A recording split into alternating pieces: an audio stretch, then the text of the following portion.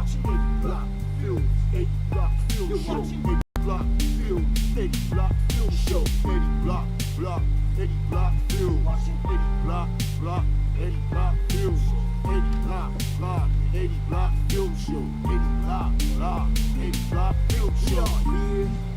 All right, we're live. This is third try now. Yep, low, Patriots prepare for the Eddie Block Show. EddieBlockFilms, EddieBlockFilms Show, EddieBlockFilms, EddieBlockFilms Show, EddieBlockFilms, EddieBlockFilms. What's up, everybody? How you doing today? I'm just going into the chat room real quick. I gotta post a link because apparently YouTube never wants to say that I'm live. So I gotta share it in the chat room. What's up, Steve Pence? Oh, thank you. I hope you liked it. I hope you enjoyed it. Hold on, let me get Drunk Uncle set up. Hi, Lisa. How you doing? What's up, Challenged One? What's up, Mr. Who? How y'all doing today? I'm kind of feeling I don't know. It's kind of weird. Weird kind of day. Yeah, Brownie says she's feeling weird too, huh, Brownie? Ah, Brownie, where are you? Come on. Come say hi. Oh my gosh, she jumped right on up. There's Brownie. No, mamas. You know Daddy doesn't like the licking. No. Where's Brownie? She's getting her loving right away in. I'm doing alright. What's up, Henry Vetter? Let's see. What's up, Donnie? I just got home a few minutes ago, so these dogs have been going nuts. So, Alexa, move up bedroom light to 25%. My light's not too bright in here. You got the hookah going, huh? You got just, you got the good stuff in there, or do you just have the straight? He likes being spanked. Do you got the hookah, or do you got the good stuff? Yeah, it was a weird day today. What's up, Monster? Monster, go lay down. Oh my gosh. What's up, Kim Tone? It's like whenever I get home, Donnie acts like I've been gone for like 10 years. He gets so mad that I don't take him with me. Oh, Monster. Go lay down, dude. Come on, let me do my show. Shaking and a grooving. Dude. Oh my gosh, these dogs. Does anybody want a dog? No. You know I wouldn't give up my puppies. Hold on. Then, you know, dude, the place I normally on Mondays go and eat when I go to Fresno. They still haven't had my Crown Royal for a while. But today we went to the VA hospital. It kind of sucks because I'm not allowed to go in there and hand deliver anything anymore. I used to go and hand deliver all my cards and little canteen coupons that I give the veterans. And it was always cool, you know, because you got to listen to their stories, tell you all kinds of stuff. And because of COVID, I still can't go in there and do that. And then also, like, ever since right before, last time I gave them stuff was Christmas. And the time before that was Veterans Day. And I put on the cards, thank you from the Proud Boys. And the lady in there didn't like that. Well, she didn't mind, but she said some of the veterans complained. So then on Christmas Day, I just put from Eddie, or I didn't put from anybody, I think. And then this time I called them and left messages, or I emailed them, and they never got back to me. So I just went and took the stuff down there anyways. So I'm wondering if because of January 6th and I was all over the news, I don't know. But I still dropped off all the veterans goodies, and so at least they're happy. But I didn't get to hear their stories. It's always fun to go in there. You know, you meet the veterans. And, you know, some of the stuff they tell you, man, live, it's pretty cool. So that's something I missed out today, I guess. Then, so I stopped in my normal place that I stopped to eat at in Fresno. And there was a guy sitting there, and he turned out to be a veteran, and he started telling me all these stories about what he did in Vietnam and this and that. And so I kind of got it out of me. What's up, Carol? So I kind of got to do it anyways, you know, hear a story. So when I was walking out, well, when I was sitting there, I went to go pay, and I like told the guy, I said, hey, let me pay his bill and just don't tell him that I paid for it. And when he asked, just say thank you for your service. So I bought the guy's lunch. He has some stories, some pretty good stories. But that's what you should do, folks. If you meet a veteran that you know has served some hard time in the military, buy them their lunch. Buy them their cup of coffee. I don't know. You know, and do it secretly so they don't feel, you know. That's what I do. I said, hey, don't tell him it's paid for till I walk out the door. And he's like, okay, no problem. What, Browners? That's the kind of stuff you do, right? To take care of your veterans. It's 4th of July coming up. Go do something for somebody. You're going to go celebrate your freedom, right? Well, who better to take care of for celebrating your freedom by thanking a veteran? They're the ones that worked hard to give you your freedom. Just saying. Cotton candy, and Crown Royal does not mix. Ooh. No siree. I know, I got a downvote. I went to the veteran and I filmed me, you know, giving them canteen coupons, and I got a downvote, helping out the veterans. Stupid liberal Antifa motherfuckers. That's what it is, right? Do I already have a downvote today? Let's see, I don't even... Do I have a... Holy shit, I got 9 downvotes already? I got more downvotes than I got likes. Alright, who of you guys talking right here are downvoting me? It's all good, I won't get mad. Because you know the downvote still counts. Oh, I got 10 downvotes now. You know what, downvoters? This is what I gotta say to you. Suck my dick. Holy shit. Dude, and I gave myself a thumbs up, so... What the fuck is up with that stuff? You know what, you downvoters? You can suck my dick. Right? I don't care. It's just one of those days. You guys have one of those days too? I know Carol is. Carol's been having a rough time. Everybody give Carol a big, huge hug. She's going through it. She's got a family member that's passed away, and you know, she's not doing so well either. So, you know, hey, I'm up above the downvotes.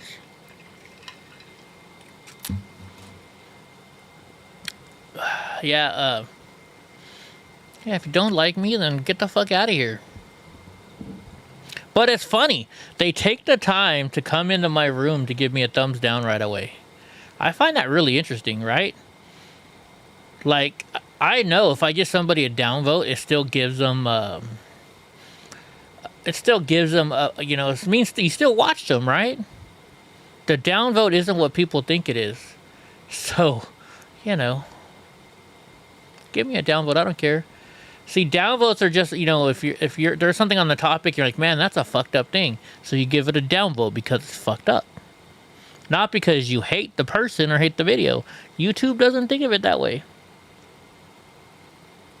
Holy shit, Carol, you got another friend that's a friend now that's in a coma from a motorcycle accident? Man, I am really sorry. If I was over there, I'd give your ass a big ol' hug. I give you a big ol' hug and then I spank you on the buns because your nickname is Buns. And your husband wouldn't get mad because your nickname is Buns. Plus, I'm Eddie. I get away with shit. I'm just waiting for Drunk to get on here because, I don't know, I'm in one of those moods. Can you tell? Can you tell Eddie's in one of his fucked up moods? I just am. I know, Carol. I'm really sorry, sweetheart. I really am. Man. I'm really sorry. I don't know what to say. Hey, you guys want to see something cool? You guys want to see something cool that I found at the storage, or not the store, at the thrift store today? You guys are gonna like these, I think. Well, some of you.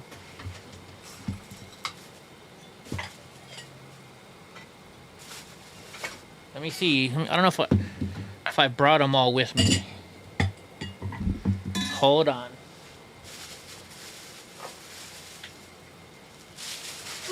I found some glassware.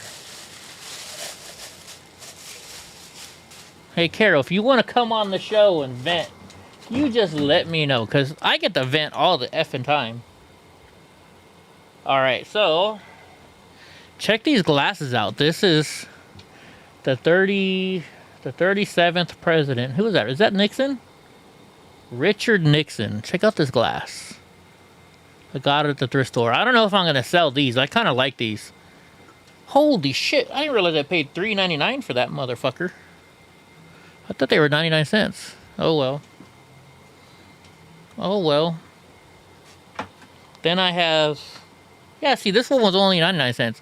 I think she only. I don't know. This one is the 35th president. Who's the 35th president? This is the 35th president. I can't read it. I'm trying to read. Who was the 35th president? Now I gotta look it up. I don't know him by numbers. Do you guys know him by numbers?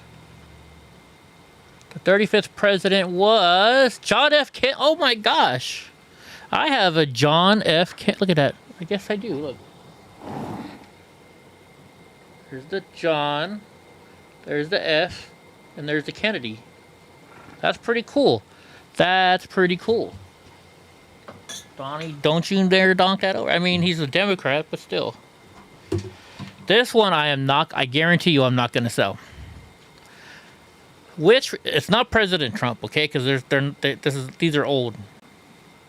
It's not President Trump. What president do you think that I have in my hand that I would never give up?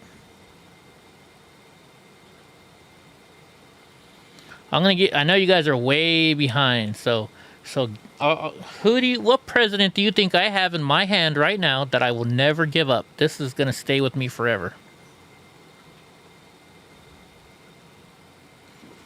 Let's see if you guys can guess. Then let's see.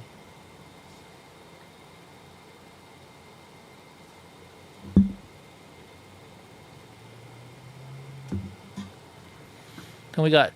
This is the 41st president. I got George Bush. I got George Bush right here. That's an alright. That's the good Bush. That's not the bad Bush. And then this one is the 38th president. The 38th president is Gerald Ford. We got Ford here, right? Alright, have I given you guys enough time? I've seen a couple of people answer. No, it's not Trump, Kim Tome. It can't be Trump. Because they don't make these for Trump. This one I am not giving up. I'll tell you right now. This is my favorite president. It's the 40th president. Ronald Reagan. You mean the actor? Yes. And you can't even read it, can you? See? Ronald Reagan. The 40th president. He is my favorite president. He is my favorite president. Right there. Ronald Reagan. I actually got a story about Ronald Reagan. He, Oh, I got tons of Trump stuff. I got Trump stuff everywhere. I got a lot of Trump stuff.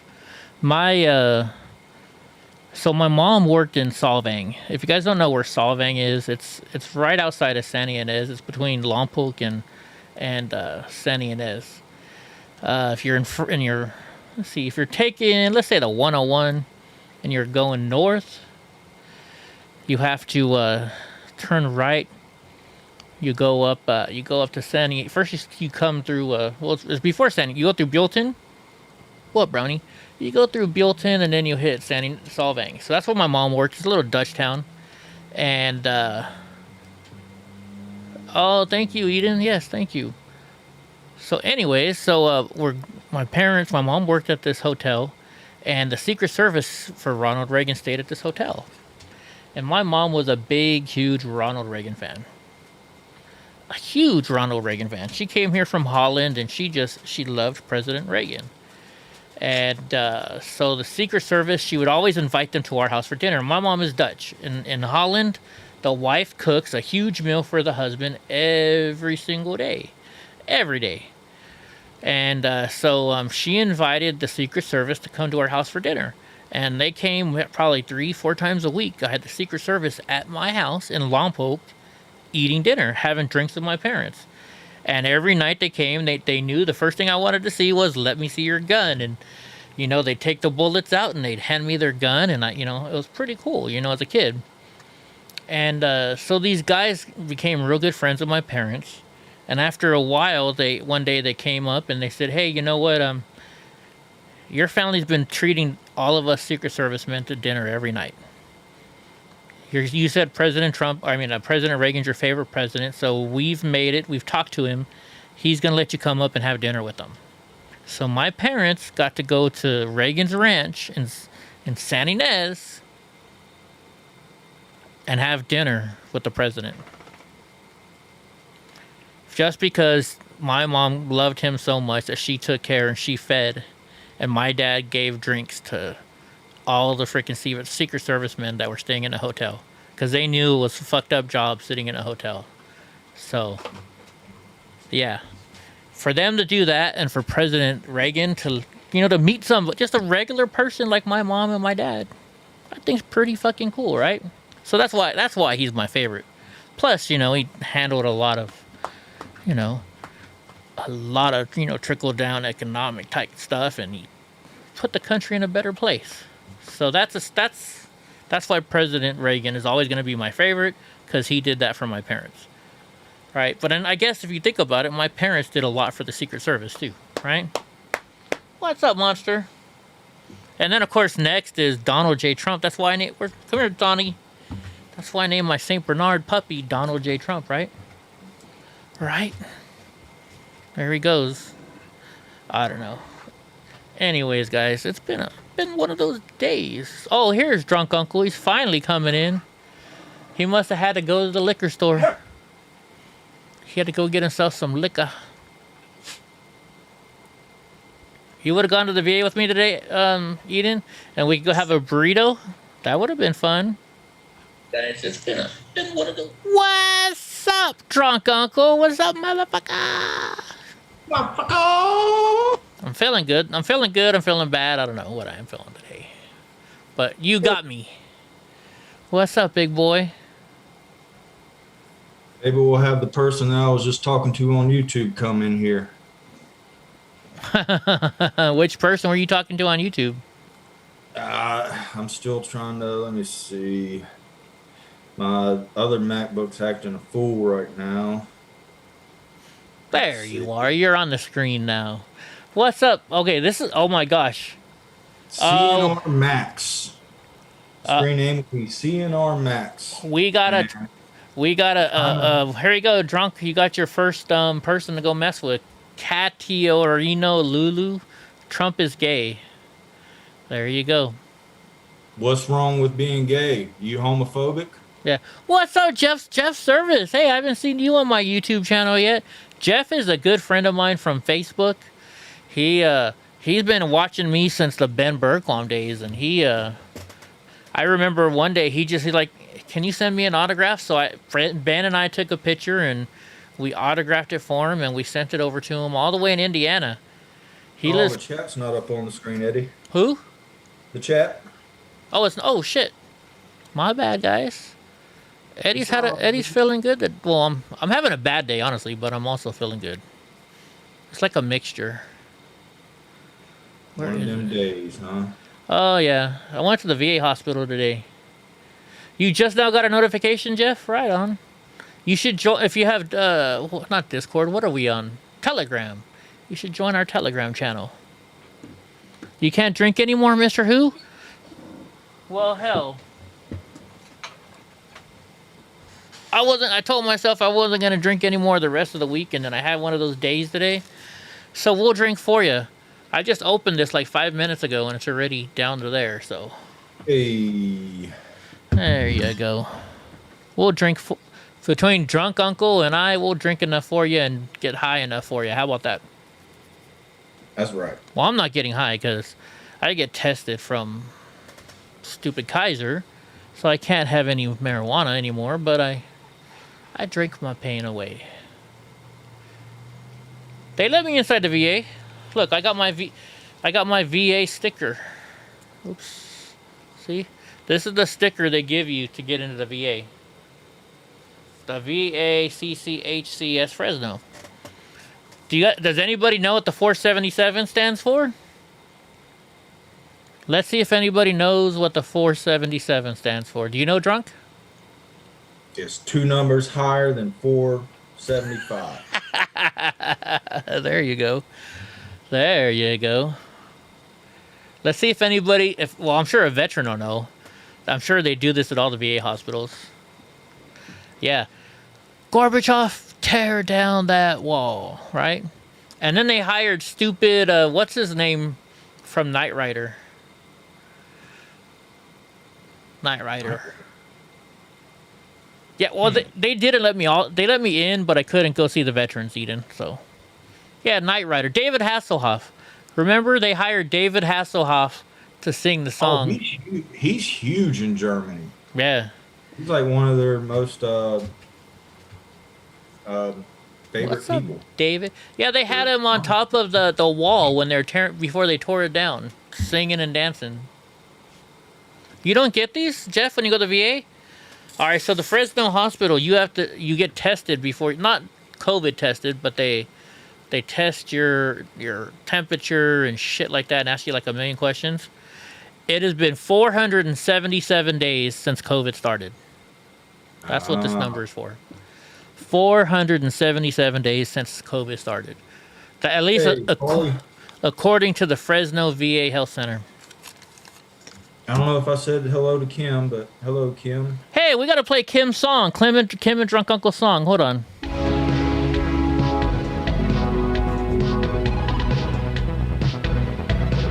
Since we can't watch his show anymore, jeez.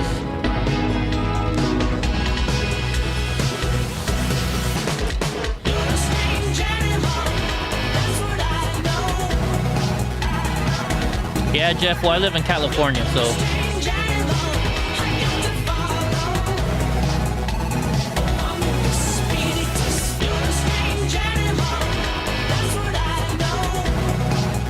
I know we're biting his song, but I like the song.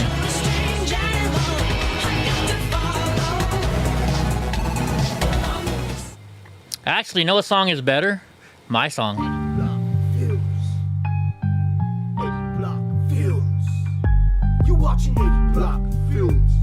Mr. Nice Guy made this song for us. He just got to make a new one with Drunk Uncle in it. There's no Mary Jane in Texas. I was with the guys from Alex Jones, and they were all getting high. I thought it was legal in Texas if you have a medical card. No? Not in Texas. Oh, so we could have got arrested? Work on that. Joe Rogan, if anybody can get it done, Joe Rogan would. I thought as long as you have... all right, Jeff, thank you for stopping by, brother. I appreciate it. I appreciate it, man. Hey, we got to talk pretty soon. I might be going to Indiana. I want to go check out my dad's home house where he grew up as a little kid. Yeah, Jeff is a cool... If anybody needs to know about aquariums or fish tanks, Jeff Service is the one to talk to. He's got like 10 different tanks going. He raises fish. He does everything. You get a kick out of... guy that I was talking to doesn't have the balls to show up. Oh, you called him out? I told him where I was going to be. I said, if you want to ask questions, Eddie Block, go to EddieBlockFilms. He's going live now. I was like, I generally get there at 9:20. I was like, you can ask me all the questions you want. I'll have the mods not kick you out as long as you don't get out of line. Yeah. Oh, you're always here, Jeff? Oh, thank you, brother. But that's when I closed up my computer and came home. Yeah. I got here right at 9:20, but my guess is he's not going to show, which wouldn't be surprising, but... Because he's a... Dumbass.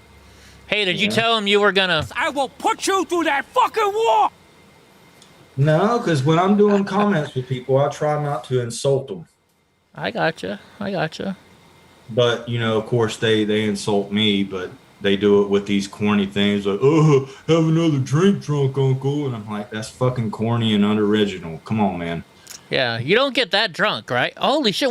Dude, we got a lot of haters today. We got 13 down likes. Oh my gosh. I almost guarantee they came from the YouTube thread that I was in.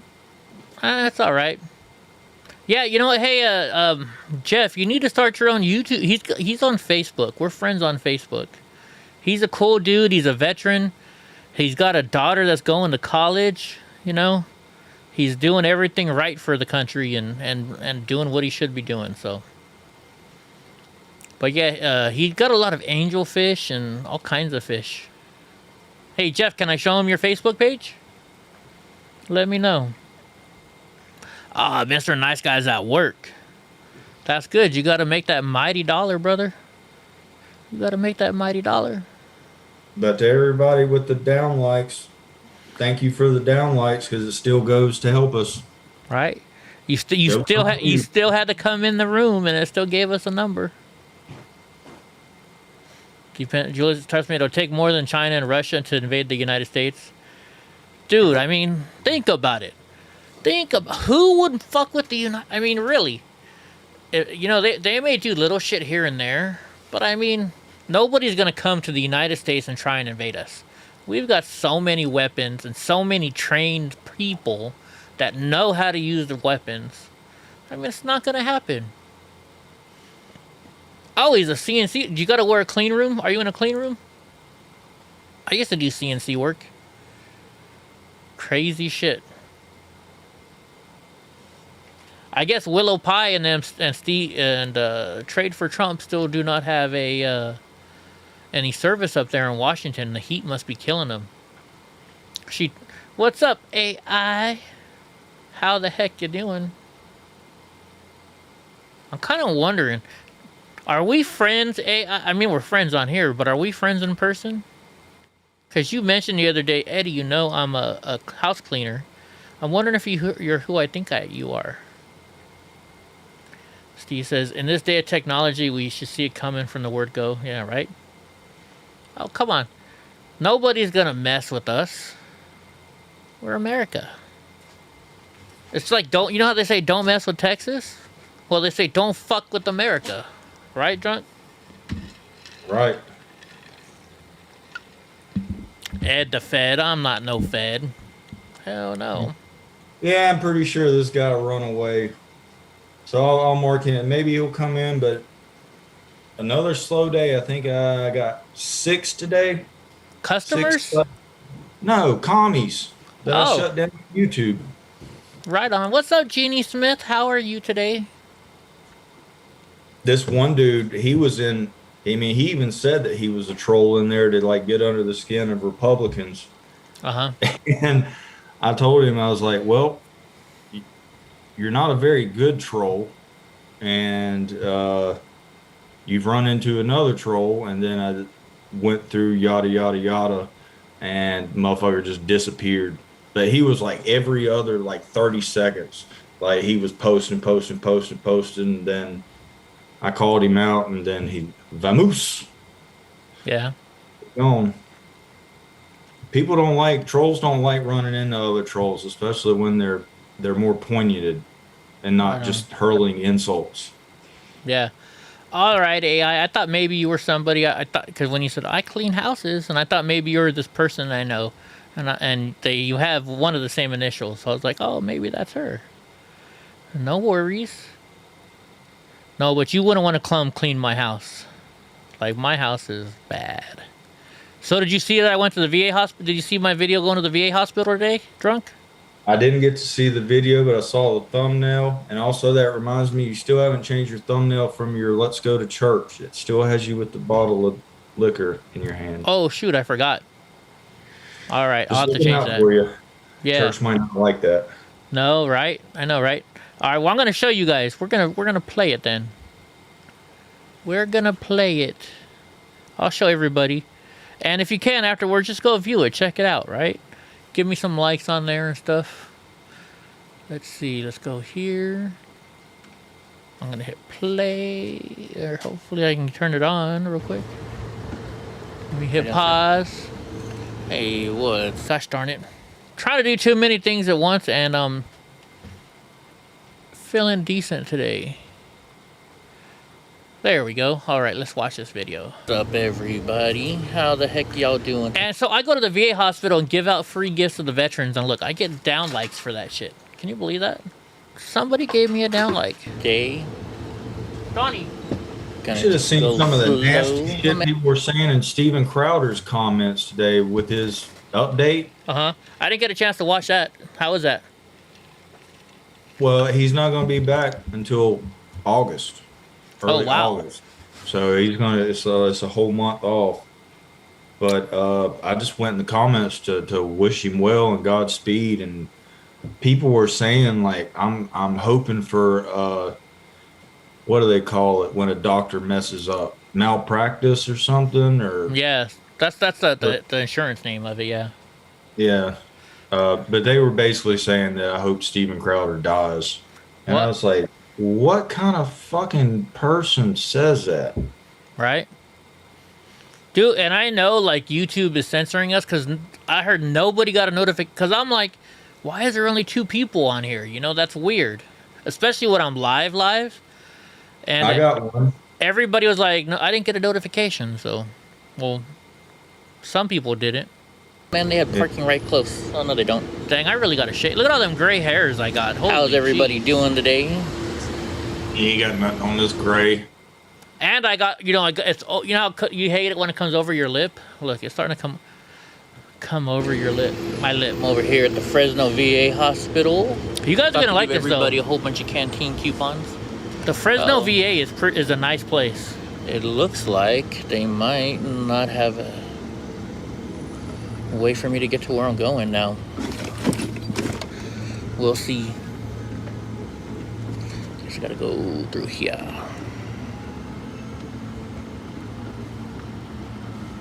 Yeah, I'll show you guys the. Nobody around. I'm sorry today. you deal with PTSD, Jeannie. There's That's in rough. Here. How you doing? I'm gonna show you guys something cool. I know it says there's only one person here right now, but they're doing a lot of construction there. I'm gonna show you guys our memorial wall here that we have. So I'm gonna turn it around.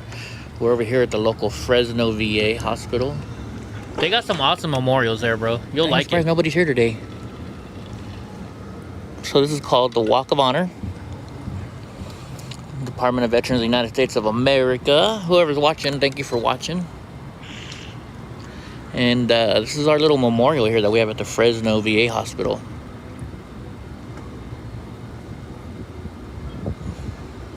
It says, our debt to the historic men and valiant women of the service of our country can never be repaid.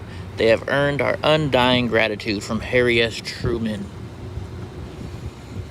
Then on this part of the memorial, it says, to care for him who shall have borne the battle, and for his widow and for his orphan. That's from Abraham Lincoln.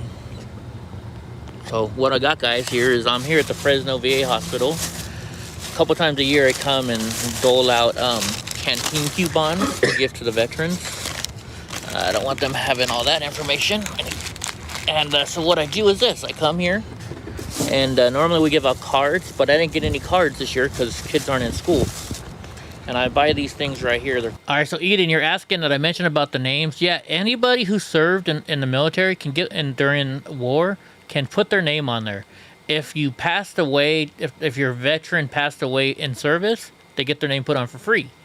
If you didn't pass away in service, you can pay a nominal fee and they put your name up there. I'm actually going to pay for my stepdad, my dad, and a couple of my friends. Even though they're not my friends anymore, I still thank them for their service, so I'm going to put their name up there too. I'll find out the information and I'll share it with you guys. Because you don't have to be from Fresno to put your name on this wall. So watch this. Patriot Bucks. See? $5 coupon for Patriot Bucks. And then every single veteran that's in here in their long-term care facility will get one. So I'm not really allowed to go in there. I mean, I might be able to now with this. But I normally go in there and take one to every veteran and say hi to them and thank them for their service. But they're not really letting you do that because of darn COVID. And look, it's been 477 days since COVID started. I know that because that's what this number represents when you go into the VA. So let me show you around the rest of the memorial here. It's a pretty cool memorial. I'm gonna put my dad's name, my stepdad's name. So they got names of all of people and that have one of my best men at my wedding served. and Now his you don't dad. have to be from Fresno to get your name on this list. If you died during service, they'll do it for free. If you're alive but you served, they'll do it for a small minimal fee. And I don't know, do I have like chat turned off or something? Yeah, there was like nobody in chat. I'm like, what the heck's going on? I don't know if I had chat turned off, maybe. Wasn't seeing any chat. But look, you know, so you can put your name on here, or you can put your veteran's name on here. And then it says all gave some gave all. It's a pretty cool memorial. And this is their little memorial. Well, it's not little, it's pretty big actually. This says, I have great affinity for anyone who would go into service and volunteer their life. So whatever I can do for my comrades, I do. Dr. Charlie Waters, United States Marine Corps, Korean War. Charlie Waters. That guy sounds familiar. You know why he sounds familiar? Why is Because that? he helped me work on my Agent Orange claim. That's why his We name have here sounded the familiar. VA Central California Healthcare System Leadership Class of 2008. Thank you for your vision and leadership honoring all who served. And they have, of course, so there's, they have all the different, so there's the Marine Corps, that's the Navy, that is, let's see. I wasn't sure what the first one was. I'm not good with all these. Sorry. So you got the Merchant Marines, the Coast Guard, the Air Force, the Army, and then there's the Navy. Oh, the first one and must have been the Marines. Coast This Guard. one says, I can't read this now. It says, it is now our duty as the beneficiaries of freedom to never forget those men and women who courageously fought and died for it. William E. Detzel, U.S. Air Force, Korean War. So, man, it's dark in here. But this is a pretty nice memorial that they have up here for the veterans. They have like 5 or 6 different memorials there. It's actually Am I really being nice. like shadow banned right now or something? Where the heck is everybody? Normally it'd have more than 3 people on here. That's weird. I wonder why. And nobody's chatting. Where the heck is everybody? Did Charlie I gotta go the Waters longer play way for around. the Cowboys? Slice? Says I got 4 people in here. I only got 2 likes. Am I on the wrong channel or something? What the heck's going on here? Can somebody who's in here at least say something to me, please? So I know that you guys can read the comments. I know, I felt all alone over there. I'm like, I'm all by myself. What time did It's you go weird that live? nobody would be in here. A lot of people were at work. And You know, probably, so it was 5 hours ago, so it was around like 1:45 California time, so about 3:45 your time. oh, okay. Yeah. That might have something to do with it. Yeah, Yeah. maybe. Especially not being on the weekend. Yeah. Yeah. It's weird. It's just when I was right there, it was weird because, I mean, only 2 people though. I was like, why is there only 2 people watching? So, right now we have 27. But this was earlier, Dan. This is another live feed. This is earlier today. Anybody there? Actually, Eden, yes, they have a lot of... So, let me tell you a story about this place. So, okay. Hold on. Give me a second. Let me do this. So, I've been going to the Fresno VA hospital since I became an elk in 2009. So, 2010, I've been coming to that same Fresno VA hospital. We normally go 4 times a year. We would always do a tri-tip lunch for them. And, the Elks did it for a long time, for a while. I did it with the Elks, and then all of a sudden, the Elks kind of... It just became the same people doing it. It was me and my friend. And after a while, we're just like, you know what? You know, that we're going to the Elks meetings, and they're, well, we need the receipts, and we need this and that, and they wanted all the credit for it. But this friend of mine and we paid all the bills. And, you know, we didn't do it for the credit. But when somebody else just starts taking credit but nobody wants to help you, it kind of pisses you off a little bit. So we decided to, you know, he actually dropped out because he became ill. He's a veteran too. So I went in there and I've been doing it ever since, all by myself. For a while I had people who donated money to help me pay for it. And the last 3 or 4 years, I think I've been paying for it all by myself. Now I gotta admit, this time, Hemi Ram hasn't shown up today, but Hemi Ram donated $40 for this. So out of the $300 I spent, 40 was Hemi's. But yeah, so we went there. I went there, and but there's people there from all different wars. I remember my wife used to get mad at me when I was married. I would go down there on the holiday, and I would hand out on average 60 of these coupons because there was on average 60 veterans there, and it would take me probably 10 hours to hand out 60 of these things, and I would get these little cards. I had a principal. See what the Elks do in California. I don't know if they all do it all over the place, but our Elks Lodge, we would go to every third grader in Madera, and we'd give them a dictionary that's made just for third graders. It's a third grade level dictionary, so you know it's words that they understand. It's not too hard for them, and these kids really fell in. Like I remember when I was exalted ruler, which is the president. I went and I did it, and you have to go and stand in front of these kids, and I'd be like, well, what do you want to be for? What do you want to be when you grow up? And they tell me, and I'm like, see, so take this dictionary. Learn these words and stuff, and it'll help you with your education. And I remember this one girl. I felt bad for her because she came up and she's like, well, you're giving me this. What do I have to give you? And I was like, sweetheart, you don't have to give us nothing. This is for you. We want you to learn. And it was sad, So then another kid came up to me and they're like, hey, you know what? I just want to let you know, you gave us these last year. And my parents are from another country. We gave my parents the dictionary, and they learned how to speak English from the dictionary you gave us after I used it for school. So I thought that was pretty cool, too, Yeah. I appreciate the people that come here and want to learn the language. And so what happened is I made so many friends with these principals, because one principal, she showed up afterwards at the Elks Lodge that night. We're all drinking, and she shows up, and she's like, hey, Eddie, I brought you some cards.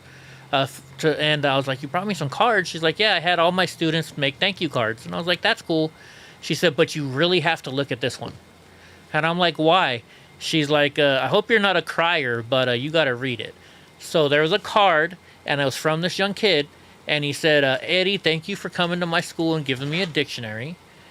He said, I'm going to go to college. I'm going to become a doctor. And I'm going to make sure you get out of your wheelchair and can walk again. Hell yeah. And that was from a little third grade kid, right? So I mean, Yeah. So I became. Oh, thank you, Oh, Henry. Thank you very Um, much. My little picture's small, and it's kind of covering up your fair use thing. Wait a minute. How did I get so small? It wasn't that small a few minutes ago. You were a normal size. Oh, you know why? I know why. Because when I went full screen on accident, and then it made it smaller. Yeah. Wait a minute. I'm supposed to be bigger, dude. There you go. You're the same size as my little me. All right. Thank you I just again, want Henry. Yeah, definitely. Thank you, Henry. So I just didn't want that fair use thing yeah. covered up. No, I appreciate it. And so I became friends with this principal, and I told her, I said, hey, you know what? 4 times a year we go to the VA hospital. Your kids did a great job of making these thank you cards. Do you think you could get them to make me thank you cards for the veterans? So for the last 8 years, she's been making me thank you cards. Well, she's had her kids, who are third graders, use the dictionaries we gave them to make thank you cards for us. And like until COVID, I would go in there and I'd talk to every veteran that I gave that got one of these $5 coupons. We'd also give a card, and I sit there and talk to them. And I mean, the stories they would tell me, it was some awesome stories. So that's why I kind of felt bad, right now, because I'm used to going in there and hanging out with them and spending time with them. Like there was a lady, she was from Africa. And she told me, she's like, you know what, Eddie? I remember I was there on her 90th birthday. She said, I grew up in Africa. As a little girl, all I wanted to do was become an American. And she's like, I came here and they said the only way, you can become an American is if you join the service. And she said, good, that's exactly what I want to do. So she joined the military and spent 20 years in the military. Mm-hmm. And I was in there on her 90th birthday. And she was just the sweetest lady. She talked to us for an hour. And oh my God, the story that she told me, it's just great hearing these stories from these people. And so it always made me feel good. And I kind of feel bad now that because of COVID, I don't get to go in there and hang out with them. but I at least still get to give them their cards. Or I didn't give them any cards this year. Some people were going to send me cards, but I didn't get any in time. So we haven't done that. But at least they got their canteen. It gets them out of the room. They can go to the store and they can buy themselves a soda or, whatever. It's just a way to get them out of the room. And it's always funny. Like, I remember we would go in there and I'd show up and people would be like, "Hey, Eddie's here. We get food and we get coupons." Right? And I would talk to the manager and I'm like, "Michelle, I know it's only $5, but they seem to get pretty happy." She's like, "Eddie, $5 to these folks is a lot of money. You don't understand. They sit in their room all day long. Their family hardly ever visit. And when you guys come in, you just make their day." So if you guys have a VA hospital by you, I suggest seeing if you can go in and go visit the veterans in there. You're gonna hear some stories. I mean, if you're like me, you guys know me. I'm a talker. I talk to everybody. The stories I hear in there, it's just awesome. So I was feeling kind of down because I couldn't go talk to them today, right? I just dropped them off. And here's the deal. So on Thanksgiving, when I went there, I was trying to promote the Proud Boys because I was a Proud Boy. So I told everybody, I wrote on all the cards. I mean, it was COVID, so I couldn't go in. I said, "The Fresno Proud Boys, thank you and appreciate your service." So when I went back for Christmas, Michelle, the lady in charge, she said, "Eddie, some of the veterans had an issue with the Proud Boys on the thing." And she's like, "But I told him it's Eddie." And they said, "Oh, it's Eddie? Okay, never mind." So then now this time I emailed them and they normally call me back right away. I haven't gotten any word from them. So I'm thinking because of what happened on January 6th and I was all over the news, I'm kind of worried that they didn't want me doing it. So I just went and dropped them off this time. And it kind of bothered me because I'm so used to hearing their stories and stuff, I mean, I love spending time with the veterans, right? So I went and I'm sitting and I'm having a couple drinks, trying to I make myself feel better by drinking. You got a problem with that? You still watch the show, right? Yeah. I could be doing a lot worse shit. So I'm having a couple drinks and I'm having some lunch. And this guy sits next to me, and we started talking. And all of a sudden, and he's an Army Ranger, and he just starts telling me these stories about Vietnam. And I was like, "Thank you." It was like God sent somebody down to tell me the stories, because I'm used to normally hearing stories when I go give up this thing. And I told this earlier, and I don't think you were here yet, drunk. But so what I did is when I went to go leave, I typed out on my phone to the bartender. Where's my phone? I was like, "Hey, can you do me a favor? Can you let me pay this guy's bill? And don't tell him until after I leave, and just thank him for..." See, look, I got it right here. It says, stupid stuff. Oh, it doesn't say. But don't tell him, just thank him for his service. I put, "Can I pay his bill?" Right? And the guy was like, "Oh yeah, sure." So I paid for the guy's bill, and then I left him, and so at least I got to do that for somebody. So that made my day a little bit better. But do me a favor, folks. If you live near a VA hospital anywhere in the country, all you got to do is go down to the Patriot store inside the hospital. You tell them you want to buy some canteen coupons. They have veterans that are there all the time. Just ask them, "Hey, can you give these to some of the veterans that are in the hospital?" And they will. There's plenty of ways to do it. And if you need help, we definitely have one, because I had to take my grandpa to it a couple times, but he always just wanted to be dropped off in front. Yeah, this is a nice one. It's about 25 minutes away. Right. But if you're a veteran or you're bringing a veteran, yeah, you are. If you want to, you can park, but they have valet parking, and they will not let you pay for valet parking. Yeah. And he was like, "Just pull up there if you and." It's valet, but this side or the other. But I seen on the sign like no tips will be accepted. Like, don't try to tip us. And I talked to one of the guys, and they're like, "Yeah, well, they take pretty good care of us." Yeah. Well, and people were asking about the hospital. Or the store. So this is the store. I mean, look, they got electronics there. That's an electronic case. This part right here, that's like shampoos and stuff like that. You can see they got everything you want there. This case is full of sodas. I know the picture's not showing up that good on here. You can see a little better there. I mean, they have chips here. They have chips over there. What's up, Danny? This is the other side. Like right here is where all the good chocolates are. Like they have the expensive chocolates in there. I don't want to take too many pictures because you're not allowed to take pictures inside of there. I mean, they sell clothes. They sell cologne. You know, they sell a lot of cool stuff in there. So, I mean, they try and take care of the veterans as best they can. Danny, that must be an honor to be named after a Marine. So, is your VA huge? Yeah, it's huge. Yeah, this one is too. I was surprised on how big it was, how big the campus was to be in a small little town. Yeah, and they're actually adding more stuff to it every day. So, Danny, you say you're named after somebody. I'm named after my uncle. My uncle is he's a brigadier general in the well, he's retired now, but he was a 4-star brigadier general in the Dutch army in Amsterdam. Like, if I ever wanted to see my uncle, all I'd have to do is go to NATO meetings, and he'd have to report to NATO. That's how big my uncle was. I remember my mom told me, "Hey, your uncle is going to Afghanistan this week. You better call him." So I FaceTimed him, and he's like, he's all, "Nephew, why are you so worried?" And I'm like, "Cause you're going to Afghanistan." He said, "I'm a fucking 4-star brigadier general. Nobody's gonna fuck with me." Right? So.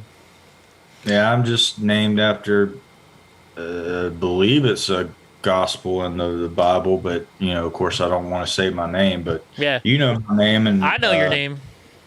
I don't know what the guy done in the Bible, but I think that's what I'm named after.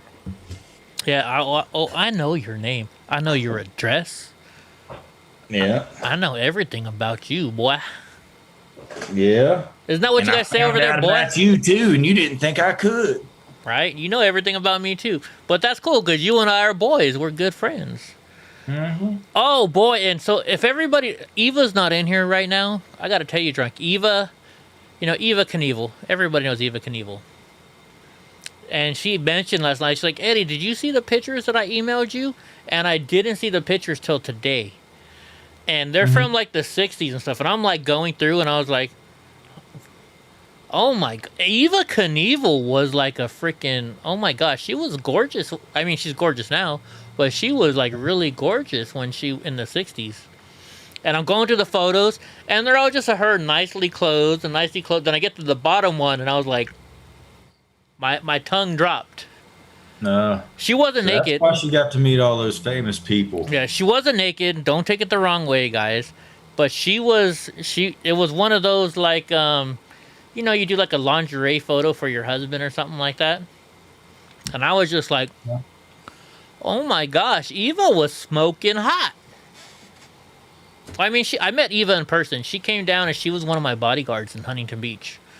But yeah, she was, wow. She was there with Carla? Carla and company, who's running for governor of California.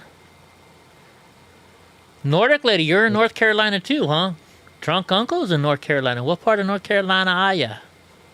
I'm going to be flying there sometime this year, hopefully, to go visit Drunk Uncle, because he won't fly here, because he's an asshole. He hates wearing a mask, so he's going to make me wear a mask to go visit him. And it's hard for me to get away from my shop and be comfortable with it.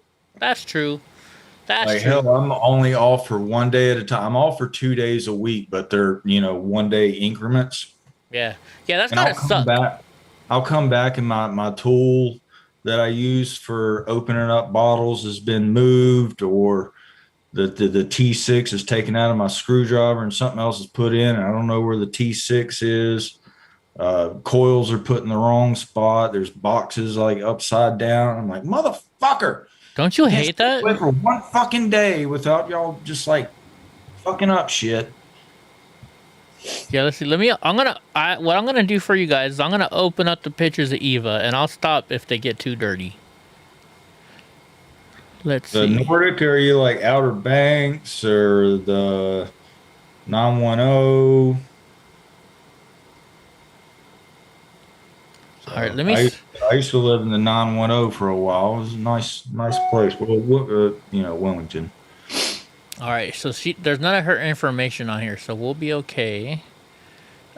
This is in mail.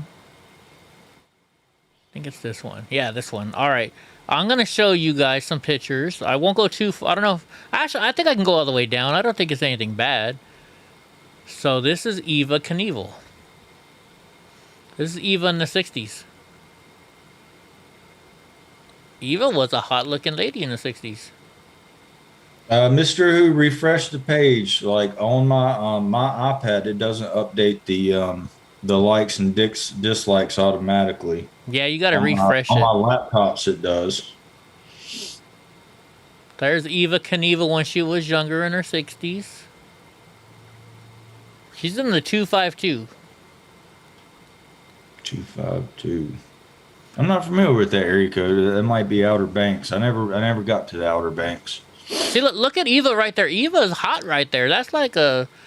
She actually would look hot right now. I'm not saying she doesn't look hot, right? But... Yeah. Okay, this one I'm only going to go so far down because she's wearing lingerie. I'm going to stop right there. Hold it. I'll go real quick. Get them down. When I saw that, I wrote her. She's like, Eddie, did you see my photos? And I'm like, no, I didn't see them yet. And then I wrote her back. I was like, va va va boom, dang girl, Va va boom. right? Eva's was a hot looking woman back in the day. Like, oh my goodness.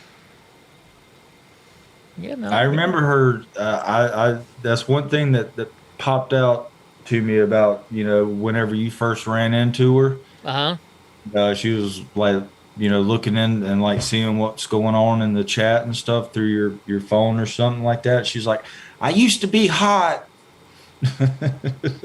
Oh yeah. Dude, I was watching in South Park the other day, and like the girl was not very good looking, and so the Wendy was like, if I Photoshop her, I can make her look like this, because Butters, I don't know if you know who Butters is. Butters, like the South Park. Yeah. I know the character. Yeah, so Butters is like, he's like, I don't know, Butters is like extra special. He's cool as hell, right?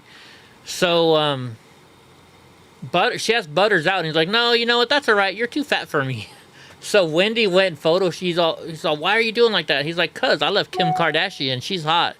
And this girl's like, Kim Kardashian's all Photoshop. Watch, if I Photoshop this girl, she's gonna look like this. So she Photoshopped the ugly girl that he said was fat, and he's like, oh my god, I want to marry her now. You know. Photoshop can do a lot. Because every girl nowadays is Photoshopped. You know it. Oh, yeah. I mean, I'm single now, so I get bored. I'll go on Tinder or Plenty of Fish or whatever those are, and they're all fake photos. There's no real women on that show. They're just trying to get you. They're trying to get us ugly guys to fall for something. She's close to New Bern. Where's New Bern? Do you know where New Bern is? Yeah, I've heard of it. I'm thinking it's pretty close to. Well, hell, let's look it up. Are you on the beach? Because I would see that sign on my way. Here, it's on the screen right now. James City. No, zoom out a little bit. Kidsville, Governor's Palace, Tyrone Palace. New Bern, Croatian. Yeah, I was way down there. You were thinking it's way down here? No, I was way down there in Wilmington. Oh, Surf City, isn't that where? No, that's North Carolina.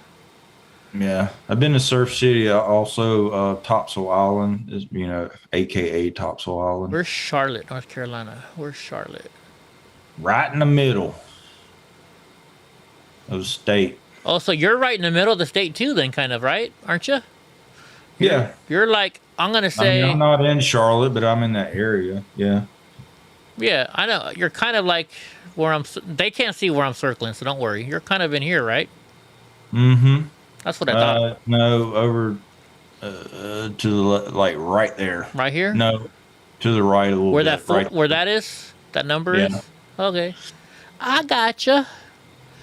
Yeah. Wait a Yeah. minute. I didn't go too far north of Wilmington. You can see that's pretty far south in the state. Morehead City, isn't that where Dale Earnhardt Jr. lives? No, he lives in Mooresville. Mooresville. Oh, I gotcha. Like go halfway in between where I showed you where I'm at and the name Charlotte, and that's Mooresville. Oh, I didn't even have that on screen, so definitely nobody saw that. Right Oh. on. I want to go to I want to meet, that's one person I would love to meet, Dale Earnhardt Jr. I'm a huge fan of his dad and a huge fan of him. I doubt he goes to his own bar anymore, but he's got his own bar in Charlotte, or maybe I don't know if it's still there or not. It's called Whiskey River. Yeah, well, I don't care. You know what? If I go to North Carolina, will you take me to his bar? At least we can say we've been somewhere where he's been. Yeah, it's a well, who knows what it's turned into now, but it started off as like a rock and roll like country bar. Yeah. Here, I'll show you. Everybody knows where I live anyway, so I'll show you where I live. I live in the exact center of California, Madera, California. Watch. So if you think of California, the exact center, that's where I live. That's where I live. Oh my gosh, drunk uncle. Read the chat.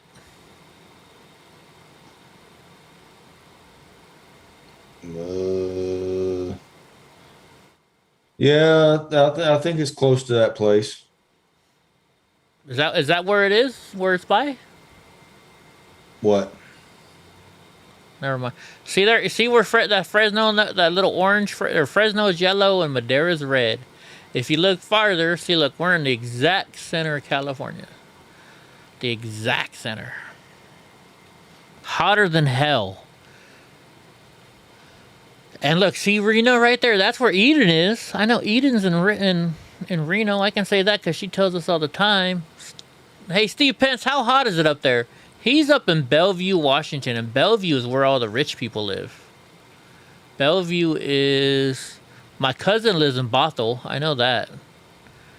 Bellevue is right here, right by the water. That's on Lake Washington. Okay, so my aunt lives off of Lake Washington, but I think she lives over here off of Lake Washington, where it says Madison Park. And when I worked in Seattle, I stayed at this little place. It was on International Road. It was right by a where's International Road?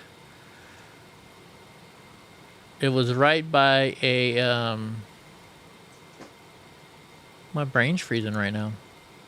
A Les Schwab tires and oh my gosh, Les Schwab tires and Fred Meyer's. That's what it was called, Fred Meyer's. Do you guys know what Fred Meyer's are? It's like a Walmart, but like even bigger. They have a jewelry store in there and shit like that. It's like a little shopping mall, but it's like a Walmart. I gotta go way down here. That's why. Because I worked in SeaTac. Okay, so there's SeaTac. So I was off International. And so on 220, I think it's 220 and like International right here, there was this bar called the Bullpen. You would have liked it, drunk uncle. So you go into this bar, and for $5, they give you a 16-ounce ribeye, probably a 1-pound freaking baked potato, and a big old huge French toast, a big old garlic bread, for $5. And the only reason they gave it to you for $5 is because they figured you'd stay in there and have a whole bunch to drink. Yeah, Pacific. It was Pacific. See, Federal Way. This is where I stayed at in this area, Federal Way. Let's see. Where's International? Come on, showing you guys. Should we maybe get some of the people in the chat to go to this little thread and encourage this guy to come in and talk? Yeah, what? Tell him where it is. Give it to him. That's what she said. So it's the name of the YouTube video is called Pelosi Moles, MULLS, naming Republican to January 6th commission. Wait a minute. Let me look it up. We'll actually go in there and we'll troll them from. We can all decide together and we'll troll them. What is it called? Pelosi? Yeah, the name of it's Pelosi Moles, naming Republican to January 6th commission. I think it's from MSNBC, but I couldn't tell you. Pelosi Moles naming. Let's see. MULLS.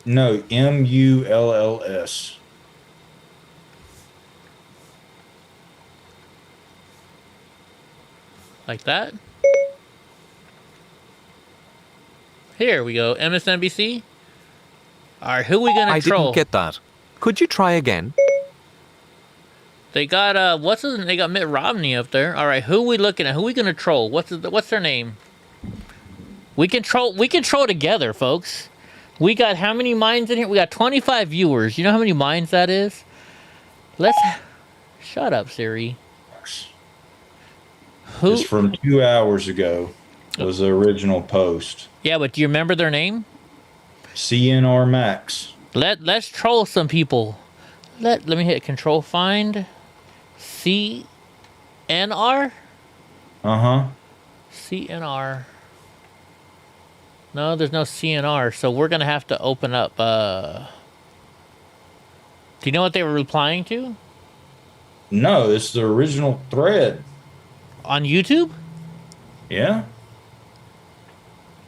Does it catch capital letters? Because it's all capital letters. Am I spelling it right? Look, so it's capital C. And Capital N. Capital N. Capital R. Capital R. 0. I bet if you scroll down farther, you'll find it. Looks like he's looking through a camera in his picture. It looks like he's looking through a camera in his picture. Look and see on the number. Does it say what 2 hours ago, 6 minutes ago? 2 hours ago. How many? 2 hours ago, and there's 25 comments on it.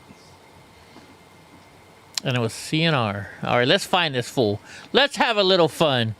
We're gonna be, you know what? Tonight Eddie's feeling randy. Isn't that what is that? Is that an English word? I'm feeling randy. Risky. Let's fuck with some people tonight. On mine, it's showing us the #1 comment, but that's probably just because I've been so active in it. Yeah, I wonder if there's a way. Oh, I can sort by. It's got 25. You said top newest. Let me go to newest first. Maybe I'll find it. Just type something in there.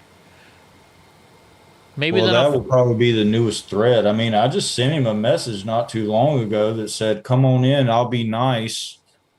It's not cool to insult somebody and then not show up."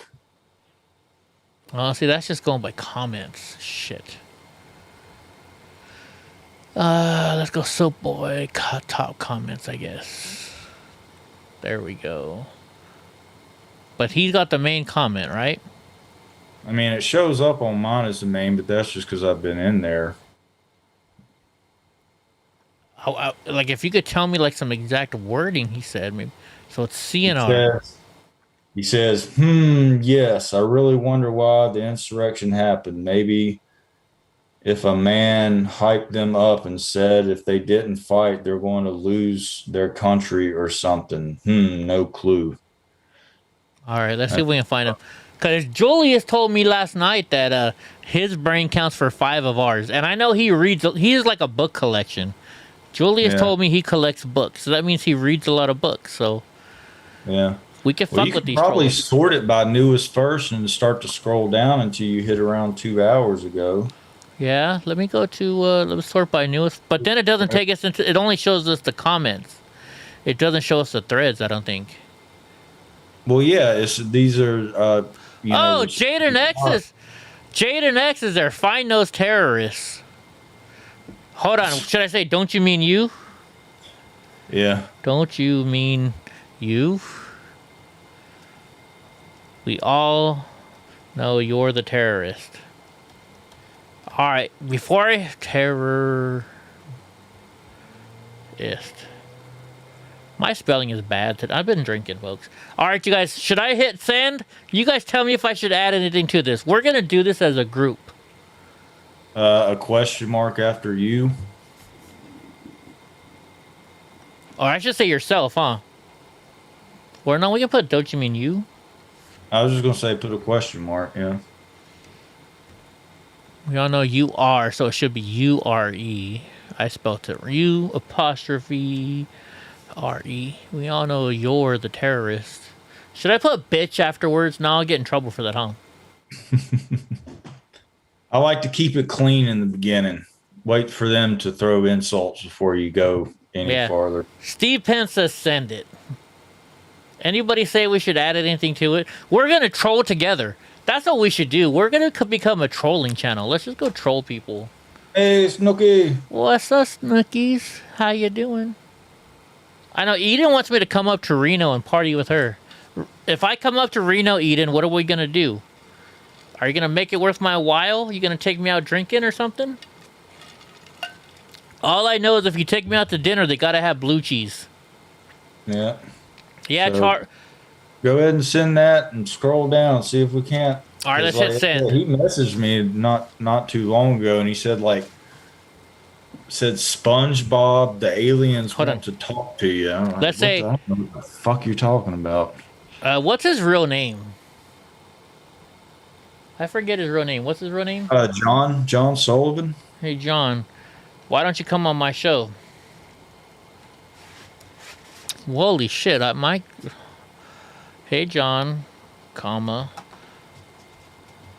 Why don't you come on my show? You tried to put a strike on me already. Should I put that or should I just let him go? I'll do it. Fuck it. You tried to put a strike on me already.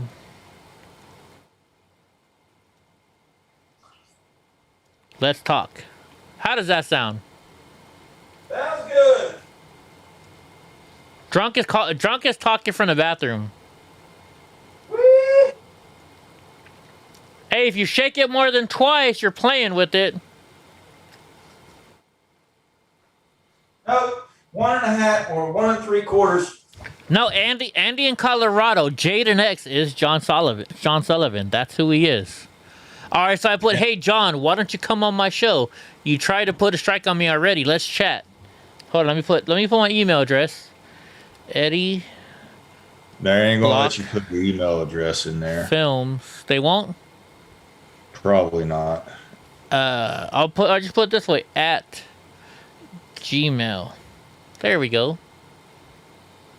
That way They'll he can probably pull that comment as soon as you send it. You think so? Pretty certain. All right, I'll just put He knows where to find you. Just say let's chat and send. He knows where to find you. I just put you know where to find me. Yeah, because when he put that strike on me, I had to appeal it and I had to give him my home phone number, everything. I'll just put you know where I am. Should I hit send, guys? Tell me should I add anything to that? We're working as a group. I call him a Tommy all the time, and he writes back. Does he? Only writes back once. Well, look, that was 8 minutes ago. Actually, you know what I'm gonna put? I'm live right now. You can join the show. Would you guys like to hear from John Sullivan, Pinchy, Jaden X? I'm live right now. You can join the show. There we go. I won't give him my phone number, but I'll let him Skype in. All right. It's obvious that... Okay, so who are we looking for again? I forgot now. I got... Down to about 2 hours ago. Dos horas. 2 hours ago. Man, this thing is slow. Magnificent storyteller. What's up, challenge? What's up, Snookies? No, this can't hurt me. Don't worry. Nobody can hurt me. We got a backup channel, remember, guys? I hope you guys are all connected to my backup channel. Because we do have a backup channel. Dude, we should just have, like, trolling hour. Yeah, let's see if he calls in. The only problem is if he calls in right now, I'm not on my best because I've been dwelling today, so I had a couple drinks, or 3 or 4 or 5 or. Charo show what's legal. We're 1 hour down. This thing takes forever. Dude, I hope he replies. That would be awesome if his ass replied. As we're seeing, we're 1 hour ago. Hold on, I gotta look at the messages. Let's see if we got any replies yet. He may have replied already. You never know. Jack Grove. Oh, that was an hour ago. Hey, Eric has replied. I don't know if Eric's on here or not. He thanked me for going to the Veterans Hospital.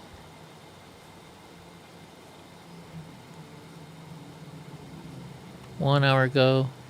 It's slowly getting there. Hey, you know what? I want to show you guys something. Since I went to the VA hospital, and I tell you, I get to go in there sometimes. I'm going to show you guys me going in there. I did film one time, but I blurred out the people's face.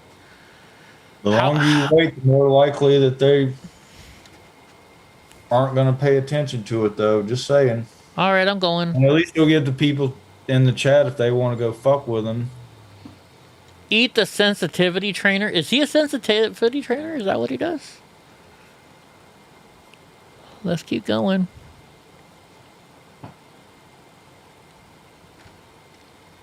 So what do you think, guys? I've had a couple of people tell me that I'm going to make the history books for my video.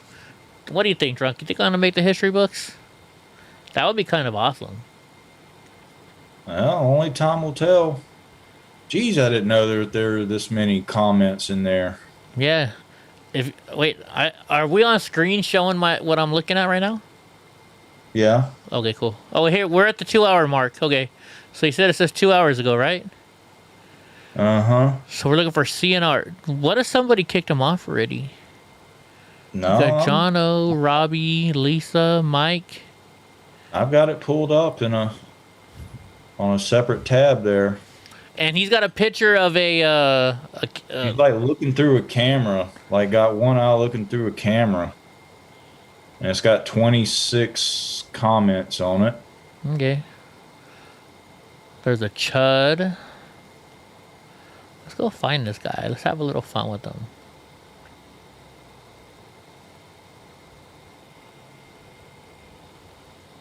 We're working together, folks. That's what Americans do. We work together. We handle our shit. You don't fuck with my boy, Drunk Uncle.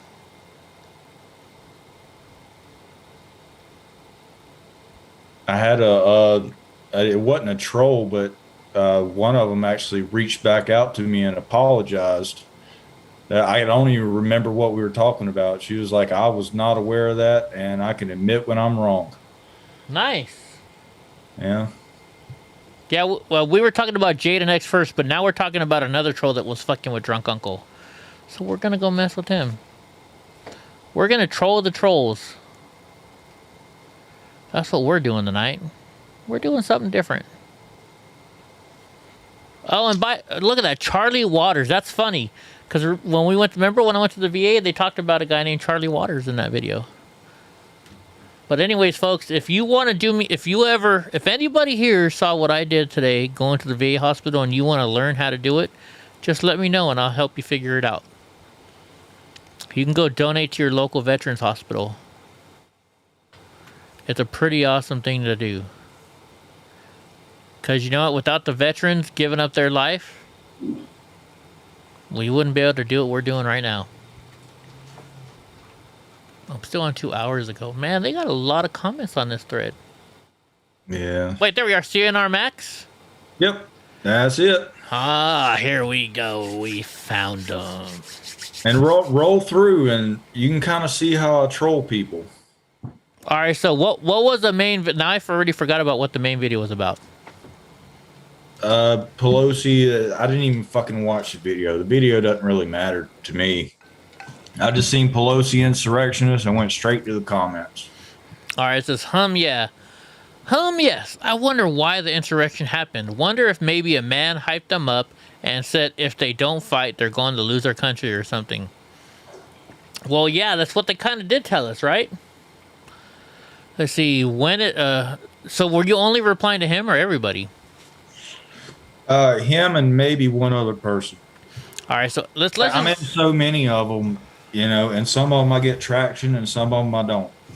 All right, so we're gonna read through them all just because he's replying to some other ones too. So when is somebody going to ask a question about John Sullivan, the guy that was bragging, made a video days before 6, and then also made another video while he was in the Capitol building, bragging about we did this shit, we did it being filmed by a CNN reporter.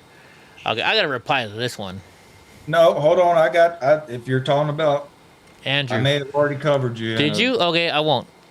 Maybe. Okay, so Tony said a very stupid man told his very stupid cult members that they're fixed it. What an idiot. So CNR Max is the person you're having trouble, you're messing with. Says, it was a Trump rally. They were Trump supporters. Tell yourself anything you want to make yourself feel better about the cold hard facts. Won't change anything. Pipe bombs were found. Did they find any Did they find any pipe bombs? No, they didn't. I think they found they may have. There was a rumor.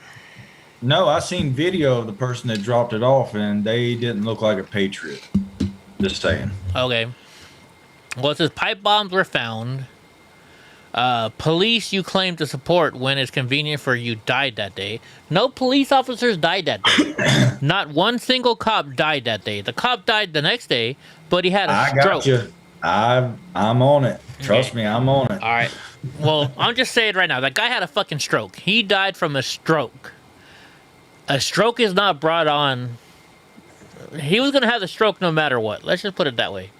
And he's an officer, so thank him for his service, but you know what I mean. Then Then he wrote back, if you watch the videos from that day, which you probably watched one of mine, mainly the ones from inside, they clearly show everything peaceful and people just laughing and have a good time. Oh, Zenova replied to there. Okay, read more. I'd also like to note that a few Antifa members were there and on film. Thank you, Zenova or Zenov3. Either way you want to think, if someone has a problem with the government, shouldn't they take it directly to the government?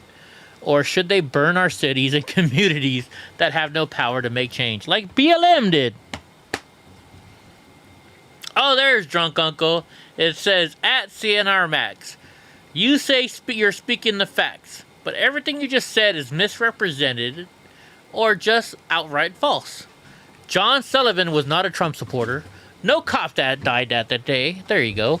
And you forgot to mention that Trump said to go to peacefully protest, which he did. Is there anything else you want me to inform you on? I love it. So far, so good, Drunk. Yeah. Right? All right, then, see, everything you said is... So James Dean says, everything you said is false. And by the way, how do you feel about BLM and riots? So shut the fuck up. I like this James Dean guy. Let's give him a little positive like. Yeah. Andrew Pepe, okay, he says, John Sullivan was accompanied by a CNN reporter leading the charge, right? Not only was he accompanied by a CNN reporter, if you guys don't know, he signed a contract 2 days before, it was 2 days before January 6th for his footage. Well, I thought something different, but I referred to it. It was 2 days before, wasn't it? I could be wrong. Just keep reading. I'm like I said, I hope I was saying the right things. If you're even close, it's all right. They lie about everything anyways. So it says, yeah, how dumb of them to direct their anger at the government that they are mad at. They should loot and burn innocent businesses instead of because no problem with that as a Democrat. I like that, David 1502 Infantry, and thank you for your service, sir. Everybody's replying to this guy. Peaceful and having a good time. Oh, wait, there's more replies, right? Oh, that's what CNR... Wait. CNR replied that. Yeah, I trust James Dean for my reliable sources. Republican logic, what a joke. Drunk Uncle, your name says it all. Gotta be drunk to say something that stupid. I get that every day. Well, you'll see. Man, oh, and then Corey Jukit says that Drunk Uncle, would you like me to say that John Barron was certainly there that day? Who's John Barron? I'm pretty sure that's the one that died from the stroke. Okay.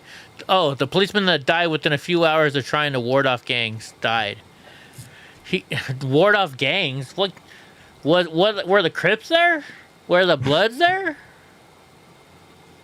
Man, but the law might call it manslaughter because the death happened the day after he was attacked. Yeah, so wait, first you say he died a few hours later, then you say he died the next day. So which is it? A few means 3. Right? Yeah. In case anybody wanted to know. A couple means 2, a few means 3. You guys want to say hi to Donnie? I don't know if you guys can see Donnie or not, but... Hi, Monster. You know, I have a lot of dogs that I love, but this guy, I don't know. They're just... He makes me feel so much better every day. Hi, Monster.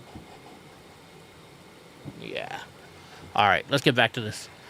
So you wrote back, prove me wrong then, bitch. I know you didn't say it, but I know you said it. You didn't write it. Yeah. But you probably said, prove me wrong then, bitch. And Yeah, I know. I'm strategic. Right? Yeah. See, you don't put in that little shit that I always say.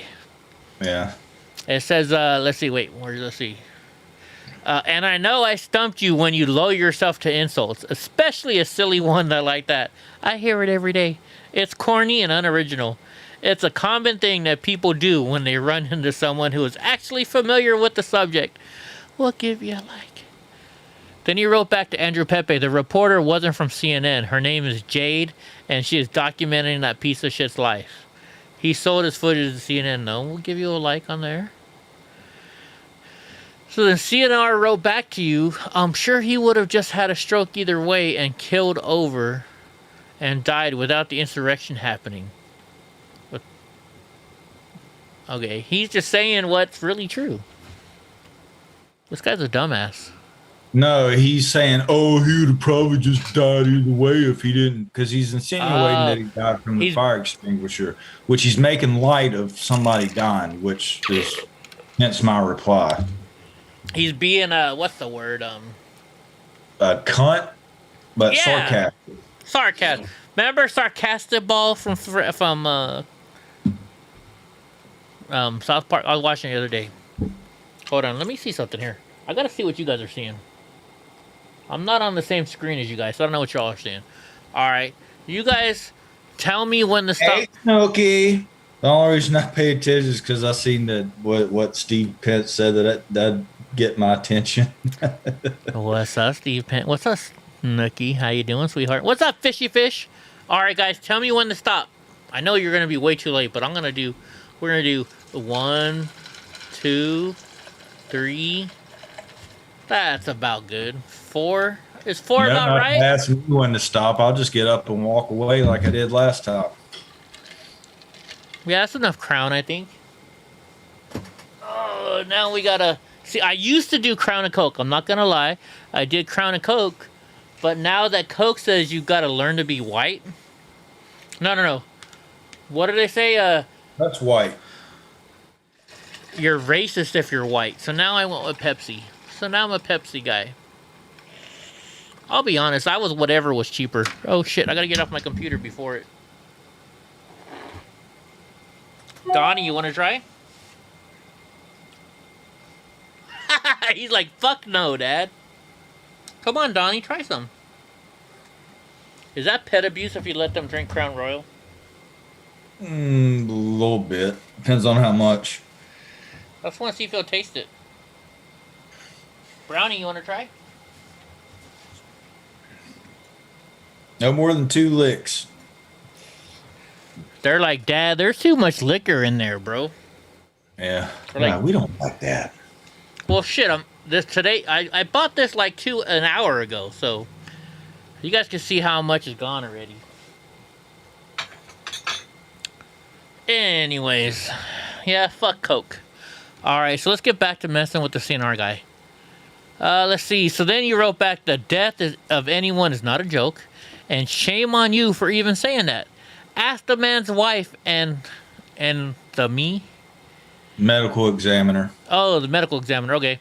He wasn't even hit by the extinguisher. He texted his family later that day to tell them that he was completely fine and safe. Next. So then he wrote, then this guy writes back, has a stroke and dies, and Republicans don't even want to look into what happened to prevent it from happening again. Dude had a stroke. I hate to say it, he had a stroke. I mean, he's an officer and shit. Oh, wait a minute. Oh, never mind. I saw my name. That's because you put it in there. Yeah. I'm all right. Then Harry Lepidor wrote, a real insurrection doesn't happen during the day in front of TV cameras. It happens in the dark of night under the guise of something legal like an election. Oh, wow. Gotta go. Hey, I love this guy. Oh, man, I'm sorry, drunk, but he's got the best comment so far. Hey, give credit where credit's due. I mean, that's the best comeback ever so far. You've been doing pretty good though. I give it to you. Then you broke. I have a strategy. I'm fishing. Hey, Steve Pence, if you come down here, I'll share some whiskey with you, bro. We'll have some Crown Royal together because I love me some Crown Royal. You know what I really love though? Like when I'm having a nice, expensive steak. This happens once a year. I do it on my birthday. I really treat myself. I go to Ruth's Chris. It's like 45, or no, it's actually like $59 for the steak I get. It's a bone-in ribeye. It comes out sizzling with blue cheese crumbles all over it. Hell yeah. And I get myself, I think it's an 18-year Macallan. It's like $20 for this little bit of whiskey.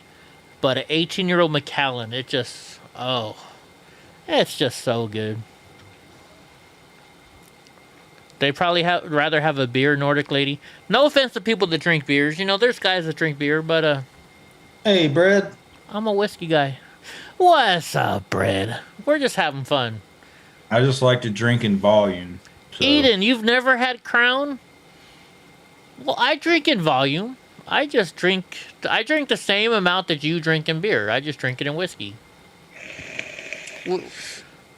If we go to the bar, we'll probably, every time you get a drink, I'll get a drink. It'll be equal, I bet. I tell you what, though, if I have 3 beers, I'm drunk as fuck. I don't know why. I can drink Crown Royal all night long and drive your ass and my ass home. But if I have 3 beers, for some reason, I'm just out of it. I don't know why. And beers have less alcohol in it. Well, 1 beer is equal to 1 ounce of liquor, generally, depending on what it is. But I mean, you saw how much Crown Royal I just put in this bottle. That wasn't an ounce. Yeah, I love my Crown Royal too, Kim. Kim, Tone, and I are going to be getting drunk as fuck one day in Las Vegas. Actually, Kim, you should come to Las Vegas with Drunk Uncle and I. Everybody should come to Las Vegas with Drunk Uncle and I in October. We're going to be there the 2nd week of October. We're going to be cruising the strip. I'm going to have a big, huge sign. I'm going to have 2 signs. The front's going to say, if you think racism is shitty, if you're against racism, show me your boobs. And the back of the sign's going to say, if you love President Trump, show me your boobs. We're going to see a lot of boobs that night, I think. Yeah. Right? Danny, you think your brother could hang with me? All right. You guys like my stories. Let's see, what are we on? Hold on, let me go here. Let me put me on the big screen again. So I got a story for you guys. So, when I was a plumber in the San Francisco Plumbing Union, I was working on the Helen Dillard Cancer Research Center. And we were sitting there and everybody said, Eddie, I heard you can drink. And I'm like, yeah. Because I was a known drinker on the job site. Well, there's a welder who's a big ass dude, and he had he has the Ferrari, but he had the what's his Magnum PI Ferrari. He's got the 1984 Ferrari. Oh, there's 27 comments on it now. Maybe he replied. Maybe. There's somebody in the chat go in there. Well, we'll go check it in a second. Let me finish my story, and we'll go check it. So we're sitting there, right? And he's like, "Oh, your comment that said to Harry." Oh, that's right. Mine? Oh, okay. So this guy was like, Eddie, I hear you can drink. I hear we have to do a challenge. And I'm like, sure, but you got to take me for a ride in your Ferrari. He's like, of course. So he tells me where he lives. I show up at his house. And he walks me inside, and he's got this nice 1984 Ferrari. Now get this. Do you know how much he pays to have it serviced every 6 months? It's a Ferrari. I didn't want to guess. Every month? No, every 6 months he gets the oil changed and everything. You know, just a service. Just a service. 6 months. Every 6 months. Is it 4 figures? Yes. And think of the number 6. 6,000? He told me it costs $6,000 every time he takes that Ferrari into the shop. Damn. So Must be nice. So he takes me up Twin Peaks, and if you guys don't know San Francisco, Twin Peaks is going up a mountain, and it's all curvy and shit, you know? And we go back to his house, and he's like, hey, so we're going to have this competition, but we're not taking my Ferrari, because I'm not going to crash my Ferrari.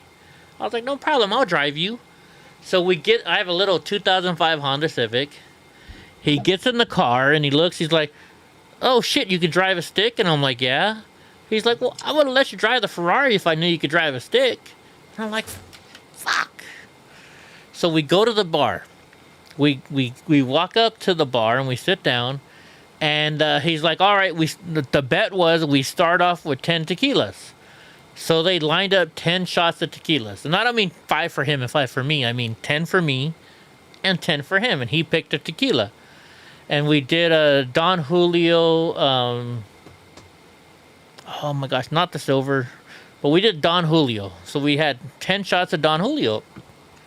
And so we drink these shots. And he's like, all right, we got to wait at least half an hour. So I had a Crown of Coke. And we're sitting there. And then he's like, all right, I'm ready for your set of shots. And so I said, okay, let's do 10 shots of Crown Royal. I take my 10 shots of Crown Royal. And then I look at him. And he's like, well, we got to wait half an hour to see how we all react. So we're sitting there. And I had another Crown of Coke. And he just looks at me and he's like, I can't have any more, bro. And I'm like, huh? So I kept drinking Crown of Coke. So I've had 10 shots of tequila, 2 Crown of Cokes, and 10 shots of just straight Crown Royal. And so it was a bet to see, because he's a big, he's a welder. Welders are big, huge, bear kind of guys, right? And he looked at me, he's like, holy shit, dude, you beat me. And I'm like, well, hold on, I want to have another drink. So I have another drink. So I had like four Crown of Cokes, 10 shots of Crown, 10 shots of tequila. And he's like, well, let's call a taxi. I'm like, what are you talking about, bro? I'll drive you home. So we hop in my car and we're driving back. And it's San Francisco, right? So San Francisco is all these hills. And he lives on the top of a hill. And he looked at me, he's like, man, it's like, you're a crippled motherfucker. He's all, you outdrank me. And then you're driving me home in a manual transmission car in San Francisco. We went back to work the next day, and he was like, Eddie's the champion. And yes, I'm sorry. I drove drunk. I made a mistake. I'm not advocating it. Don't drive drunk. It's stupid. But yes, I did it that day. So... But I won the bet. Those last couple comments, and then we can move on to the news. To the news. We're already 2 hours late. No, I don't even know if we're gonna do news tonight. We're having fun tonight. This is gonna be a crazy kind of night. Eddie's in a mood, so you put "We're live now." Come and chat with us, bitch. I'm adding stuff, okay, guys. This is not what he wrote. You can read what he wrote. I'm adding shit. Oh, he wrote back. He's all SpongeBob. The aliens would like to have a word with you. He's a dumbass. So 2 minutes after you wrote that, he wrote back to you. Yeah, so, and I wrote right back because you got to stay on top of it. Yeah, you were right back. He's all, come to the show. We can talk. And he's like, you wrote back, it'll be nice. It's not cool to insult people and not showing up to actually talk. Makes you look bad. He never wrote back. So let me reply to him. And I'll put, I'd love to have you on my show. You on my show. Come on by. I want to put bitch so bad. Bitch! Let's see. So the Republican foxes are going to be voting against the henhouse yet again? Anyways. All right, let's see. Wait, I got a little marker. Let's see if anybody replied to what we just said. Lockernut. No. Nope. Nobody replied yet. Nobody replied yet. I have to go back later and look and see exactly what that person that apologized to me was about. I have a feeling they won't come on the show.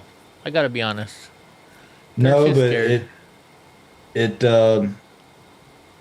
it was within the Steven Crowder thing, so I think she was talking shit about Steven Crowder, and I don't know where it led to, Man. but she ended up saying, "Oh, I didn't know that, and I can admit when I'm wrong," or something like that. What did they say?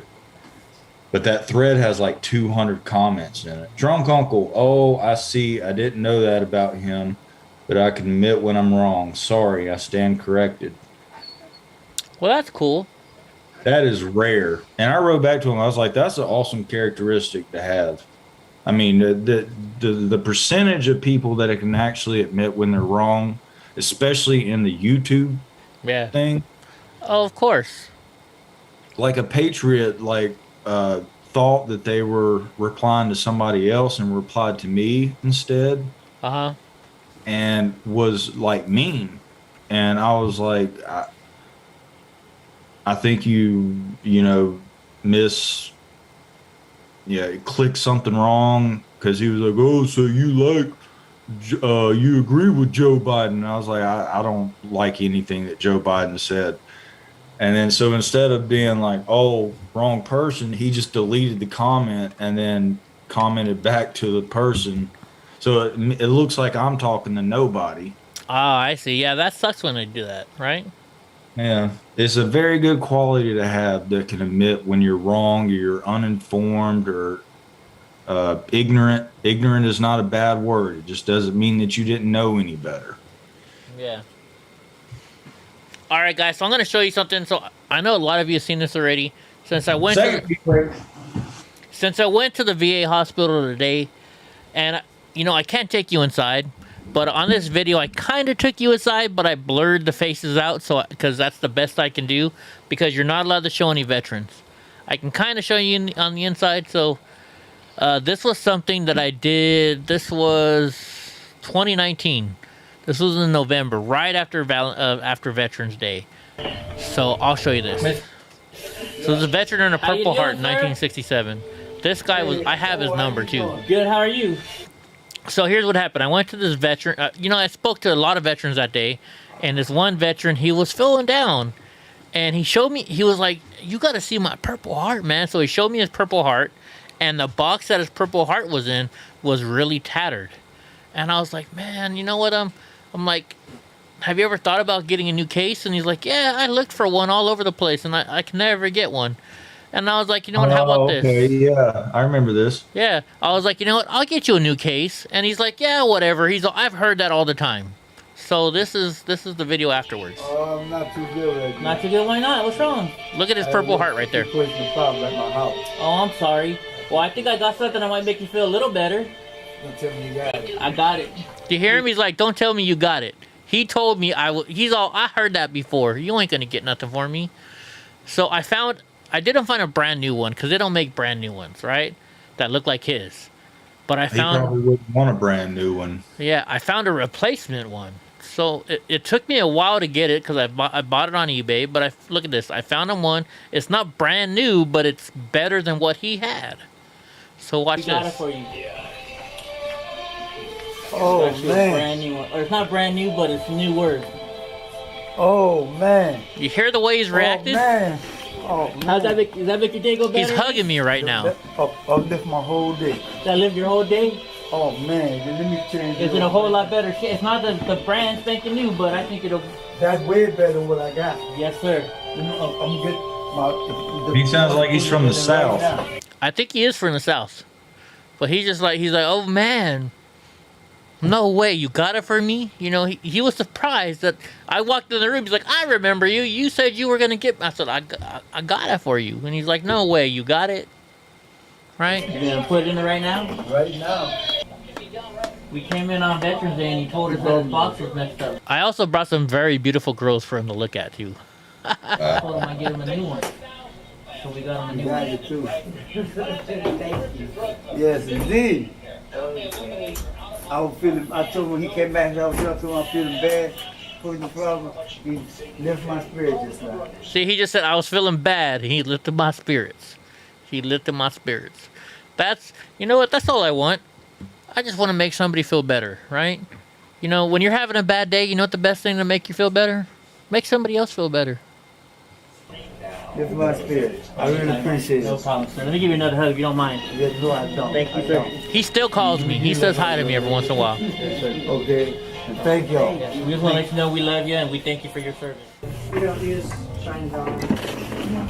Now this was a lady. She served in the war for a while, and I came into her room and she had one of these electronic cats, and she's a cat lady, right? She had a lot of real cats, but when she was about to leave the hospital and they wouldn't let her take this animatronic cat that she had, and I thought, you know, I was like, well, you got real cats at home, but because she was in the hospital and she couldn't have those cats with her, that animatronic cat became her pet.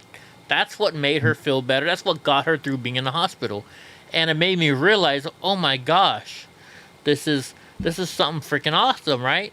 So what I did is, she was complaining. She's like, well, they won't let me take my cat home. And I'm like, well, I'll find a way to get you a cat. How about that? And she's like, there's no way you'll get me a cat. Well, watch this. Why wouldn't they let her take the cat home? That's what I didn't get about the video. Well, here's what you see, they got to use it for all the veterans, right? They don't have a lot of these things. They're expensive. They're over $100. So I think they keep them to give. I get it. They keep them to get to other veterans, right? So if you guys want to do me a favor and help me donate more cats and more dogs to the VA hospital, I'd love it. The dogs are like 150. The cats are like 129. But anyway, so here, watch the video. Good. Do you remember me? I was here the other day on Veterans Day with you. So see, that's the cat right there. That's the one. Look how she has it on her bed. It's like not leaving her side, right? She's like, Yeah. that's my cat. I remember. Yeah, and you were telling me about your cat. Yeah. So I gotta find out more information so I can try and get them. Now, what are they doing? They said you can't take your cat home, That's right. and that's really gonna make you would love that cat, don't you? Right. It's breaking my heart. It's breaking your heart. Okay, so what should I say to them to let them know how bad it's breaking your heart that you really want this cat? Well, you know, I really don't know whether you can really do anything. You don't think I can really do anything? Well, what if I told you I could make sure you get to take a cat home? Oh, I would love that tremendously. Hey, girls, didn't you guys say you had something for me? Oh my gosh. Oh, that's so, Miss, So she had a friend in the bought room you a with new her. cat. that's so sweet. So you don't have to have that one anymore. You get to take this one home. It's really awesome. It's really, really Where kind. did you get this one? We got it for you. It doesn't matter where we got it, but we got it for you. It's yours. It's yours to take home. It's really sweet. You hear her friend crying? Yeah. Oh, she looks just like that one. Yes. Is it turned on? Is she turned on? It's really sweet. So you don't have to worry about not taking your cat home anymore. You're gonna get to take this one home. Wow. Wow. That means a lot. She kind of sounds like my mama. Yeah. You hear the cat? The cat meows, it purrs, it does everything. Where did you get her from? I got her off the internet for you. I ordered off the From where? internet. From Amazon. From Amazon? That's the sweetest thing. I have to give you a hug. Well, no problem. So her friend had to give me a hug. See it You wanna meowing? get- Okay, let me get off my cane and I'll give you a hug, okay? Hey, Eddie, thank you. Tremendously. Oh, Thank you. that's so sweet. Oh, thank you so much. All right, Miss. I'm just overwhelmed. You're overwhelmed. I really am overwhelmed. I know. Well, so am I. So my friends, so actually they were Proud Boys. What a day today They is. bought a whole bunch of cats for the Fresno VA hospital. Right? So the Proud Boys bought a whole bunch more for the Fresno VA. So if you guys want to buy any of these cats, here, watch, I'll show them to you. Let's go to Amazon. If you guys have a local VA in your neighborhood and you want to buy one of these cats, it's showing my name. Oh well. Animatronic cats. Oh, let's type. Oh wait, it's not even typing, is there? Animatronic cat Well, I'll show you the dog's more. I don't know why. Why is the dog more expensive than the cat? So the dog is now he's cheaper. Now the dog's $129, and the cat's $109. So if you guys have any VA hospitals near where you are, these are the best things to give them. Because think about it. How does your animal make you feel? Bubba makes you feel good, right, drunk uncle? Yeah, I love it when he gets in bed and like I'm laying on my side and he lays on his side. And he's got his like back right next to mine. I'm like, okay, I can go to sleep now. Yeah. Oh yeah, I like that. I like it when so you guys can get these animatronic. They have a dog. This is a new one. I've never seen the freckled pup before. You can get these things. You buy them for the veterans. You just drop them off. They love them to death. It makes them feel like they have a pet. And we all know that pets, pets are man's best friend for a reason, right? Because they make us feel good. So if you guys can, do me a favor, go to your local VA hospital and drop one or two of these off. I mean, get together. I mean, they're expensive, right? So I know you can't do a lot. But that's cool. So the VA definitely needs these because all the VAs have what's called long-term health care facilities. And that's for the when they live in the long-term health care facility, most of the time their family doesn't visit them because they're stuck in the hospital, right? And I mean, I hate when people visit me in the hospital, but at the same time, I love when they visit. It's like, I don't want to be bothered and I don't want to bother you in the hospital, but if you come visit me, it makes me feel a lot better. So these little pets right here make these veterans feel a lot better. So if you're near any VA hospital, just buy one. Just go drop it off. Say, hey, ask for the long-term care facility. That's what they're called. And they'll accept them. You just drop them off. They'll even give you credit for your taxes if you want. I never take the credit from my taxes because, I don't know. I guess I probably should, huh? So anyway, sorry. You want to go check out your trolls again, drunk? Let's see if they said anything else. No, I've already checked. They haven't. What does Steven Crowder say? Should I play it? Thank you, Fat Joe. Sure, it's short. All right, let's see what Steven Crowder's saying. Time for a cell phone. Oh, he's got one of those expensive Dyson fans. Do they work? Does anybody have one of these fans? My stepdad wants one. I was thinking about buying him one for his birthday. Video update. I think they sell them on credit at Costco. Is it vlog? They still use the term vlog? I don't know. I don't listen to Cardi B. But I know I've talked about this on air. Just wanted to reiterate it. Yeah, I'm not going to be around live on the channel in July because I am undergoing some surgery. Look, it's I'm good. I'll be fine. It's a pretty tough recovery. Without getting into details, I'm going to the Mayo Clinic. There will be a mini documentary actually coming up in July about it, where you'll actually get to follow me and hopefully have some footage of the surgery. But long story short, they're gonna go in and place some titanium rods through my chest. I'll explain it more later. But I appreciate the prayers and well wishes. I'm actually looking forward to surgery. The recovery sucks. I know it's going to be painful, but I'm more so looking forward to the improvement afterward. And this is something that I've lived with for my entire life, but has kind of gotten worse. So yeah, just want to let you know that. And I know usually we take the entire month of July. Well, the show is dead. We typically all at Light of Cutter take like 2 weeks off, and then there's 2 weeks of preparation, of taping some sketches. I was like, did he open a soda? That was you. We have to update equipment, and we do that sometimes for a couple weeks in December too. Yeah. But actually this July, there'll be quite a bit of content. So since I didn't know how long I would be gone for the surgery, I did double and triple taping some days. But I'm going to be back the first week of August. I think it's the 2nd or the 3rd is that first Monday of August. And there should be somewhere between like four and 6 pieces of content being uploaded. So I just wanted you guys to know, keep your notifications on. One of them is an Ash Wednesday roundtable with Nick. All right. One a week. What do you guys see? Have you ever had those things like, what do you notice the difference of? There's no difference, but do you guys see anything? What do you guys see in the video that I see?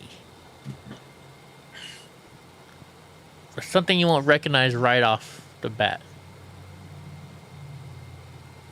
The punching bag in the back? Yeah, but that's in a mirror, so that's in front of him, actually. I'm not trying to point at it for you. Well, drunk uncle can see, that's a mirror, bro. So there's a punching bag in front of him. Or next to him. Yeah. Yeah. Yeah, You he's didn't know supposed. who boxes and does jujitsu? Yeah, he's supposed to have rods in him. Watch, I have rods in me. Can I go to it? I think it's almost. What is that website? I don't know if boxing and jujitsu is a requirement, but I think he requires his interns. I think he has a gym in their place. And I wouldn't think be surprised. Everybody is told that you need to exercise. Like everybody. I wouldn't be surprised, to be honest with you. I wouldn't. All right, let's see. Can I even... I don't even know how to log in on Instagram. And he pays his interns $20 an hour. $25 an hour. I didn't even think interns got paid. I didn't get paid when I was an intern. It's a new law now. You gotta be, you have In to Texas?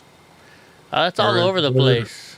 Oh, federal law. I got you. It's, yeah. Like, well, at least when I was at Fresno State, they said you had to, well, I don't even know what that is. I love my job that I've done for free, though. That's how I got my foot in the door into entertainment. Yeah? All right, hold on. You know what I got to do? I Let me turn this off. 20 hours straight one day and didn't give a fuck because it was fun. Oh, I worked 20 hours a day, but I was a plumber and I got paid overtime. I loved it. Yeah. I loved it. I was setting up a rave and meeting famous people and getting drunk with them and hanging out with them at the hotel and then coming back and breaking down the rave. It's fun. Dude, the most famous person I met, well, as a plumber, was because I worked for Hilton's a lot, so I met Mr. Hilton. Never met her. I never met Paris. But I did meet You ain't showing that screen on. Nah, this one's not on the screen. I don't even remember my fucking password. Dude, after I got divorced, I had to change so many of my passwords. I can't even remember half the time. Like, see, drunk uncle's watching me try and log in, and I can't remember the fucking password.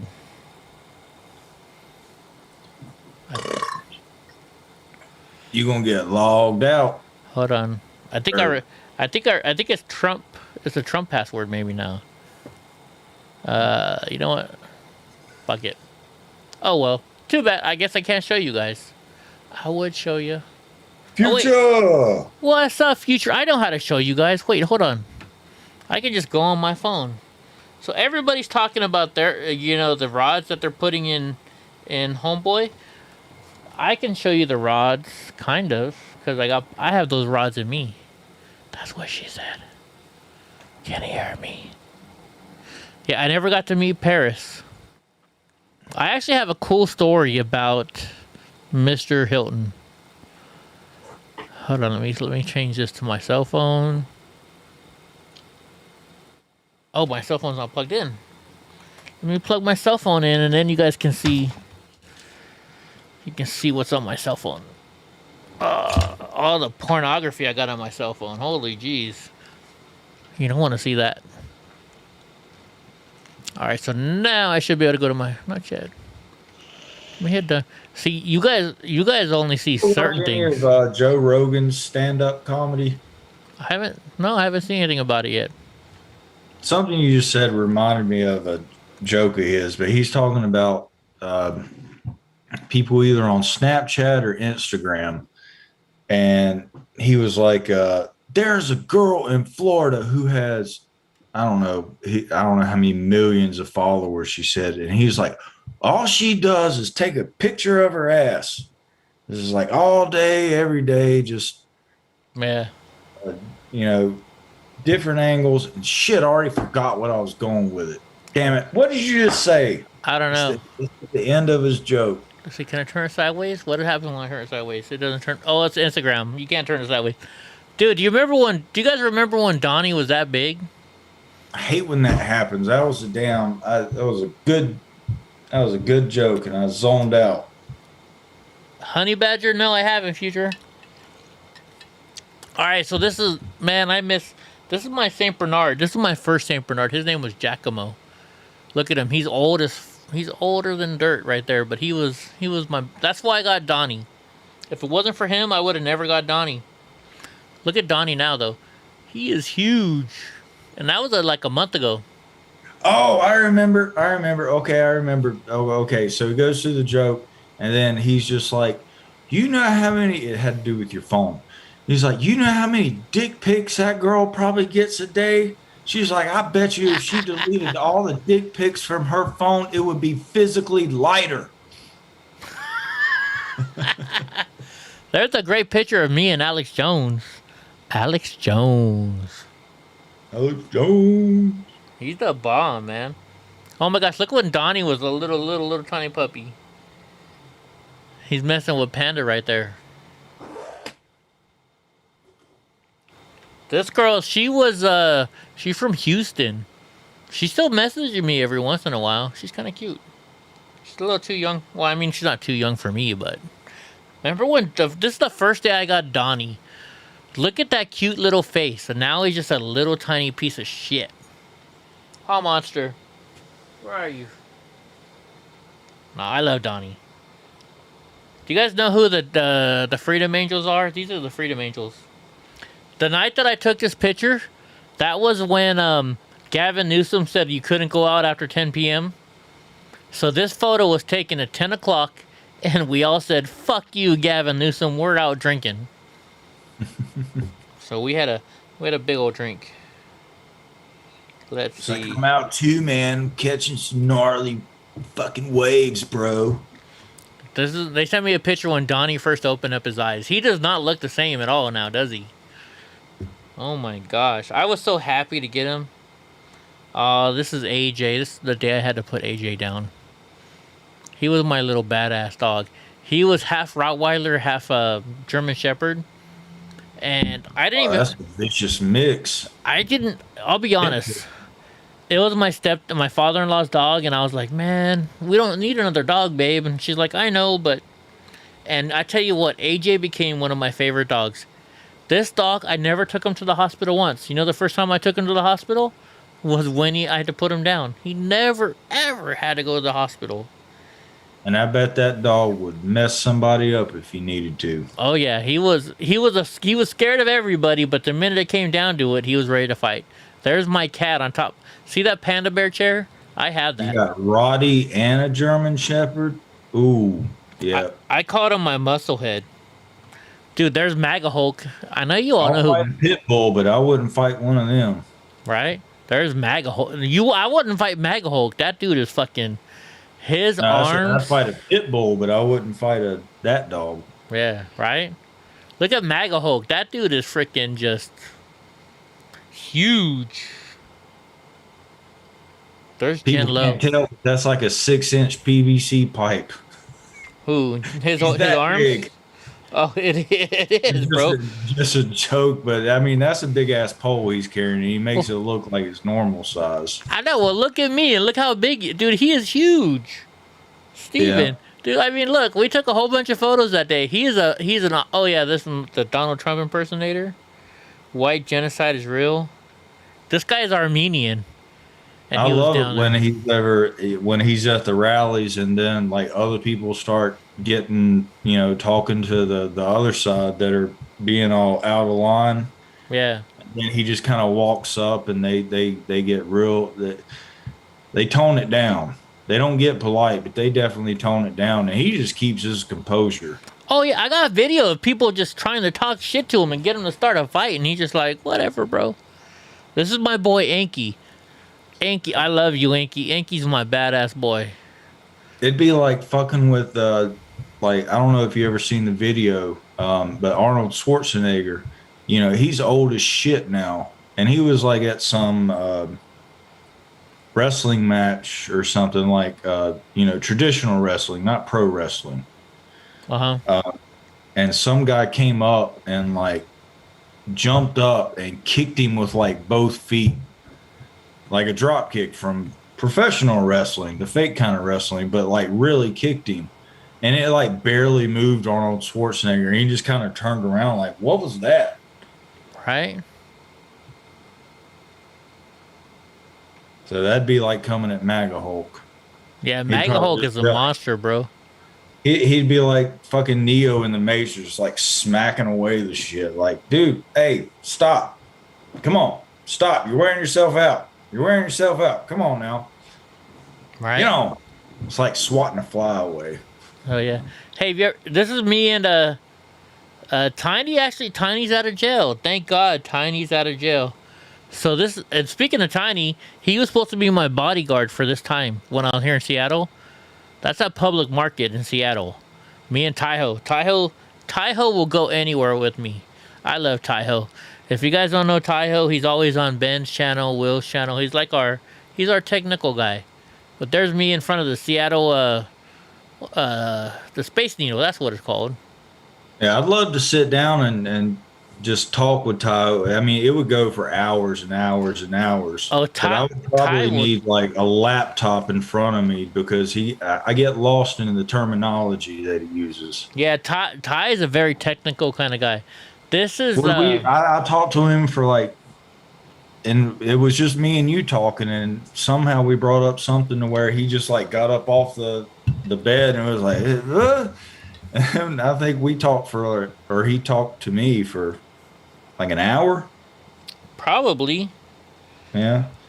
It was good shit, but I was just getting lost, and it was kind of late at night. I can't show that. I typed in Tiny's name and it showed his phone number. I hope nobody saw it. Yeah, I got Tiny is a Samoan guy. Tiny's a Samoan from Portland. Samoan from Portland. This guy right here, this is Errol Weber. He's actually running for governor of California too. He is a filmmaker. He's black, and he's a Republican. He's a badass dude. That's my homegirl. So you probably seen this girl and don't even know her. Her and her daughter got arrested at the Capitol. Not at the Washington Capitol, but the Sacramento Capitol. Let's see. This is your boy. You like Brandon from That's the Point, right? This is me with That's Brandon right there. Brandon is an awesome fucking dude. What's up, homeboy? You trying to get flipped? Sometime, Lisa, you know what? I'm trying to get to Chicago to come meet you guys. This is, Bethany that comes in sometimes. This is Bethany and me right there.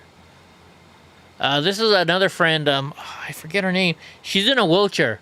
She's always there for the Trump rallies. She's awesome.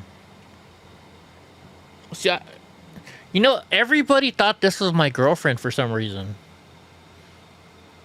She's from San Diego and she's married, unfortunately. But yeah. But everybody thought that was my girlfriend. So you guys like the Freedom Angels. Everybody likes, I don't know what, everybody likes Denise, who has tattoos all over her. I didn't mind her sitting on my lap that day at all, I can tell you that. But her husband was like, Eddie, why is my girl sitting on your lap? She needed a place to sit, this is my friend. If you're from San Diego, you need to get a friend. Let me know. I'll hook you up with this girl. I won't say her name right here, but she's from San Diego and she runs the San Diego Patriotic Group. She's an awesome young lady. Oh, there's Panda. There's Panda. You see it looks like a blanket on top of Panda? No, that's Giacomo. That's my old St. Bernard Jackie. You watched Hell's Kitchen, right? I watched maybe the first couple seasons when it first came out. Well, see this girl right here? She won Hell's Kitchen. Oh yeah, I remember. You were regretting not hollering at her. Yeah, because I had the biggest crush on her, and it was like 2 weeks before I found out my wife was cheating on me. If I had found out my wife was cheating on me 2 weeks earlier, I would have been like, "What's up, girl? You know you should get with me." Let's see. What was I trying to find? I was trying to find something for you guys. Oh, I was gonna show you guys. We're talking about rods. Okay, we're talking about medical stuff. So this guy is right here. This is my back. If you don't know, this is what my back looks like right now. I've got 1, 2, 3, 4, 5, 6, 7, 8, 9, 10, 11, 12, 13, 14, 15, 16, 17, 18, 19, 20, 21. There's like 28 screws in my back right now. That's my back. I'm not joking around. It's a painful motherfucker. Are we like changing people's minds or something? No? Like Why? No, look at your downvote count. Why? Did it change again? It's down to 6. Now 5. You know, some people can change theirs. Maybe Well, some... no, you can. You can. I just wonder if we're getting through to people. Like maybe somebody came over from that thread and they're just like, oh, these guys aren't fucking douchebags like we think. Maybe. It's possible. Just- Are you they're serious? gonna- We're down? We had like 14 downvotes. You're down to 5 now. Really? That's and I crazy. just seen a couple new down to 4. And I just seen a couple new people in here. Maybe because people thought we were assholes, and now that they're watching the show, they realize, like, hey, we take care of veterans, we take care of our country, we take care of pets. We're kind of liberal in a way. Oh, monster.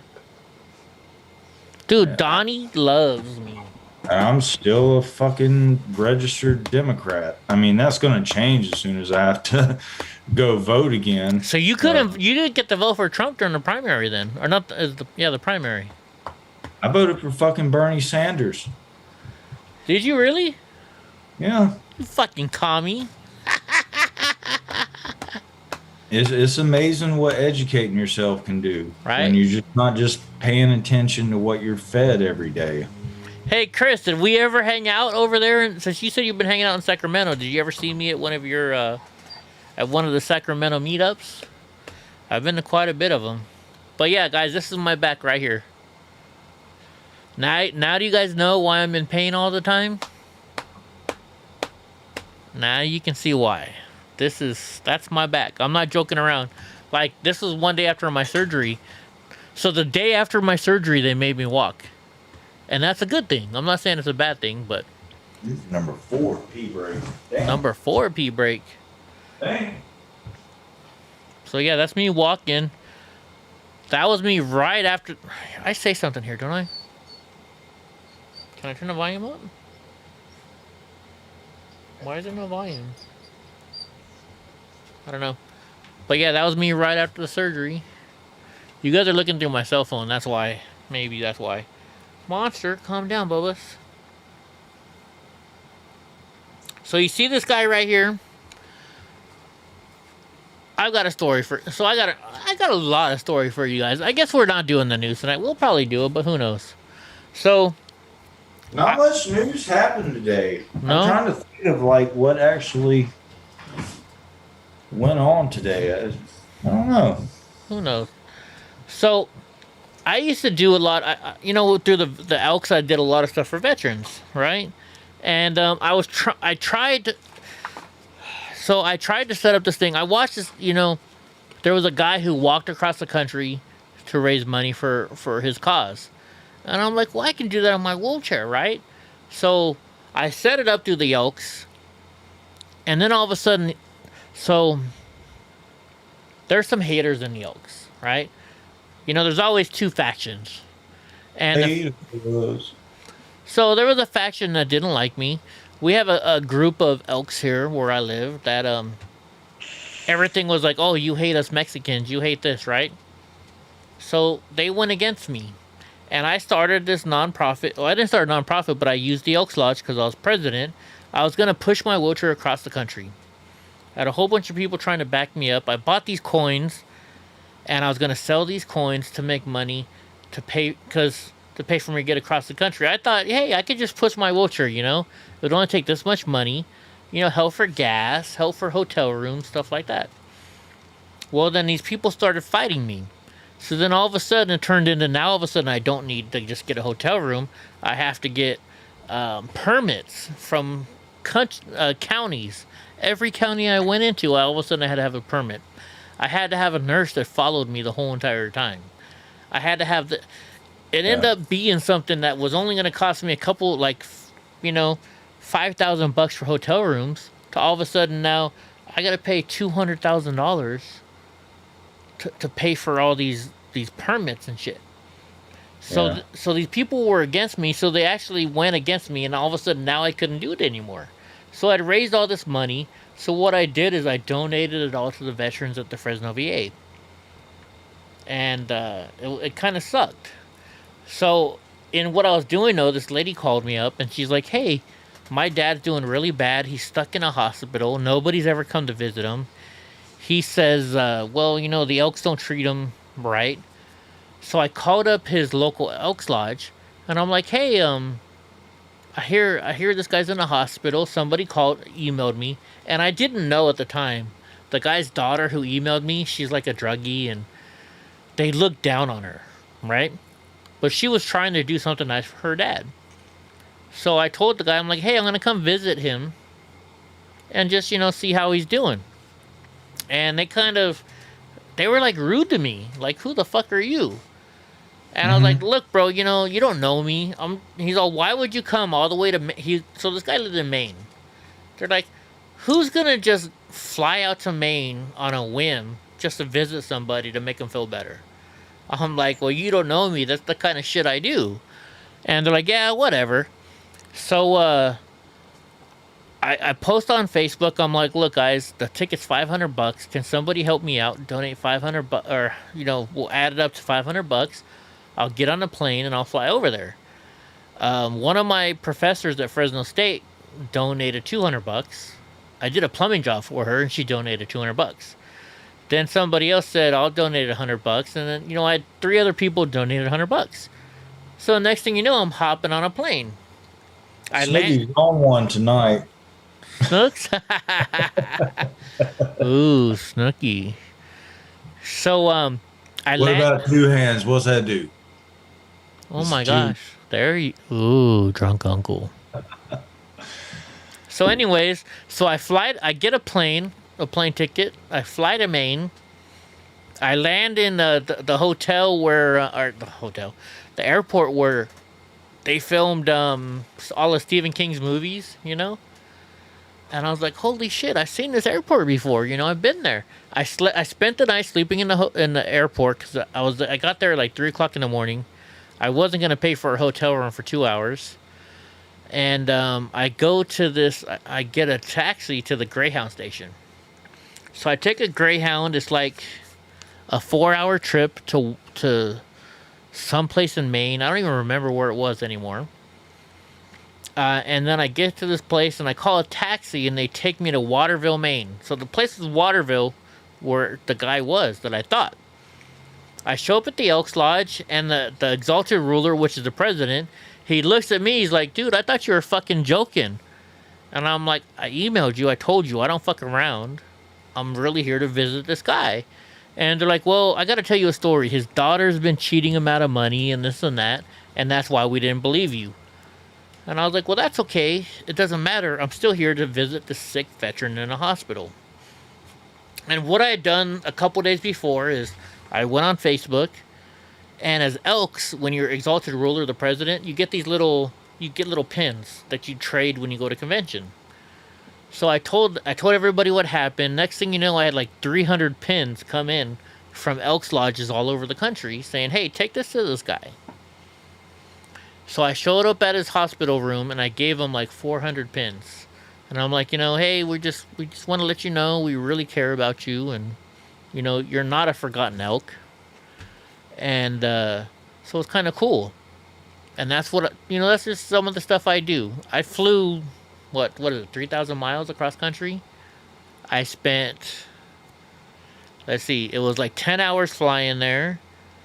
Then I spent like 10 hours trying to get to where he was. So I went like 48 hours with no sleep just to go visit a guy who I've never met.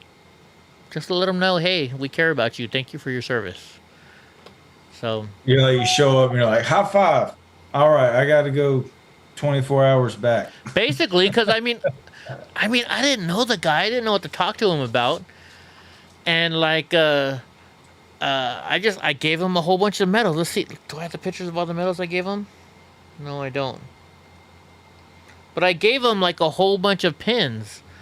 But this guy was just like awestruck because I actually showed up. Even his nurses were like, you're here to visit him? And I'm like, yeah, why not? You know? But this guy was just stuck in the hospital and nobody wanted to visit him. So I flew 3,000 miles to visit him.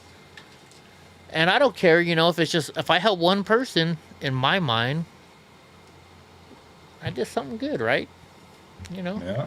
And luckily I had enough friends. It trickles down. Right? You're good to one person, that person's maybe good to two people. Those two people are to two, you know.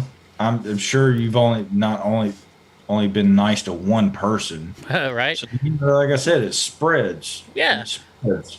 And so, like, I landed in Bangor, Maine, right? And I remember, so the taxi driver, he took me up there, and when he Did you found go to out, the train convention, huh? the train convention in Bangor, Maine. There's a train convention up there? I was hoping there's no. It's a joke that you won't get, but I'm hoping there's Trailer Park Boys in here. Oh, okay, my bad. Yes, I still haven't watched it. So anyway, so when I got to the place, here's what's funny. So I ended up in some town. I forget the name of the town, and I had to take a taxi from that town. It was a 60-mile drive to Waterville, Maine. I went up to I think it's Waterville, Maine. So I take the taxi up there, and the guy that's taking me up there, he's like, "Are you sure you want to pay this much money for a taxi?" And I was like, "Yeah, I'm going to go help out a guy and this and that." So I get up there, and then he drives. We find out the guy is actually in the hotel, in the hospital from where I started the taxi at. So I drove 60 miles for nothing to drive 60 miles back to go visit the guy in the hospital. And the taxi cab driver he heard my story, and him and I have become good friends now. I actually still keep in touch with my taxi cab driver from Maine. So it's kind of cool. I made a friend out of it, right? Yeah. So then I get on the bus. I get back to my hotel room in Bangor, Maine. Bangor, Maine. And I'm like, well, what am I going to do? So I go to the Elks Lodge, and I'm in my wheelchair. I roll to the Elks Lodge, and this guy was like, "Hey, you're Eddie." And I look at this guy. I'm like, "Huh?" He's like, "Yeah, you're Eddie, right?" I'm like, "Yeah." He's like, "You're the guy that helps the veterans out." I was like, "Yeah, I am." He's like, "I heard about you. I met you in New Orleans at the Elks Convention." So he showed me around their Elks Lodge and stuff, right? So I knew the Grand Exalted Ruler, which basically is like the president he's like the grand poobah of all the Elks. And I told him what I was doing, and he said, "Eddie, when you get there, call me." Well, when I called him, he lives in Oregon. I'll never sit back and watch the motherfucker burn. Never. Hell no. Never. So the Grand Exalted Ruler, who's like the Elk of Elks, right? I called him, and he was in his town, but he has bad service, so he didn't answer the phone. So I'm at the bar at the Elks Lodge. I'm talking with somebody, and my phone rings. And so I asked the bartender, I'm like, "Hey, can you grab my phone over there?"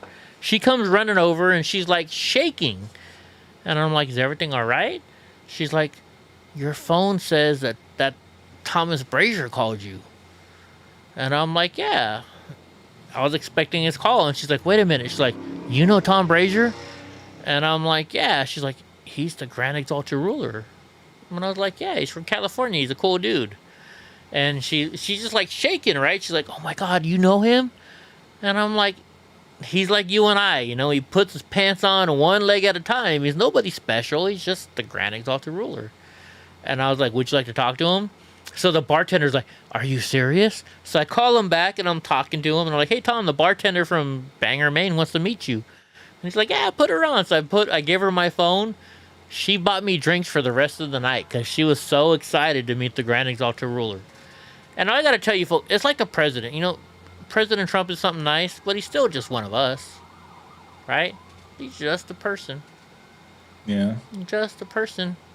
I mean, I would love to meet him. Don't just sit back and you say you spend your efforts where you think it's worthwhile. Maybe just reference to sports. I've been watching a lot of Larry Bird here lately. Larry Bird was a bad motherfucker, if you didn't know. He is, but I'm a Magic Johnson guy. I'm just saying, but like, in kind of terms of voting, we'll kind of, do it with, basketball and scoring points. Yeah. And how many times the game's been won just by that one extra play, that one, and not giving up. And like, I'm sure there's been football games. I know there's been basketball games where people were down and they fucking rally and they come back and they win the game. Yeah. And when they look at Diaz, I literally think you gave him 30 more seconds or a minute. He would have kicked. Diaz, He yeah. actually fucked up though. He should. He had the guy on the rail. If he had hit him one more time. See, but you don't know much about Diaz. That's in his mentality. He probably wasn't even thinking about the clock. He's getting paid the same amount of money. He's even more popular now. Probably because when he knocked him, he and pointed at him instead of like attacking him. Like Diaz don't care about shit like that, winning and losing. He's there to do what he does, and his stock will never go down. That's the great thing about Nate Diaz. Oh yeah. All right, guys. So you guys want to know how big Giacomo was, my Saint Bernard? Now Donnie's about the same size now. You guys know Brownie. Everybody knows Brownie. That's Brownie in a photo. That's Giacomo right next to her. Right? Can you see it? Can you see it? Now watch this. Let me change this. Let me put me back on screen, and I'll show you Brownie. Right? Brownie. Browners. Come here, Brownie. We're talking about UFC. I haven't seen Carol in here tonight. She was here earlier. Okay, now you can see how big Brownie is. Now you can imagine, you've seen that photo. Now you can imagine how much Donnie, you can imagine how big Donnie is. Donnie is a huge motherfucker. This is my beast right here. How monster. That's a huge bit. Sorry, they're pulling down on my dang. Can you hear that? Can you hear me pounding on his ass? He likes it too. He likes it, don't you, Mama? Monster. Okay, Brownie. But Brownie is my freaking. She's the one that bit the. Brownie bit the FBI agent, huh, Browners? Did you bite the FBI? Yes, you bit the FBI, huh, Mamas? So now you can guess how big Donnie is. Just by looking at this photo. Hold on. So I see the kind of the conversation going back and forth about voting, and I've just kind of got already touched on it with the Larry Bird thing. Yeah. I've always had a standard in my head. I made it up myself, or I'm sure I'm not the only person, but it's my own little rule that I go by. If you don't vote, then don't fucking complain. That's all I ask. Right? That's all I ask. If you don't vote, shut the fuck up. You're saying what I want to say, but don't complain. My wife one day told me, she's like, well, I didn't vote for Trump or for Hillary. I'm like, then you need to shut the fuck up. And she's like, excuse me? I'm like, no, seriously. If you didn't vote, then you're wasting your vote. I said, you gotta vote. I said, I don't care who you voted for, but the fact that you didn't vote, that bothers me. That really does. And this last vote, literally, I prepared my work that I was preparing to borrow my grandmother's wheelchair because I expected I might be sitting in line for 4 or 5 hours. Right. And I was like, shit, I've got access to a wheelchair. My mom thought I was trying to cut the line by being in a wheelchair. Like, she didn't get it. She's like, no, you're not getting a wheelchair. That's just lazy. And I was like, if there's somebody in front of me that wants to sit down or behind me, I'll let them sit down in it too. And it took her like a week or maybe 2 weeks to realize what I had said. Yeah. And she was like, you're just preparing to sit in line for a bunch of hours. I was like, yeah. She's like, oh, I thought you were going to act like you were handicapped to try to cut the line. He's like, no, Eddie would kick my fucking ass. No. I was like, no, absolutely not. She's like, okay, you could absolutely do it. So this is Giacomo. This is my Saint Bernard, my first Saint Bernard. But I still didn't do it. But I showed up to the polling place, which is where I go to vote every time, and there weren't people out there with signs with you know, stickers or whatever and flyers and trying to talk to you. Yeah. Was no line. I literally walked right in and I looked around and I was like, am I in the right place? And they were like, yeah. And when I seen that, I was like, oh, fuck. Right? That's immediately what I thought. All right, so I used to get... Fuck. My wife used to yell at me for calling her tripod. I called her tripod all the time. This was our dog. Well, she's still my dog, I guess. But my wife took her. This is Toby. This was my wife's dog. She got hit by a car, but look, we had to amputate her right leg, her back right leg. She still ran around the house like you didn't even know she didn't have a leg. I miss that puppy. I got this shit down, Dad. She did. So now remember you're talking about AJ? Here's AJ. Look at it. That was my Rottweiler German Shepherd dog.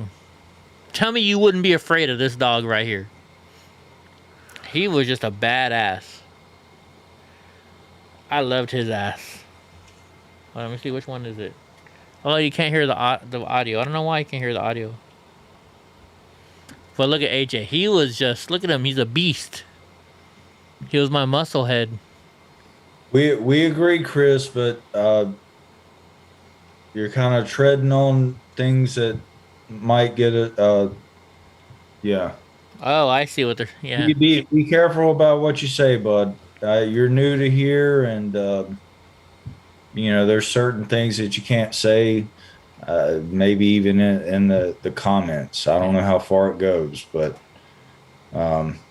yeah. If we have to like hide one of your messages, it's not anything personal. No, it's just because we got to be careful. All right, so do you guys know what Brendel pit bulls are? This is Sugar right here when she was a puppy. She's a Brendel. Look at the pretty color. She has like a lion's color on her almost. Yeah, Matilda was Brendel for the most part. Yeah, this is Sugar. Sugar's right. Sugar. Oh wait, you can't see Sugar behind me because it's not on my screen. Hi, Sugar. But this is my pretty girl Sugar right here playing with another puppy. Sugar is just a beautiful little girl.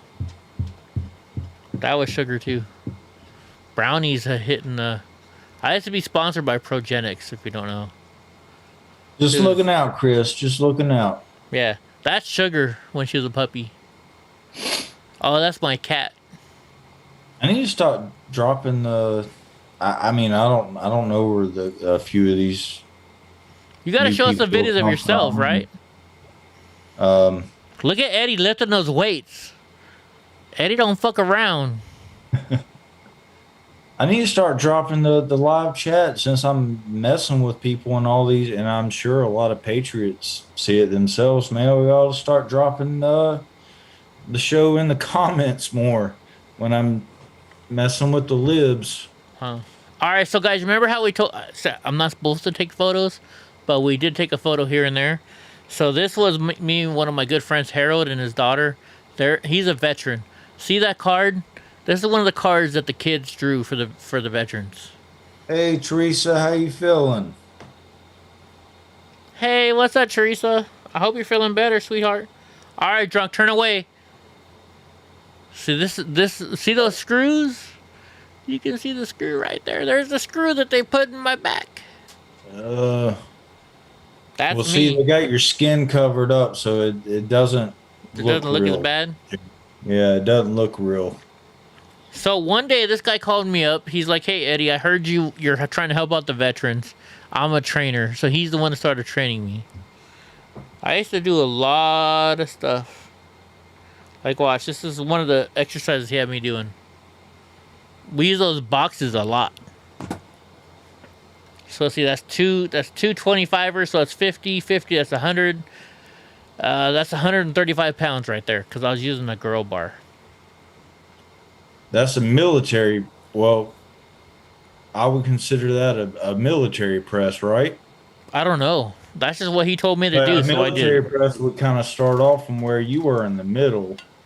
So it would be almost a deadlift. If you were standing, that would be a deadlift. Yeah, I think he called it a press. So then this right here, probably if it was straight up and you were like in a bench, I think that would be a military press, and then you have your incline. But I'll go ahead and say I spent a lot of time in the gym when I was in high school. Yeah. Like they wanted to send me to state for I think leg presses and the bench. Oh wow. But military presses and incline, that's hard. That's hard. Is it? You were definitely throwing up more. Now a deadlift I could throw up more. I don't know why. I think it's more of the momentum, maybe. But doing a military press, that I don't even think I got to the weight that you were at. Like, and my max bench was like 325. Okay, well, this is 185, so this is not a lot. This is less than what you were doing. But still, 185, I'm just like throwing it up like it's nothing, you know? Well, that was my max, like one time. Oh, okay, one time. I'm skinny. Look at this, I'm skinny. Yeah. That's why they wanted to send me to state, because I was so small, but I lifted weights with the football players. Yeah. This one right here, what is this one? So this is only 85 pounds. It's not a lot. That's not too much. This is 205 pounds right here. I think this is my max, was 205 so far. Yeah, this is my max. 205 was heavy for me. But if you did 315, holy shit. In my peak, I started off with 225. So 245-pound plates on each side, 10 times. Or 8. We done the scale. Was it 8, 6, 4, and max? I can't remember. I was at high school. I can't even fucking remember. But if somebody out there that lifts weights, you know what you're talking about. You start off with, I think it's 8 or 10, and you keep increasing weight, and then your last one has got to be 5 pounds over your last max, just to see if you can do it. And I think you would have to, I don't know if we had to do that every other day. I can't remember. Fucking too much of the reefers burned up my brain cells. So this was only like, see, these were like my clean jerks. It's not a lot of weight, but still, it's like the repetition. The repetition is what it's all about right there. So, I mean, I could do it. Like, these are my, Oh, there you go. That's the military press right there. Is that the military press? What are you rocking there? That is, let's see.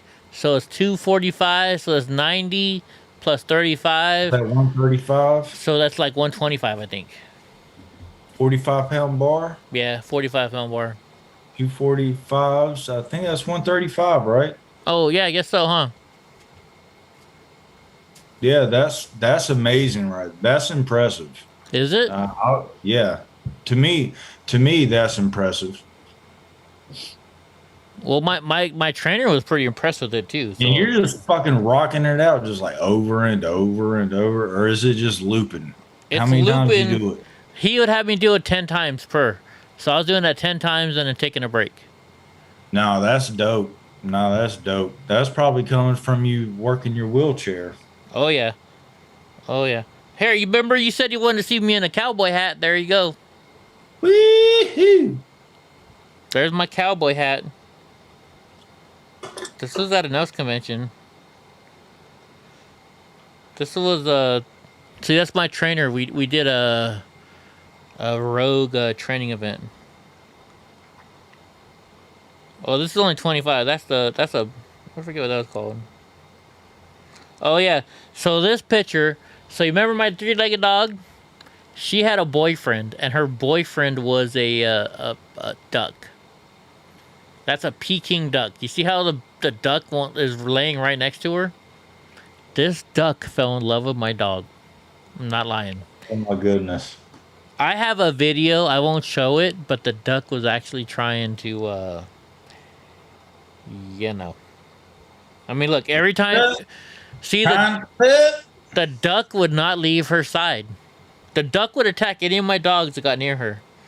This is when I became exalted ruler, the president of the Elks. See how everybody else has just shiny silver? and I had the gold, that's because I was the president. I was the exalted ruler. Let's see. These are the tri-tips we used to cook for the veterans. You know how I talk about, like, today I went? These are the tri-tips we used to cook for the veterans. That's some good ass meat. Sorry, I'm just showing stuff I probably shouldn't show. Anyways, oh wait, let's see if I got any new Facebook messages. Well, not Facebook. I mean, Twitter. Twitter, they normally like to fuck with me on Twitter. Let's see if anybody fuck with me on Twitter today. Nope, I'm good. Oh, and just so you guys know, for all you people that be like, Eddie, how come you don't message me back? Look at my messages here, guys. Look at that, 2,217 messages. This is a day. This is average on a day. Get me started on emails. Yeah, don't get me started. And that's not emails. That's just Messenger, Telegram, LinkedIn, Discord. It's a pain in the ass. Man, I'm drinking good today. I'm feeling good. How about you, drunk? Yeah, that's why on my days off, man. Dude, I wasn't feeling good. I'm not gonna lie. I had a bad day today. I wasn't feeling good. I was upset. Over my phone. I put it on silent. I turned it upside down. Jeannie, you're not gonna eat my duck, even though my duck is no longer alive. So get this. Speaking of my ducks, we had 2 ducks. Yeah, you'd probably get sick if you did that. Yeah, we had 2 ducks. We named one Mildred and the other one Cletus.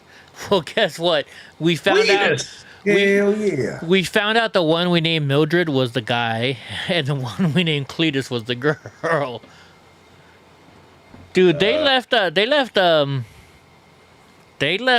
do you call it? Eggs all over my backyard though, but they never hatched. I've got a Facebook message. Let's see. Oh, I do.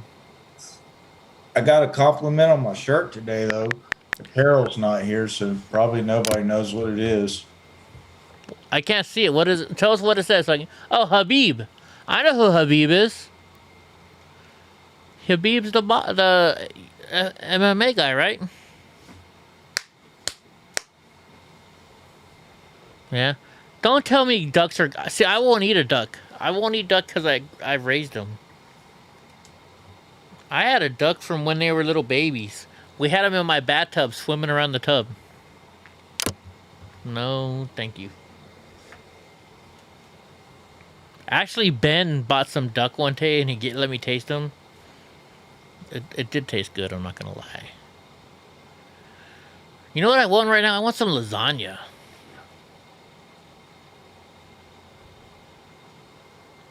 I can't hear you. Are you saying something or are you just moving your lips? Talk, drunk. Oh, wait a minute. Now talk. Hello? There you go. I turned you down. Oh, I was just going to say, it even looks like it's Russian. Look how cracked it is. And it's only maybe a year old. So Yeah. that's what I like about it. And it's like a stiff shirt. Like it actually feels like was made in Russia. Right? Like that Crowder shirt I sent you, they seem kind of chintzy, didn't they? No, I thought it was good material. It's a poly cotton blend. Did you? That's good material. Yeah. But when I sent you a my Eddie Block film shirt is more thick and more heavy duty though, I thought. You never sent me that. You got a Penelope. I sent you a shirt, didn't I? No. Well, shit, I gotta send you a shirt. You guys want to see Penelope? I mean, I would have worn it. You know? Well, then I guess I gotta send you one of those shirts. I thought I sent you an Eddie Block film shirt or something. We got to put in that package my Clinton shirt. Right? That's my payment. Oh yeah, by the way, have you guys seen CNN lately? Watch. Let me go to my Facebook. I get paid with t-shirts, guys. Yeah, he does. We got a My choice, though. My choice. He's like, oh, I send you, buy me a t-shirt.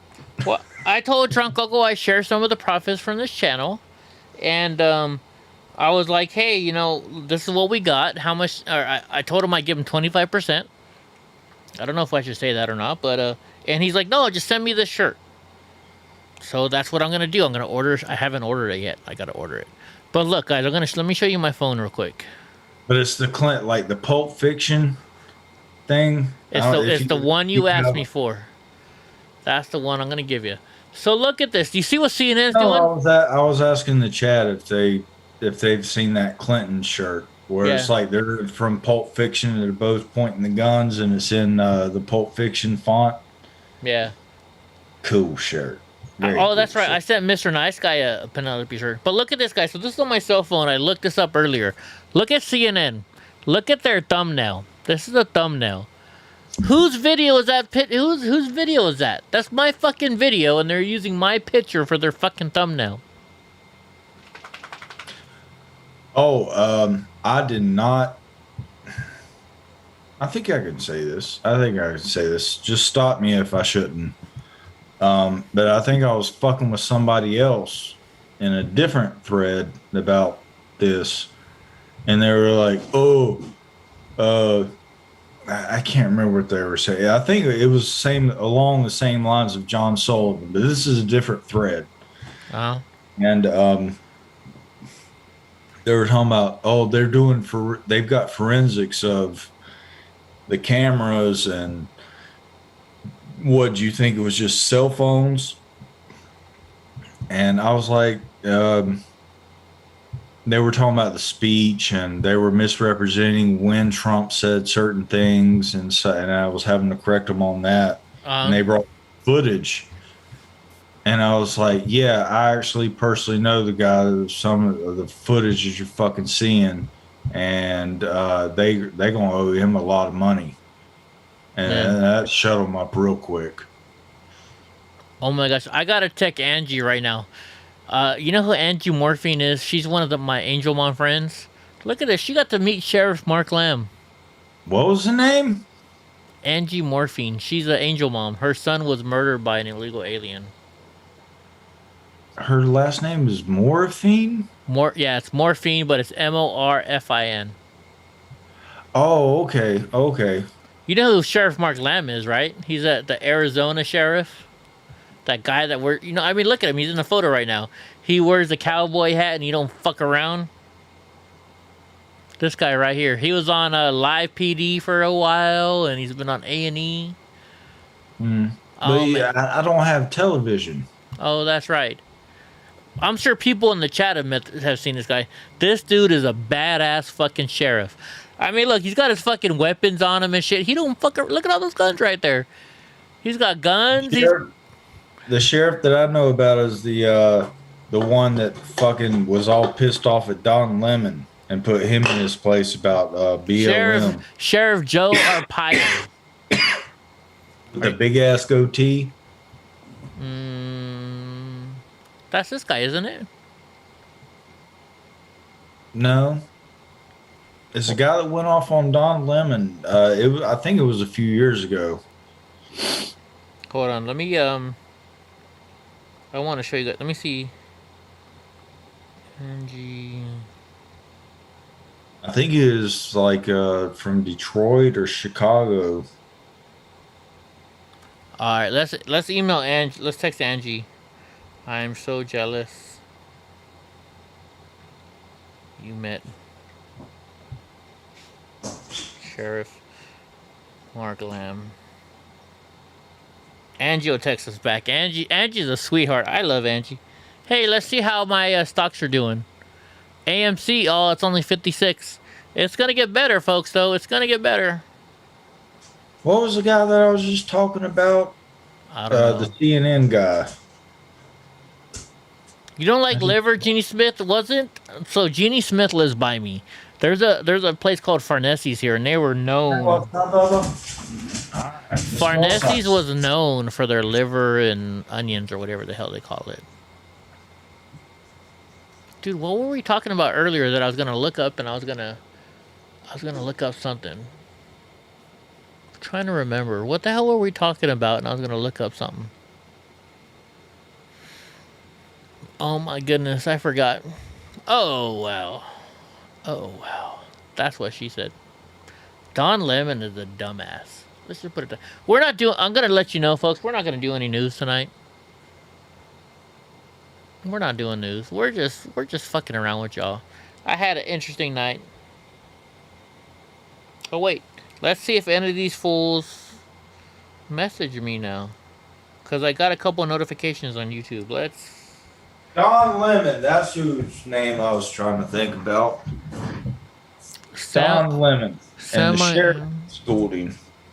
Oh wait, people are liking my reply to that CNR guy. But that's about it. I thought maybe that CNR guy was gonna come into our chat.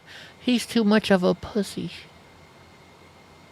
So are we really down? Clark, Milwaukee County Sheriff David Clark. That's who I'm talking about. This motherfucker, this was 4 years ago, but he fucking, we ought to watch that. It's Let's CNN. watch it. It's CNN though, but it's from 4 years ago. Oh, you know, Agnes tagged me in a post. I don't know what it's about. Let's see if can we hear it? The volume's not working. Alright, hold on. Let me see. Because normally when Agnes tags me in something, it's good. Let me see if I can copy this. Can I copy it? Alright, you know, let me go to my Facebook. When Agnes tags me in a post, Agnes normally tells us good stuff. So let's watch Agnes. Oh, dude, I don't remember the password, huh? Watch, it's gonna be you enter the old password. Let me try this one. After I got divorced, I forgot all my freaking passwords and I changed them all. Yay, I think I remembered it. Oh, thank you, Eden. Yeah, let's update the password.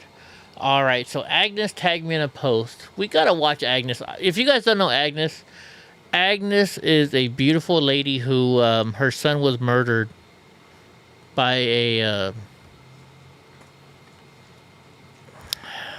illegal alien. Okay, why can't I find it now? She tagged me in it. Alright, let's just type in Agnes. If you guys should go and visit Agnes Gibney. She's a great, she's like my second mom. You can't see you got yourself hidden again. Do I? Is this the one she tagged me in? She tagged me. Oh no, this is the post she tagged me in. Let's watch it because I know it's gonna be good. It's only 9 minutes long. Good morning, everyone. I hope everyone is doing well. I'm sitting out here in my back patio enjoying this beautiful weather, and I'll soon be going into the pool with my little doggy to go swimming a little bit. But I have a very important message, important to me, and I hope it is going to be equally important to you. And don't mind me if I read some, because I want to make sure that I hit on all the points that I wrote down last night. This past weekend, I went to Arizona. Fair had an event, Biden and the Biden border crisis. And I'm very thankful to be a part of it and continuing to fight to secure our borders. As you know, that's very important to me because... If you guys don't know, Agnes is like, I call her my second mom. Agnes, I love this lady. She is like the most amazing lady in the world. Because unlike many of you, thank God, you have not been affected by it like I have and thousands of other people have by being victimized or losing someone that you love to a criminal illegal alien. You would think that angel moms, dads, and families would unite for the cause, that they would stand with each other in support of one another. You would think that there would be no jealousy, no competition amongst us. You would think they would be proud of one another when one gets an interview or goes to speak somewhere for the cause. I have been verbally and rudely attacked many times. I've been referred to as anus. You heard me, anus. Wow. several times. I've been bullied. The saddest thing is that no one seems to have the courage and the integrity to stand up, not go along with the bullying, and try to stop it or distance yourself, all for the sake of belonging. They don't want to be ousted and ignored. These are both grown men and women, mind you. Some of these bullies' lives depends on trying to find faults in others, but never looking at themselves. Some of these bullies' motto is to have an issue with someone, with everyone they cannot control at all times. They are seldom, if ever, inclusive. The fakeness of some is beyond comprehension. Okay, I'm gonna stop this right here. So I know Agnes. We were good friends. Some angel moms, while they're angel moms, some of them like to go a little farther and, how do I say it? They need more attention than others. Does that make sense? Is that saying it wrong? I don't know the context of it, so I don't know. Well, let's put it so. All angel moms are well-deserving moms. Their child has been killed or murdered by an illegal alien. But some okay. I didn't know that was the definition of that. Okay, I'm sorry. Okay, I got you. So so for those of you who don't know, an angel mom is somebody whose child has been murdered by an illegal alien. If you're an angel dad, it's the same thing. Your child was murdered by an illegal alien. If you're an angel family, it means like either you're a brother, a cousin. You know, you're related to somebody who was killed by an illegal alien. Some of the angel moms get jealous over other angel moms because they get more attention in the news. Does that make sense? Gotcha.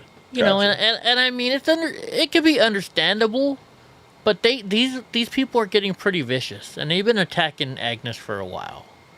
Because President Trump loved Agnes. Her and President Trump are good friends. They talk. I've seen her text messages with him. I've heard her call him.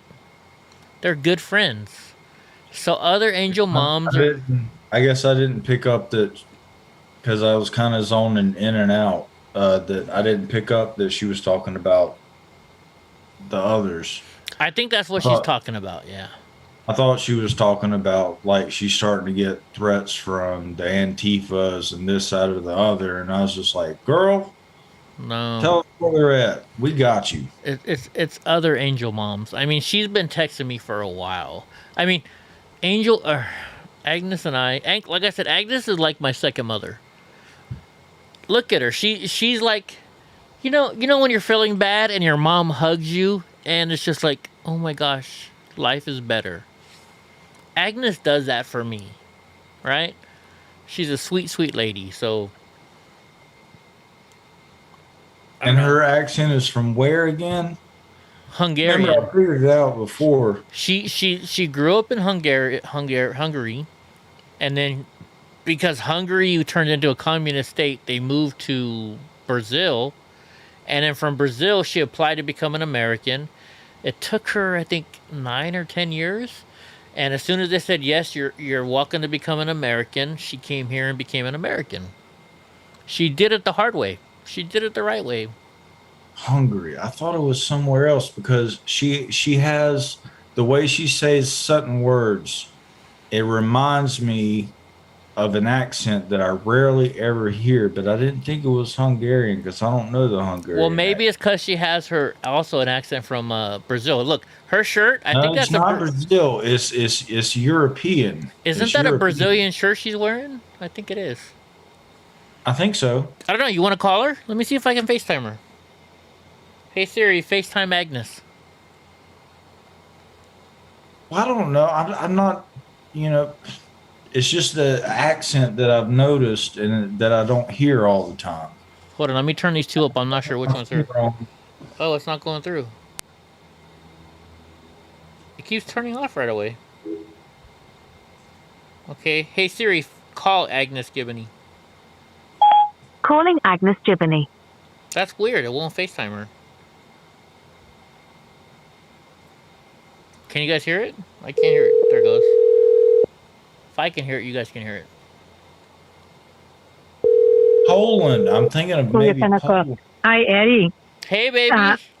Hi. Can I call you back in a couple of minutes? I'm on the other line. Yeah, sure. No problem. Okay. I'll call you right back. I'm live on my show, so FaceTime me. I'll call you right back. Okay, right, bye. Okay, that's why I couldn't FaceTime her. She was on the other line. That's Agnes, though. She's gonna call us back, so we're gonna talk to her, and you guys can give her some love. Let's finish playing her video then. The weakness of others is preyed upon as pawns without them even realizing it. I have remained silent since 2000. Hi, sweetheart. Oh, wait, hold on. I can't hear you. Hold on. Hello? Can you hear me? Yeah, can you hear me? Yeah, just so you know, we're on my show, okay? So everybody can hear what you're saying. Then I'll be nice. How are you doing? Good. I'm always nice. I miss you, mamas. I missed you too. How are my doggies? They're doing great. They're doing great. How are your doggies doing? Well, I only have one. I'm not so lucky like you, but I love her to death, and she's the love of my life. But you have a big, gigantic puppy. I mean, he is probably 3 times the size of mine. He is. How are you doing? I saw your video. We were watching your video, and I'm sorry that... are you talking about what you and I have talked about before, about with the other angel moms? Yes, that's exactly what I was talking about, that I find it very appalling that somebody would bully someone, anybody. That's a very childish, immature behavior and despicable, condescending. And but to bully and to turn against other angel moms and dads is uncalled for. It's just distasteful and rude and unacceptable. And I decided to come out and do the video. So please share my page, because see, this kind of bullying, this kind of backstabbing, this kind of behavior has got to stop. Because like I said on my video, every time you have a Republican who goes rhino, a Republican that does not speak up and fight for our cause, or someone who just says, well, I don't want to get involved, I just don't say anything, that is the worst thing. Letting the door open to bullies, to people that are going to end up hurting other people, and I will not have it anymore. Yeah, you've always been outspoken, and I mean, the first time I met you, we were at the border, right? I was filming Ben, and you came up to me, and I've never met you before, and you're like, oh, Eddie, can I give you a Christmas card? Remember, you gave me that Christmas card? Yes.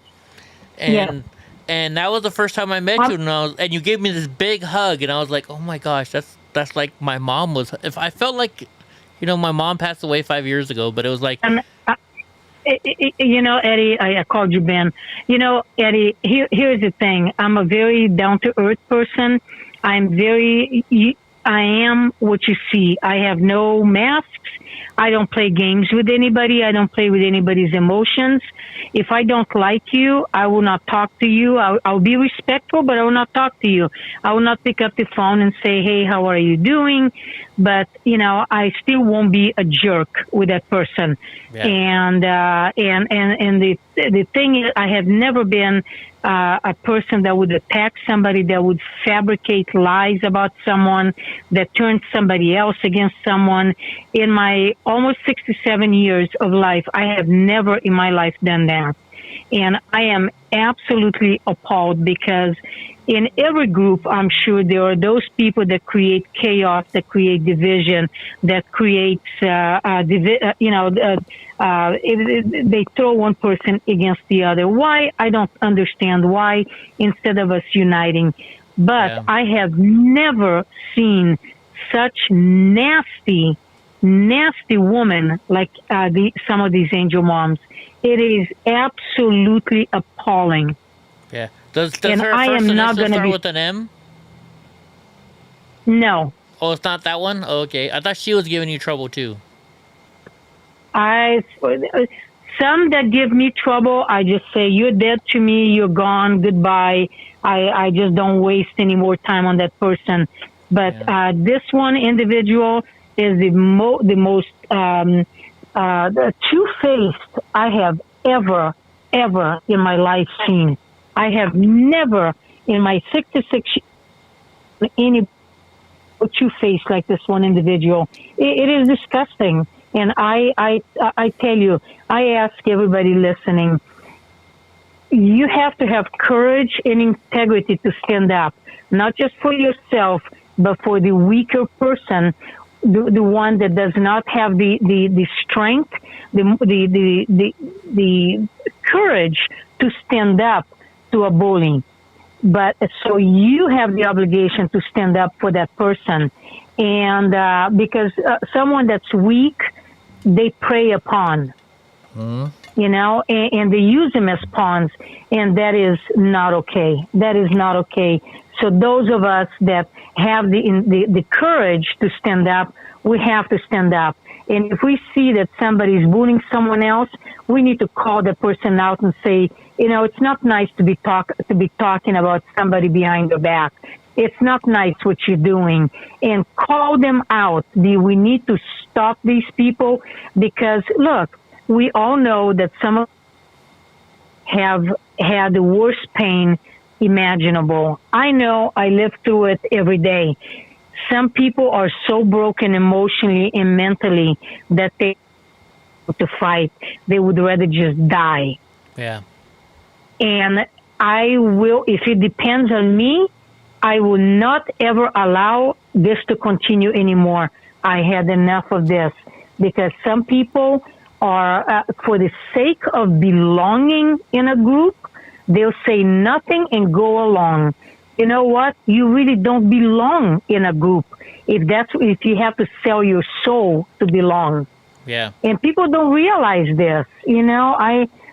So I am very, I thought about it over the weekend. Something else happened this Friday.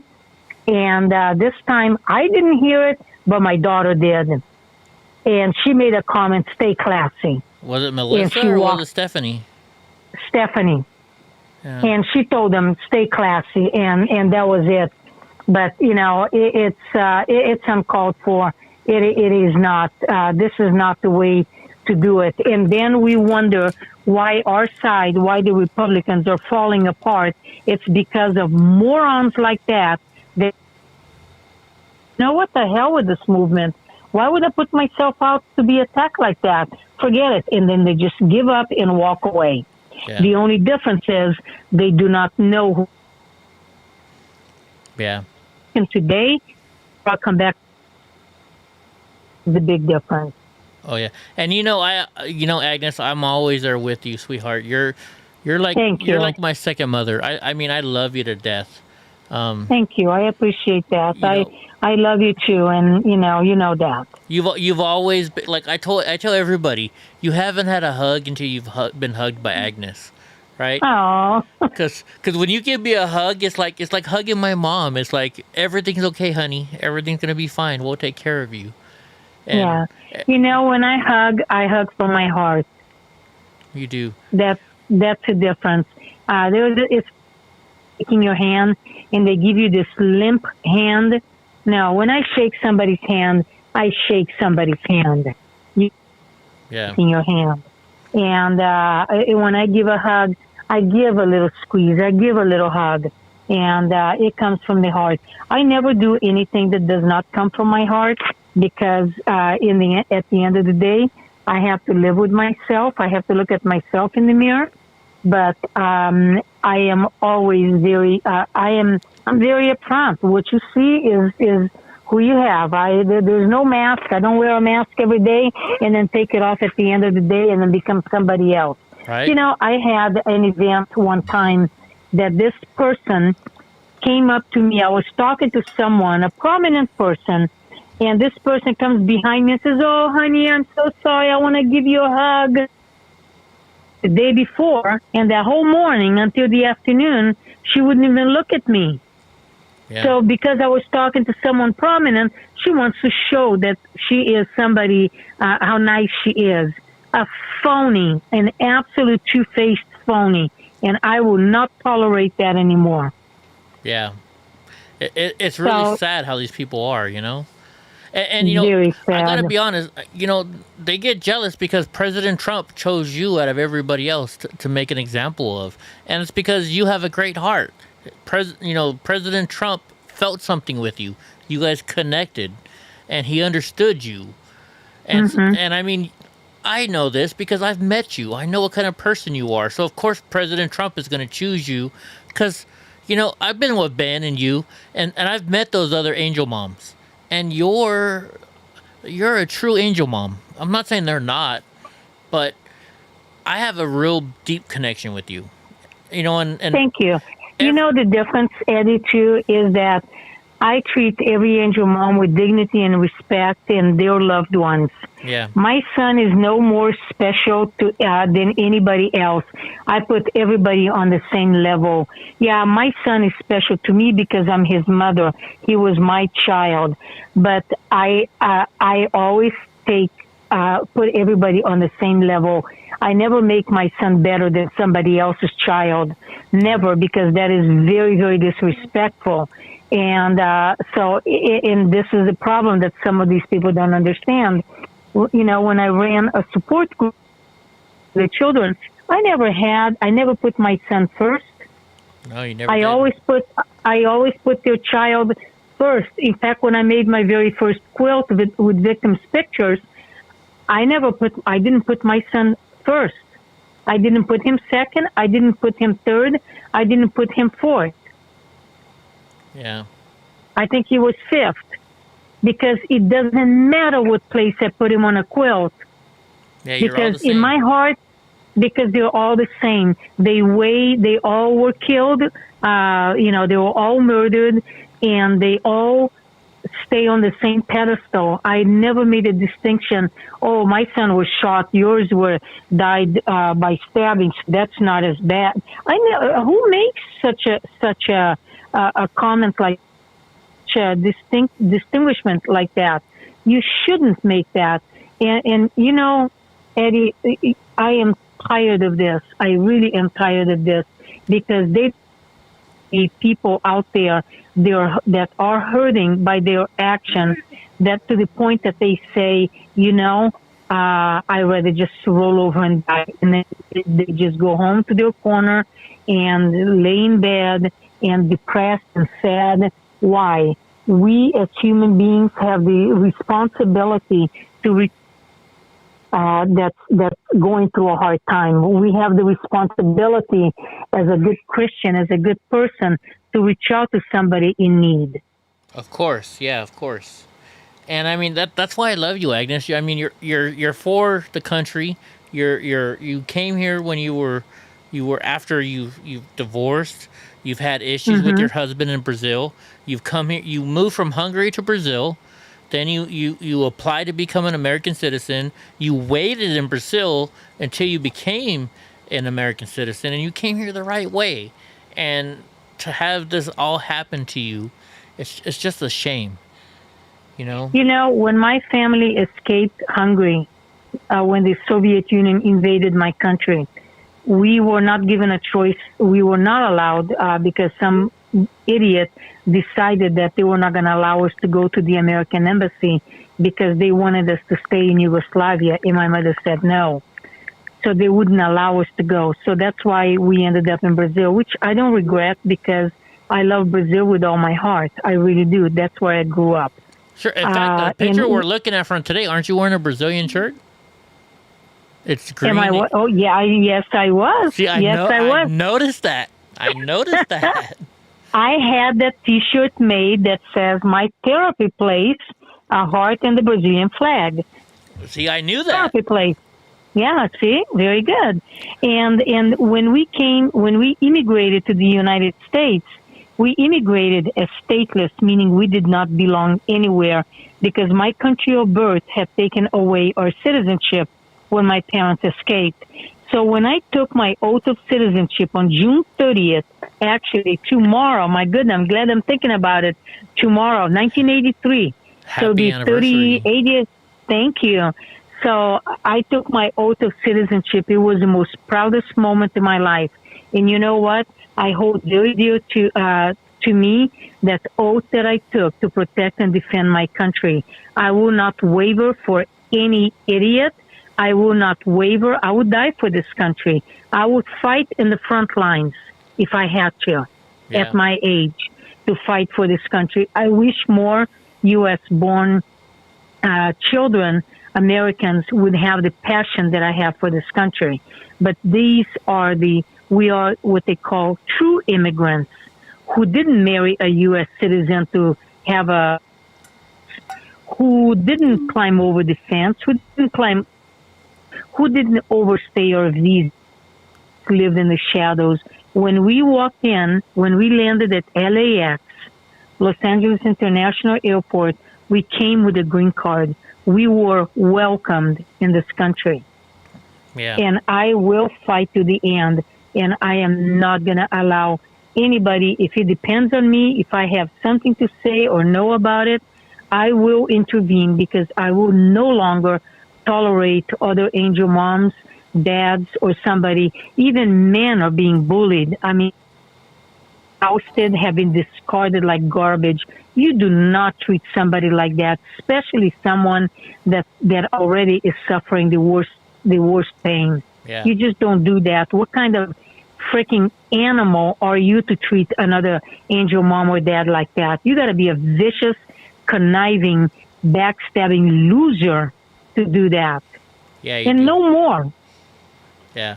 Oh my gosh, I love you so much, Agnes. You're like I said, you're like my mother, but my mom's from Holland, so you got Hungary and Holland are kind of similar, aren't they? Probably. It's all in Europe. It's all in Europe. Yeah. So European. There you go. But I mean, you've always treated me with the most kindness in the world. You're my when I used to have my other scooter, it looked like a motorcycle. You'd sit on my lap, and you're like, I'm your bike mama. Oh, you were the one that told me that when we took a picture. Yeah, in San next Diego. to you, standing next to you. Yeah, standing next to you, and you said, "Come here, my biker mom." Biker mom, yeah, that's it. And then we did, like, the next day we did a show in not a show, but we did a conference in San Diego, and then we went to this little Tijuana bar. We were like, hey, we want to go have a margarita. So we went and got a margarita, and we're sitting at the table, and the people next to us are talking down to Trump. Remember that? Yeah. And we stood up for President Trump, and they shut up real freaking quick, because they absolutely. You know? No, because I remember that, because we had a speaking engagement in San Diego in the morning, and then we had another one at 2 o'clock or 3 o'clock, 4 o'clock or whatever. So in between, we went to go grab something to eat and have a margarita. That was a good darn margarita. Oh, yeah, it was. It was really good. Yeah. And then I remember we met up in L.A. I appreciate everybody. Until you prove to me that you're a jerk, then I'll just spit you out like a old gum, because I do not need people like that in my life. Yeah. But I want people that will add something. I will add something to someone else, and I'm your biggest advocate. I mean, I had counselors tell me if I ever needed somebody, an ally, I would want you to be my ally, because you stand tall and firm, and I do. I'm very just. I'm very fair, but I do not like the backstabbing, the talking behind somebody's back, and criticizing somebody. I had enough of that. Yeah. Oh, no. And, I mean, like I said, I've met you we've spent so much time together. We've done a lot of speaking engagements, you know.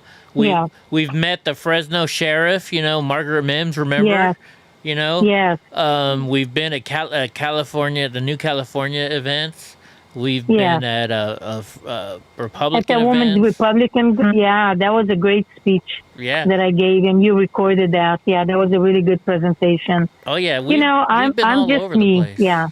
Yeah, we have been and continue to fight, and every patriot out there, you don't have to like somebody. You have to just respect them. You don't have to invite them to your home. You don't have to hang out as friends.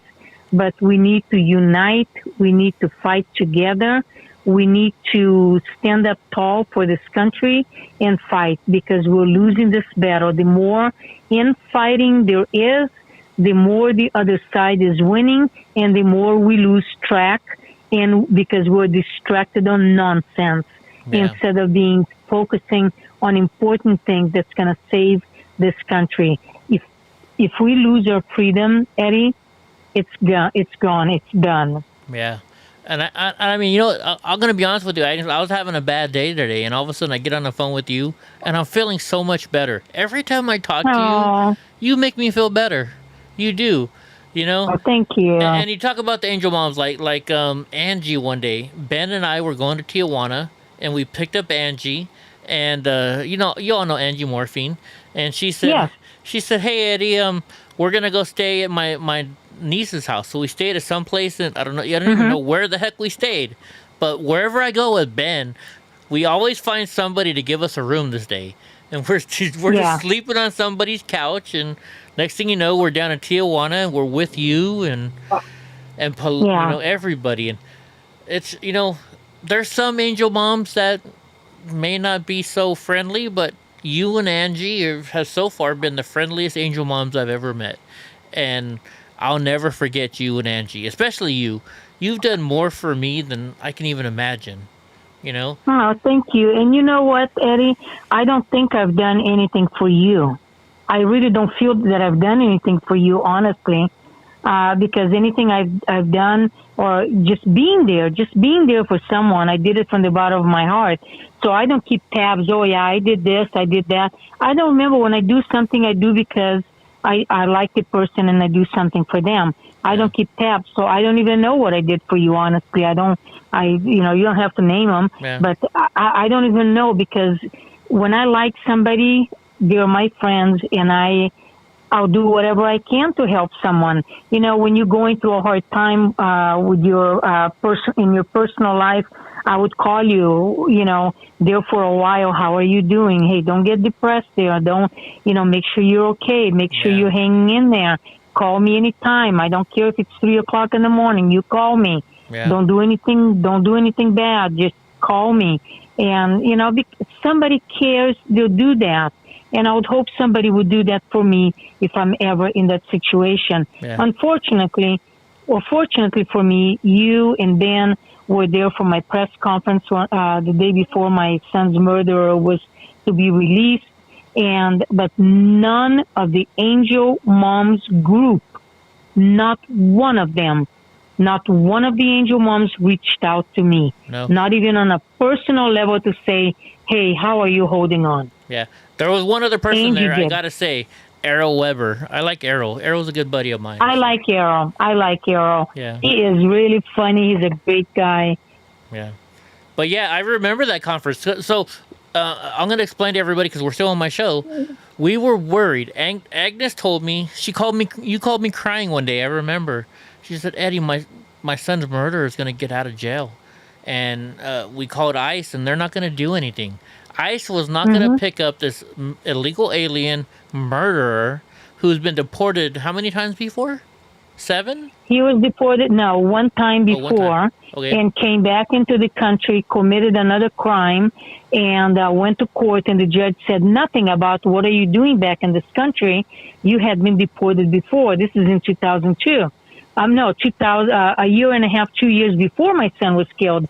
So that judge, if he had done his due diligence and said, I'm going to turn you over to the federal government because you've been deported, then my son would still be alive today. Yeah, so Randall would still be alive. And Ronald, and ICE did nothing. They kept telling me they can't do anything because California is a sanctuary state. They cannot go into prisons. They will not let them know when they were being released. Mind you, the letter that I got from California Department of Corrections said he'll be released on the 23rd or the 22nd or the 21st. So I told him, and he says, well, we can't camp out for 72 hours. Yeah. And I thought, but you're the federal government. We were going to camp out in front of, I won't say what prison, but it started out with one prison, and then Agnes called me, and she's like, Eddie, it's going to be at another prison.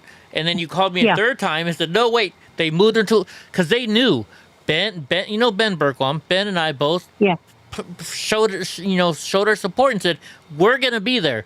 So you know what the California Department of Prisons did? They moved into another prison. And we found out because they have to tell Agnes. So they told Agnes what prison they're going to be at. And we said, well, we're going to be at this prison now. So then the government moved into another prison again. Right? And you know what's really funny is ICE should have known. If they punched in the information on the computer, they should have known. I was the one calling them and giving them the information. So I would call Voice, which that's another story. Which Voice is no longer there anymore. No longer there anymore because Biden dismantled it. When they would, are you okay? Yeah, I'm sorry. I dropped my phone. Sorry. Oh, okay. No, I thought maybe you fallen. So there goes my motherly instinct. Are you okay? Agnes is my mother. Let's just put it this way. You're my second mom. I love you. I know. I'm probably going to marry your daughter because she's hot and she's single again now. Her and her daughter are both getting divorced at the same time. We're both into photography. You never know. Eddie and I won't say her daughter's name, but we might get married. You never know. There you go. There you go. Please do, Eddie. You're a conservative. I love you. Yeah. So anyway, when I forgot what I was on my thing. ICE did not know, so I would call Voice and say, "Hey, my guy was moved from this prison. He was okay. Hold on a second. Let me type this to them as we speak. What prison is he in?" So I would tell them what prison. And 2 weeks later, I called and they moved him again. And then another week later, I called. In 1 month, he got moved twice. He went to one prison. Yeah, down by Palm Springs in the desert there. And so anyways, got moved. Hello? Are you there? Prison there. Oh. And I was the one doing the homework for them, calling them and saying, hey, he got moved again. And so lo and behold, to make a long story short, ERO went to the prison on November 21st. 22nd, actually, because the 21st was the press conference that we did at the Pomona Superior Court. And the 22nd, he was released at 8 a.m. They picked him up and put him over the border in El Centro. Wow. But I had to do all the legwork. There was not one angel mom that called to offer help, to bring attention to the issue, to rally with me, to fight with me. Not one of them. So what good are these groups for? For what? If they backstab you and they don't do anything for you, they just promote themselves, then they shouldn't be called a group because this is a clique and I'm not doing this anymore. Yeah. But also, not to talk about cliques, but I got to be honest, I think President Trump had a big deal in that because I remember you were on Fox News talking about it. And next thing you know, I got a text message from like 20 people. They're like, "Hey Eddie, we saw your picture with Agnes on President Trump's Twitter." And I'm like, "What are you talking about?" So Agnes was on Fox News that Saturday morning, and next thing you know, Trump had tweeted the post saying, "Agnes, Ronald is very proud of you up in heaven." I think that's what he said, wasn't it? And your boy is very proud of you because I did I did my press conference on a Thursday. Friday morning, he got released. So I had a special with Fox and Friends that I told him I'll give him the exclusive. I had interviews on KTIE, John and Ken. I had that Friday, Saturday, Sunday, and Monday. I had probably about 15 interviews, radio, TV. It was overwhelming. After that is when I got sick because I was just so emotionally drained, and I got my throat started hurting. I just got sick. My body just couldn't take it anymore.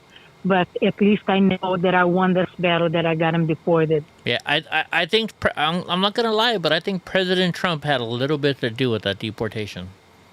I probably would so because I reached out to the White House because I was running into the wall. Everywhere I turned, I ran into the wall.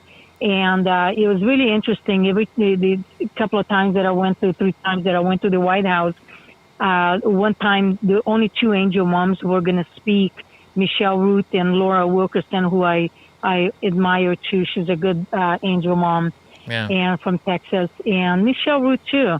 And she got done wrong too. You know, it's just unbelievable. But anyways, they were the only two that are going to be speaking. And then President Trump kind of looks around and he locks eyes with me, almost like I know you're here, and gives the opportunity for a couple of other people to speak, and says, "Come on, sweetheart. You want to speak?" And I said, "Me?" He goes, "You, sweetheart, come on." And he takes my poster, my picture, Ronald's picture out of my hand.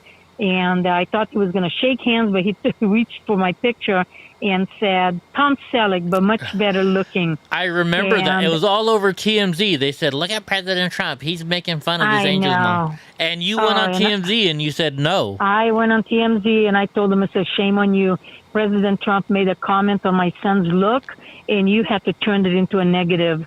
And I said, so many people had said in his through his lifetime that he looked like Tom Selleck, and you have to turn it into an attack on our president. Shame on you. That is disgusting. So I called them out. They gave me an interview because of that.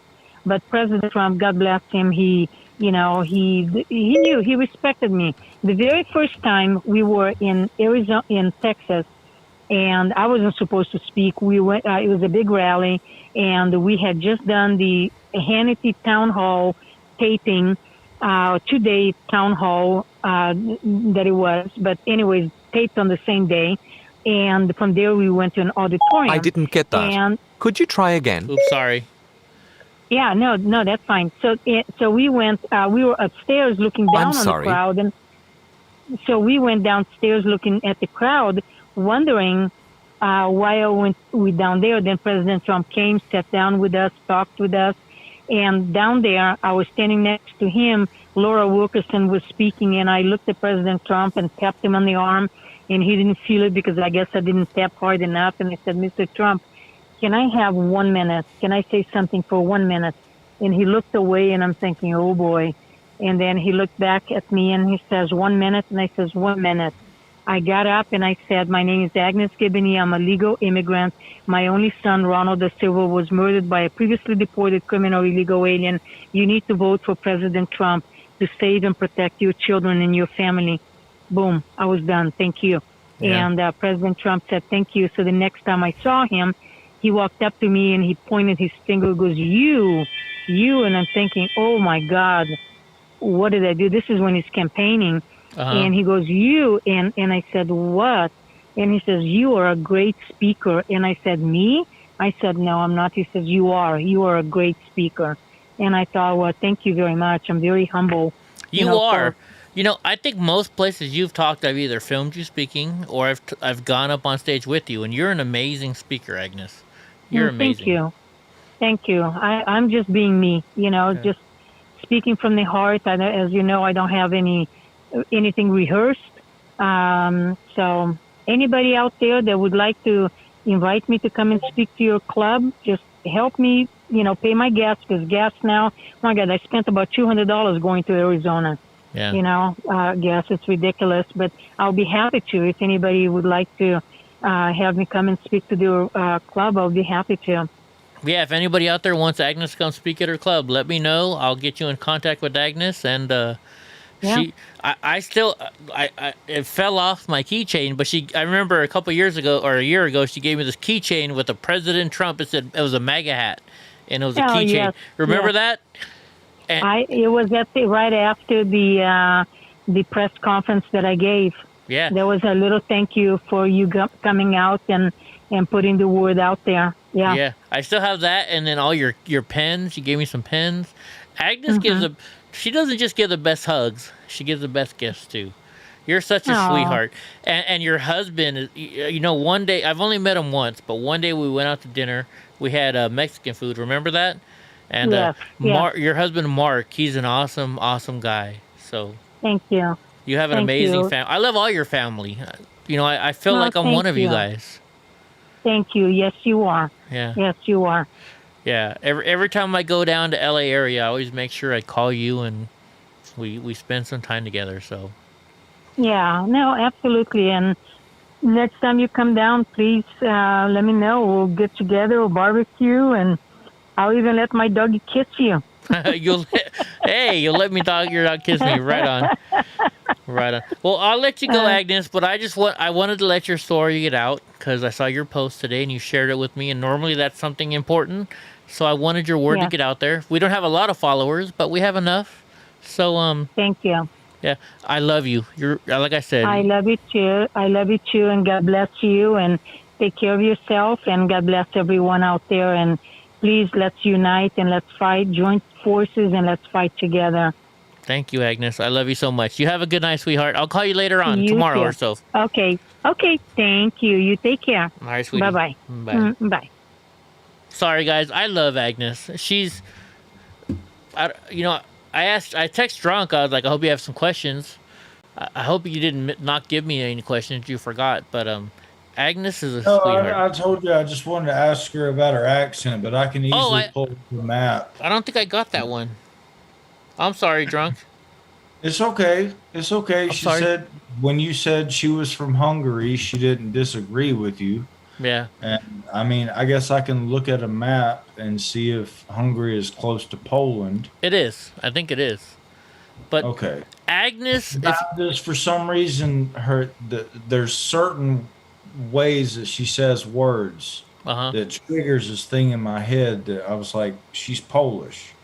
She's Polish. I know he said that she's from Brazil, but I'm hearing Poland, something else. Yeah.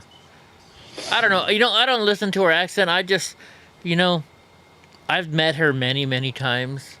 And like I said, her hugs, when Agnes hugs me, it's like, like right now, today I'm having a bad day. But if you didn't notice, when I started talking to Agnes, I got better.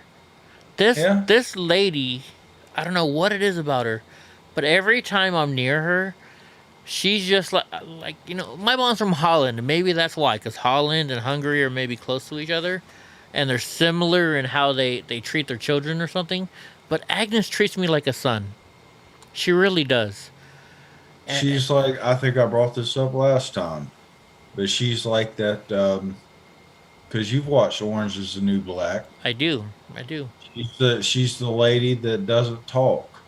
Yeah, kind of. Remember that season where they were just like infatuated with her, and all she had to do was come up and just like rub their shoulders. Yeah. And everybody felt okay. Like all their worries just. Yeah, like I said, right now I've had a bad day. I wasn't feeling good today. And by the way, Boris, you donated when Agnes was talking. I didn't want to interrupt her. Thank you so much for donating. But like, whenever I'm around Agnes, it's just like I think I'm trying to remember the last time I saw her, and I was having a bad day, and she just comes up and she's just like hugging me, and she's like, Eddie, everything's gonna be okay. And for some reason, I felt like everything was gonna be okay. Agnes is just that, like, she's like your grandma, I haven't had a grandma in my life, but I can imagine that whenever you're around like your grandma, things are gonna be okay, and that's what I feel. Yeah. And speaking about that, how is your mama, Drunk? We didn't ask about her today. How is your mama doing? I haven't got any updates. I mean, she's at home. She's a little timid. Good night, Kim Tone. She doesn't want to walk around. Tell her Eddie says you need to walk around because you got to do your gosh darn exercises. Yeah. Because we love you, Mama. Well, maybe when you come visit, you can come over there and motivate her. I'll be like, don't do like I do. I'm a lazy motherfucker, but do your goddamn extra. Yeah. Orange is the New Black. Yeah, it's a good show. Yeah, it's definitely a good show. It's a very good. If you like seeing boobies and stuff, you're definitely gonna like it. But it's also a good show because it talks about jail. Some stuff is like a little. No, see, okay, so I know a very high-ranking correctional officer. But he only does male prisons, maximum security. He's dealing with, he said majority of his fucking thing is child molesters and murderers. Really? Yeah. He's like, because I brought it up, I was like, "Oh, you got to keep those child molesters away from the rest of them." He's like, "Dude, that's most of them in there." But he was saying from his experience that Orange is the New Black is almost the most spot on of how a medium security prison works. Really? He said it's the closest he's ever seen. He's like, it's not exactly the same. Yeah. You know, unless the director was a correctional officer. But he was like, it's the closest I've ever seen on television. Yeah. Oh, by the way, you know, guys, earlier when I shared that picture of Angie Morphine and Sheriff Mark Lamb, so I texted Angie. Hold on, wait. I'll put it on the screen. I was like, I'm jealous. You got to meet Sheriff Lamb, right? This is what Angie wrote back to me. Let's see if it shows it. Oh wait, that's the other screen. Hold on. Oh, you were going to show, or I thought you were going to show the video of that guy that was going off on Don Lemon.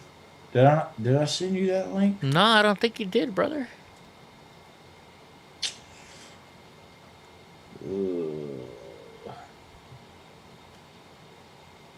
There we go. Oh, I know why it's not showing it. Cause this is on. Okay, so this is what Angie Morphine sent me. I'm like, I'm so jealous you met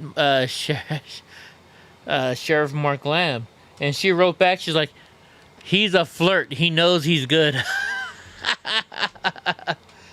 Can you guys see it? Let's see. I can't make it bigger, but that's what Angie said. I love Angie Morphine, dude. You know what? Speaking of my angel moms, if you're an angel mom out there, if you've had a child that died to a illegal alien, God bless you. And you know, guys, I'm not gonna do the news tonight. We've been having fun. I think this was a good night. Us chilling, just chatting, right? Oh yeah. You know, we did something different tonight. What's more amazing is you went from fucking 13 dislikes to 3 dislikes. I know, that's weird. What the fuck happened there? How did that happen? I'm pretty sure I know what happened shit. It would be sounding like I'm patting myself on the back, but I think maybe some people from that thread came over, thought that they were going to come over and own us. And they were just sitting back waiting on us to say something silly like they thought we were going to say. Uh-huh. That's my hope. That's my hope. But I don't see the YouTube algorithm deleting people's dislikes. Yeah. Not for this channel. I know, right? It was weird. I mean, we normally get a lot of dislikes, but 13? That's more than normal. But that's the first time I've ever... and I did invite a different former employee of mine to come in, and we went over some shit today I think we maybe talked for like 2 hours. But he was trying to convince me of, I think, socialism. And I was just squashing everything. And he was this guy's currently in college getting all this fresh new information. He thinks he's the smartest guy in the world. And I was just like smashing his shit. Like, not even in my mind. Like, he was like, okay, yeah. So, yeah. I don't know, man. Some of these people that, you know, they think they know it all, and then you show them the real facts, and they're like, because, you know.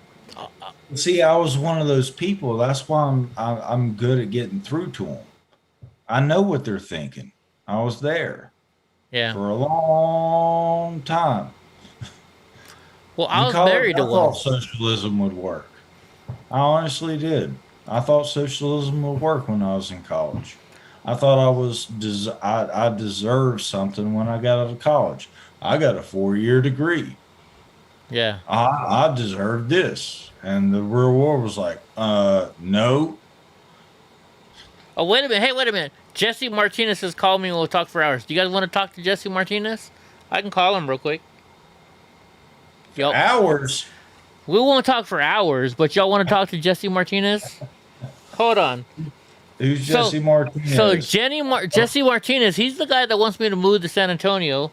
He's gonna Jesse Martinez wants me to move to San Antonio. He's gonna hook me up with a place. He's gonna find me a job. Oh, the oil rig thing? Yeah. Hold on. Let's call it Jesse Martinez. Jesse, we're calling you right now. You shouldn't have said to call me, and we'll talk for hours. What's going on, buddy? What's up, brother? How you doing? It's not 2 hours, so I haven't fucking eaten yet. You're on with Drunk Uncle and Eddie Block. What's up, brother? How you doing? What's going on? Oh, man, over here in Midland, Texas, enjoying that oil life. Oh, you're in Midland today. You're not working. You're not in San Antonio, huh? No. Working over here in Midland. Texas tea, right? Texas tea. There you go.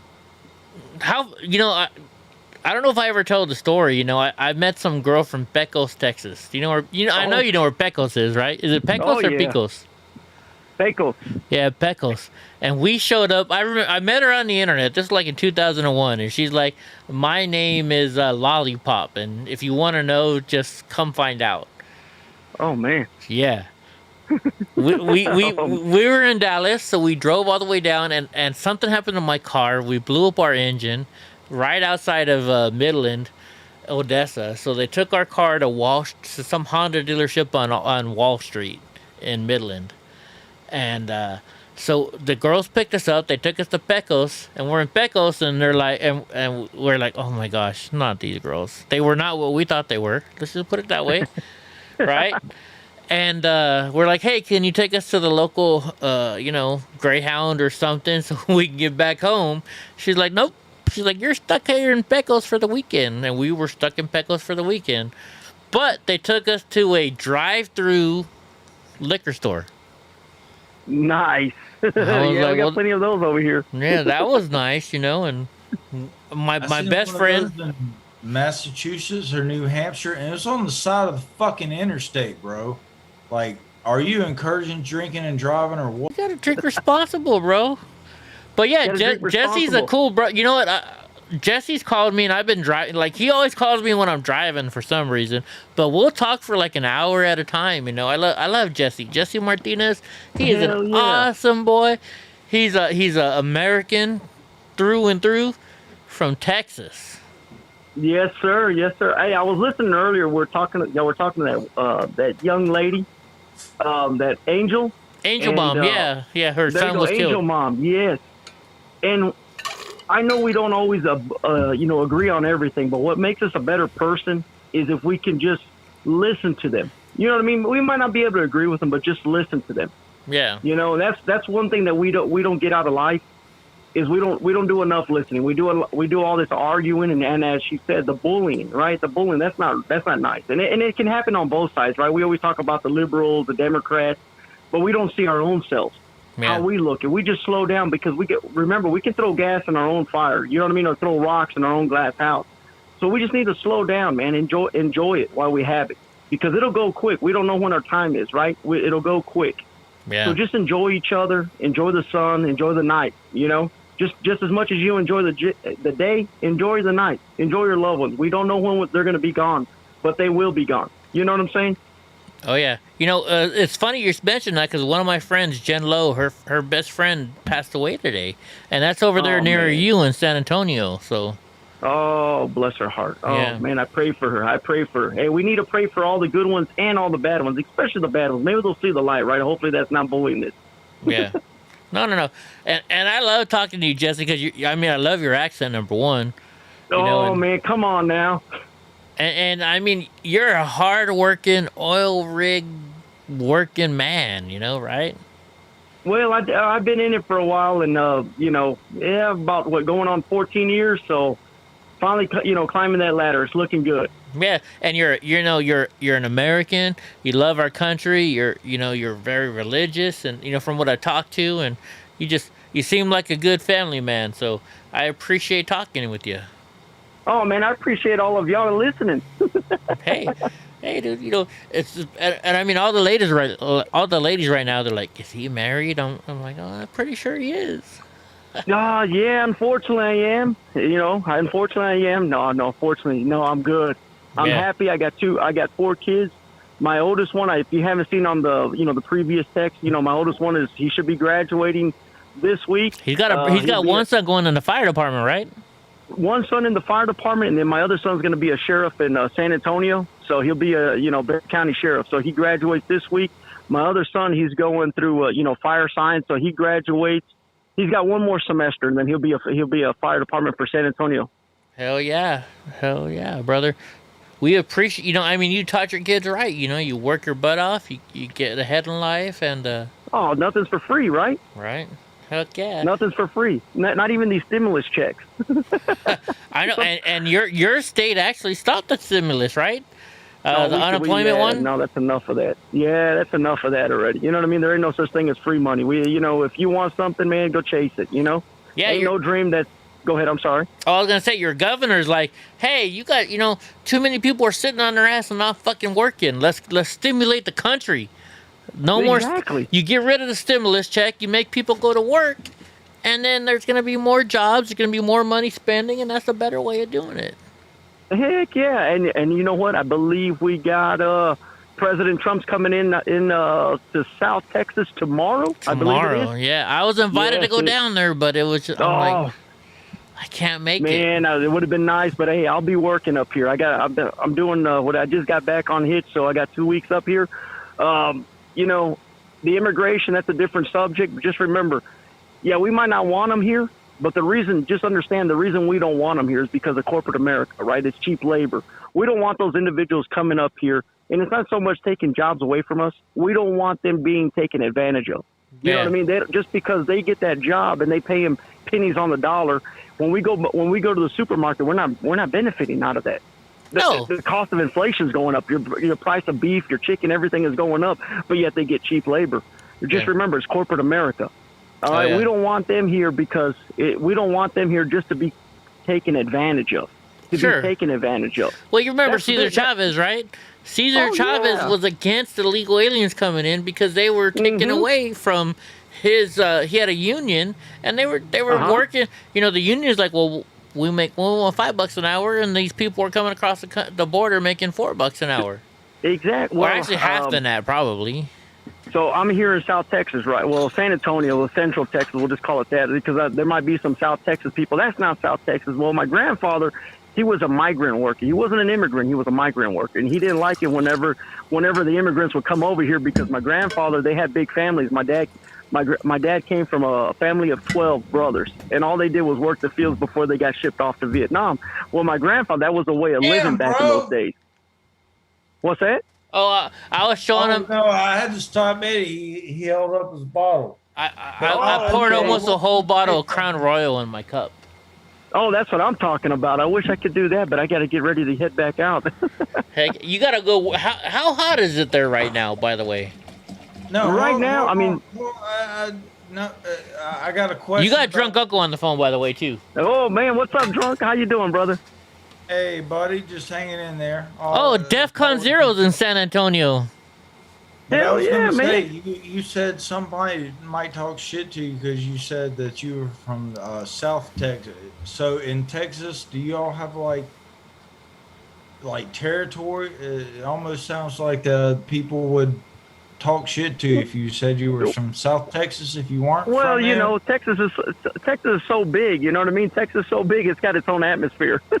You got North Texas, South Texas, East Texas, and West Texas. Then you got Central Texas. All right, I got a question for you real quick. Have you ever been to Harry Hines Boulevard? I want to fucking come to Texas. Where, I've fucking dedicated to moving to Texas because I swear if the commies and socialists come in, I think Texas is going to be like, fuck you and fuck that Mexico fucking wall. We're building a fucking wall around the United States. Hell yeah. Let's move the heck out. Open arms, man. Open arms. I keep telling Drunk, we got to move to Texas and start our show from there. I was like... Heck yeah. I mean, you got Austin right there. I mean, you got all types of people that are... out of Austin that are doing those shows there in Austin, San Antonio. There's even a couple here in San Antonio. All right, so God Rides a Harley says, Eddie, I've been to every strip club on Harry Hines. Do you know Harry Hines when I mention it? Oh, Dallas. Where was that at? That's in Dallas. Yep, that's it. Yep. So I was working in Dallas, right? What's up with Elon Musk's town? Is he flipping Brownsville? Is that what I heard? Oh, he's got, what is it, SpaceX out that way? And then he's got over there on I believe it's on the eastern part of Houston, Austin. Bless America. He's got that big old Tesla shop going up. Yeah, he left California. He's like, F California. What's that? Did he not buy his own town? And it's going to be, this is a couple months ago, but I heard he bought it. I thought it was Brownsville, Texas. I don't know if he bought the town. I mean, man, if he bought it, well, heck yeah. But he's coming to Texas. I mean, we don't play that. That hey, sit down and get a free check here. Hell no, you don't. I just heard he was going to run his whole town off it. That's where he was going to dock SpaceX at. Yeah, he's got SpaceX down there in Brownsville, Texas. Yeah, he's playing with rockets out there. But I heard that he was gonna try to flip the town into like the whole thing was going to be run off Dogecoin, like crypto. Wow! I didn't hear nothing about that, but hey, I wouldn't put it past him. So if you haven't heard about it, I'm probably just hearing misinformation. That would be my assumption. Well, hell, I'm nobody. You know what I mean? But I'll keep my ear out. You just a hard-working American is what you are. But he's in Texas. He's in Texas. He's gonna hear fucking Texas shit. Like I hear North Carolina shit more than I hear about the rest of the country. So, if he don't know about it, then most likely it might be some. I'll tell you what. We'll do some digging up on that one. We'll do some digging up on that. Heck yeah. I actually dated a girl from Seminole, so I'm sure you know where Seminole is. Yeah, Seminole, yes, sir. She was a crazy girl. Girl. No. Them girls from Pecos, though. Those girls from Pecos. I remember my friend, Eddie. Don't ever tell what we had to do here to get home. Hell yeah, man. Hell yeah. We thought they weren't going to take us to the airport there one day, And so my engine blew up. So I next thing you know, my company's like, "Hey, we're sending you to Seattle." So I'm in Seattle, and I call up the Honda dealership over there on Wall Street in Odessa. I think it was Midland. I'm not sure. It was on Wall Street. That's all I know. And they're like, "Yeah, your car's ready." So I flew all the way from Seattle, picked up my car, drove all the way to California, hooked up with a friend of mine, then drove all the way to Seattle. From Midland, Texas. That was a long-ass drive. But San Antonio, you guys got the river walk. You guys got some good stuff down there. I remember I was there for a New Year's, and they had the ball drop in some park. Do you know what park that is? Oh, yeah, the Hemisphere? Yeah, they had the big ball drop in some park down there. Yeah, the Hemisphere Park. Yeah, I hung out there. We went to the Riverwalk, and it was Planet Hollywood or something like that. I mean, this was years ago. So. Oh hell yeah, man! I mean, there's a lot to do.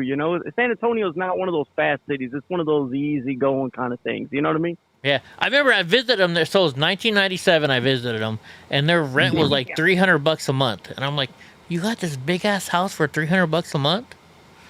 Yeah, man. Coming from California, that was cheap back then. Oh, yeah. So I'm definitely going to go. I definitely thinking about moving to San Antonio. I liked it. I had fun there. Y'all, It has its good parts and it has its bad parts, just like any other town. You know what I mean? Yeah, like I mean, it's hot, right? Yeah. What was that? Is it hot? It's hot there in the summer, right? Well, you got to get accustomed to the humidity. That's what it is. It's the humidity that gets you, right? It's it's hot and everything, but it's the humidity that gets you. Yeah, but I mean, it keeps you looking young. Hey, there you go. As long as you got good burritos and hot Mexican women, I'm happy. Yeah, well, what do you mean burritos? Like we call them tacos. Burritos like free birds. Yeah, well, I don't like Tex. I'm not a big fan of Tex-Mex because I'm allergic to corn, and you guys put corn and carrots in your rice. Well, it just depends on where you go, Yeah, I gotta go to a real Mexican place. I'm not a Tex-Mex fan just because I'm allergic. I'm allergic to corn and carrots. So that messes me up a Well, little I bit. tell you what, next time you come here, we'll hit up some of these hole in the walls, and you know that's where you're gonna get your good Mexican or Tex-Mex food. You know what I mean? All right. Yeah, that's the best place. You know, you go to the Greasy Spoon. The Greasy Spoon. Hey, is hell where it yeah, is. that's what I'm talking about. You know, these glamour, they're only doing it. You know, they're only doing it for the menu. When you start seeing a fancy menu, no, you know. Right on. Well, Jesse, I'm glad you called in, brother. We put you on the show finally. You and I have talked many and many a times. You're a good buddy of mine. I added you to my friends list, so you're in there. Yeah, man, I appreciate that. Likewise. Yeah. Well, thank you for calling in, brother. I'm definitely thinking about moving to San Antonio, though. San Anto, right? San Anto, yeah, there you go. Yeah, San Anto, there you go. Here, I gotta. Whenever you do it, hey, just look me up. Let me know when you're coming. We'll have a good home welcoming party for you. Right on. So I got a story for you. So back in the 90s when the internet first came out, I worked for this company. Drunk Uncle's wearing his hat or his fuzzy hair.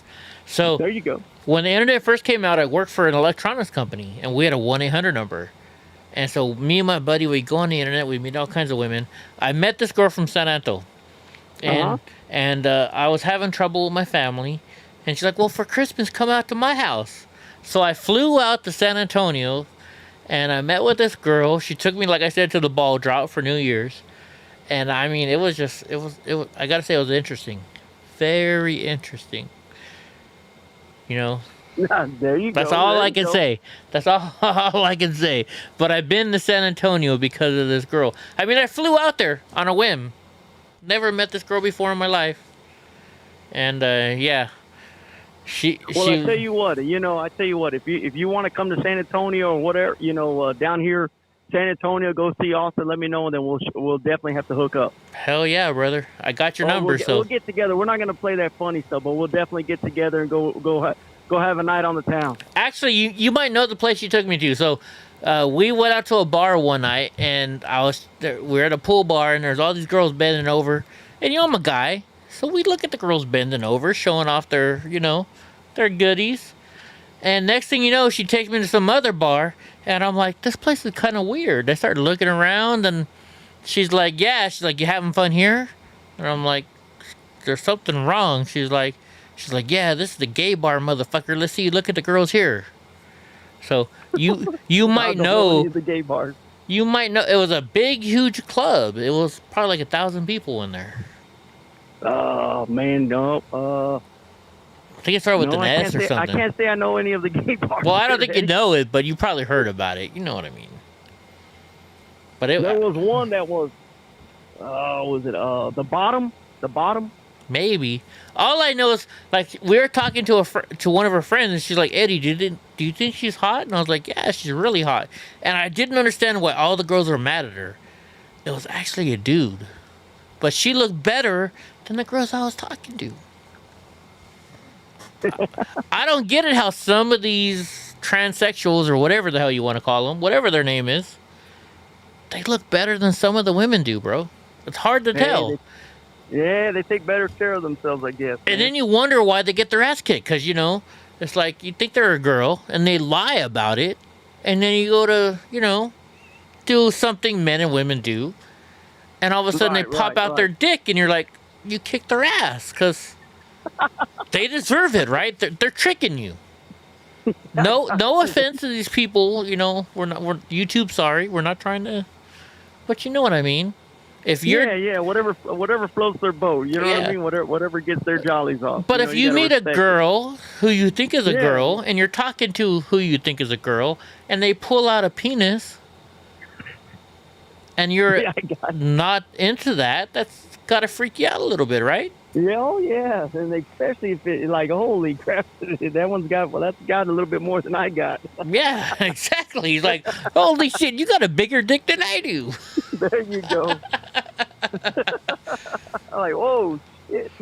Right on, Jesse. Well, thank you for calling in, brother, man. I love you. I always enjoy talking to you. Hey, Drunk, you got any questions for Jesse about Texas? It's awesome, right? Texas is awesome, man. Well, you interrupted him, Eddie. Let him talk. Is Texas awesome?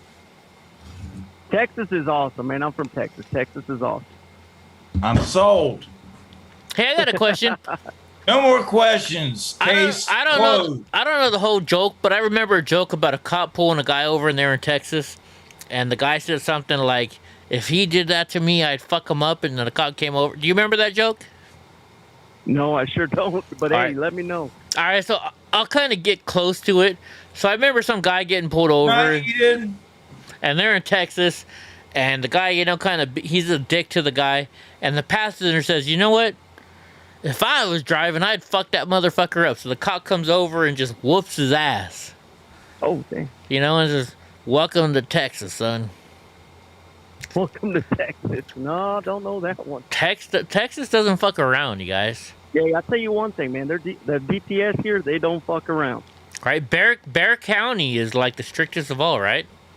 Bear County is one of the strictest ones, yes, sir. I mean, you got Dallas, Harris County, and all them other. I mean, they all, you know what I mean. They practice what they preach. You know what I mean. Just comply, and yeah, and everything will be okay. But if you don't want to comply, I mean, hell, it's But that's what we want, right? 8 or size 10 in the foot, in the ass. What was that? Follow the fucking rules.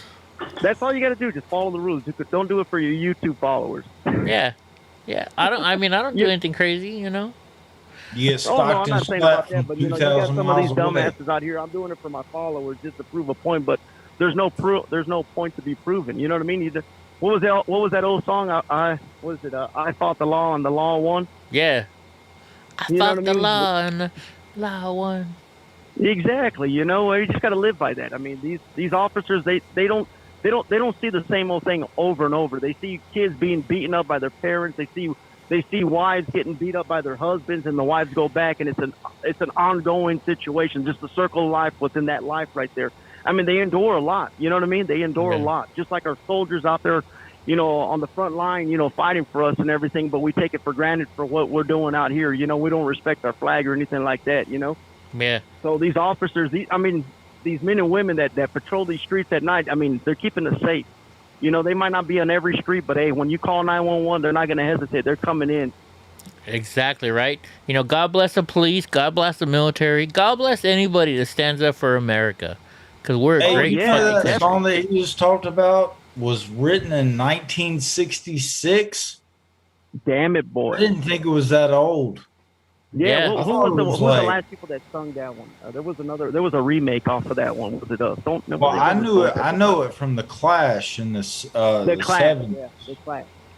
Yeah. The Bobby Fuller 4. I fought the law. I haven't listened to it, but I think it might be the same. 1966. Damn. Yeah. Well, God bless you, Jesse, man. I love you, brother. I enjoy talking to you all the fuck. Y'all too out there, Yeah. God bless everybody out there, even the ones that are lost. Hopefully, we'll pray for them, and they'll find their way back home. It just takes a little bit of praying, a lot of willpower. Heck yeah. And you tell your two boys that we love them too, man. Hey, I appreciate that, guys. Thank y'all so much. You know what I mean? Hey, all of y'all, I haven't met any, a lot of y'all guys, or none of y'all, but y'all guys are definitely in my prayers. Definitely in my prayers. And your family's in ours too. And hey, I'm gonna come meet you Sunday, brother. You're an awesome person. I love talking to you all the time. I look forward to the day, man. Hey, bring drunk too, man. Bring drunk too. I'm trying to get him to move to San Antonio with us. I'll wear that invisible mask that nobody knows about. In Texas, you don't need a mask, bro. Texas is open. You don't open. need a mask in Texas. No, on the stupid plane. Oh, on the plane. On the stupid plane. Oh, yeah. Yeah, well, he's not a driver, But I am drunk uncle, so you can, as long as you're drinking, you can keep your mask off, right? So that's me the whole fucking time. Good. Hey, well, I'll tell you one thing. I was coming back up here real quick. I was coming back up to work, and one of these ladies asked me what I did, and I was telling her, because I had all my clothes hanging on my rack, my shirts hanging on the rack on the back seat, and she asked me where I was going. I told her I was in the oil field. And you know what this lady told me? She told me, thank you. And I was like, oh, you're welcome. She goes, she admitted saying that, in the past, she thought oil field workers were disgusting and all this stuff that they put on the thing. And I said, well, I'm sorry to tell you that, but we're not all like that. You know what I mean? Yeah. And she goes, no. And she didn't understand about the economy as far as the oil and everything, By us doing what we're doing out here, like in the U.S., and we're trying to keep the barrel here, and we're trying to, keeping our barrels on the stock market to sell to other countries. Now she understood that. Yeah. That by us doing what we're doing here is helping our economy in other places by selling that, and then also driving down the prices. So, y'all guys that are listening and everything like that, listening to me right now, hey, don't hate on the oil field. Don't hate on the oil field. Oh, we never do, brother. Yeah, those guys are keeping the economy going. That's one thing that we need to stay into as far as the economy. I work for one of the majors out here. I can't really say who it is, but I work for one of the majors, and just put it like this: double X, if you can figure that out. So by us doing what we're doing here in the state side, we're keeping the economy going on our end. On our end, we don't like to see stuff made in China. Yeah, American made, brother. American made. Exactly, all the way. Well, Eddie, Drunk, y'all have a good night. God bless y'all too. Everyone else that's listening, I pray for y'all. God bless y'all as well, and thank y'all for having me. Right on. God bless you, brother. We love you, man. We love you. Love y'all too, man. Have a good night. Enjoy it. All right, Jesse. Have a good night, brother. You do the same. Bye-bye. Bye. Thank you. Oh, sorry, I cut him off too quick. That's Jesse Martinez, bros and girls, brothers and sisters. Jesse is an awesome fucking dude. He's a hard-working motherfucker. Go and watch some of those oil field videos, right? There used to be this show called Black Gold on I used True to watch TV. some of the old ones, and like the fucking you fucking die out there. Hi, bro. dog. Yeah, I mean, it's hard work. What he does is hard work. Chains and shit, and those big ass fucking I work on very small versions of that, but that torque and the pressure, and you're a plumber, so you worked on. Yeah. Just imagine what you worked on is 10 times. Their job is 10 times worse. Yeah, I used to watch that show, Black Gold Sea Pence. I love that show too, but it was all fake. It sucks. It was all fake. Fucking one of those chains. The show was fake, but what they do is real. Like, Jesse risks his life every single day. If that chain goes wrong, he's hurt. He's in a lot of pain. So God bless Jesse. Because you know what? America does sell a lot of oil to other countries. We make a lot of money exporting oil. See, the crazy thing about these, we just happen to talk about chains, pulling on shit. So the Scout that I have, yeah, there's an interesting thing about international scouts. It is rare that you will find an international scout that's not fully restored or mostly restored that has a back windshield. Do you have a back windshield on yours? No. Okay. Absolutely not. I keep the top off. The top's just sitting on the side. I haven't put it on in a couple years. It wouldn't fit in my garage if I had the top on. Is that tall? It's on 40-inch tires with an 8-inch lift. Oh shit. Yeah. 8 to 12. I don't know. That's just what I was told. Yeah. Nah, sorry, Boris. We didn't do any news today. Sorry, buddy. We just talked a lot of shit tonight. How about that? Yeah. But Scouts are farm vehicles, and a lot of the times they were used for pulling shit out of the ground because they had a lot of is it torque? Yeah. That's just fucking pure muscle, climb a wall shit. And so they would wrap chains before. I mean, this was back in the early 70s. So they didn't really have tie down straps. Stuff with good material and so they would try to rip fucking stumps out of the ground, and that fucking chain would pop off and just smash into the back window. Oh, of course. Dude, here, hold on. Most scouts do not have a back window in it because they've all been smashed out from. Yeah. All right, here, Drunk, you got to see this. This is the kind of stuff that Jesse does. And I asked him the first day I talked to him, I'm like, I watched that show Black Gold with the chain and stuff. Is that what you do? He's like, Eddie, that's what I do every freaking day. So this is not the video Black Gold, but this is what Jesse does every gosh darn day. Ooh, that's loud.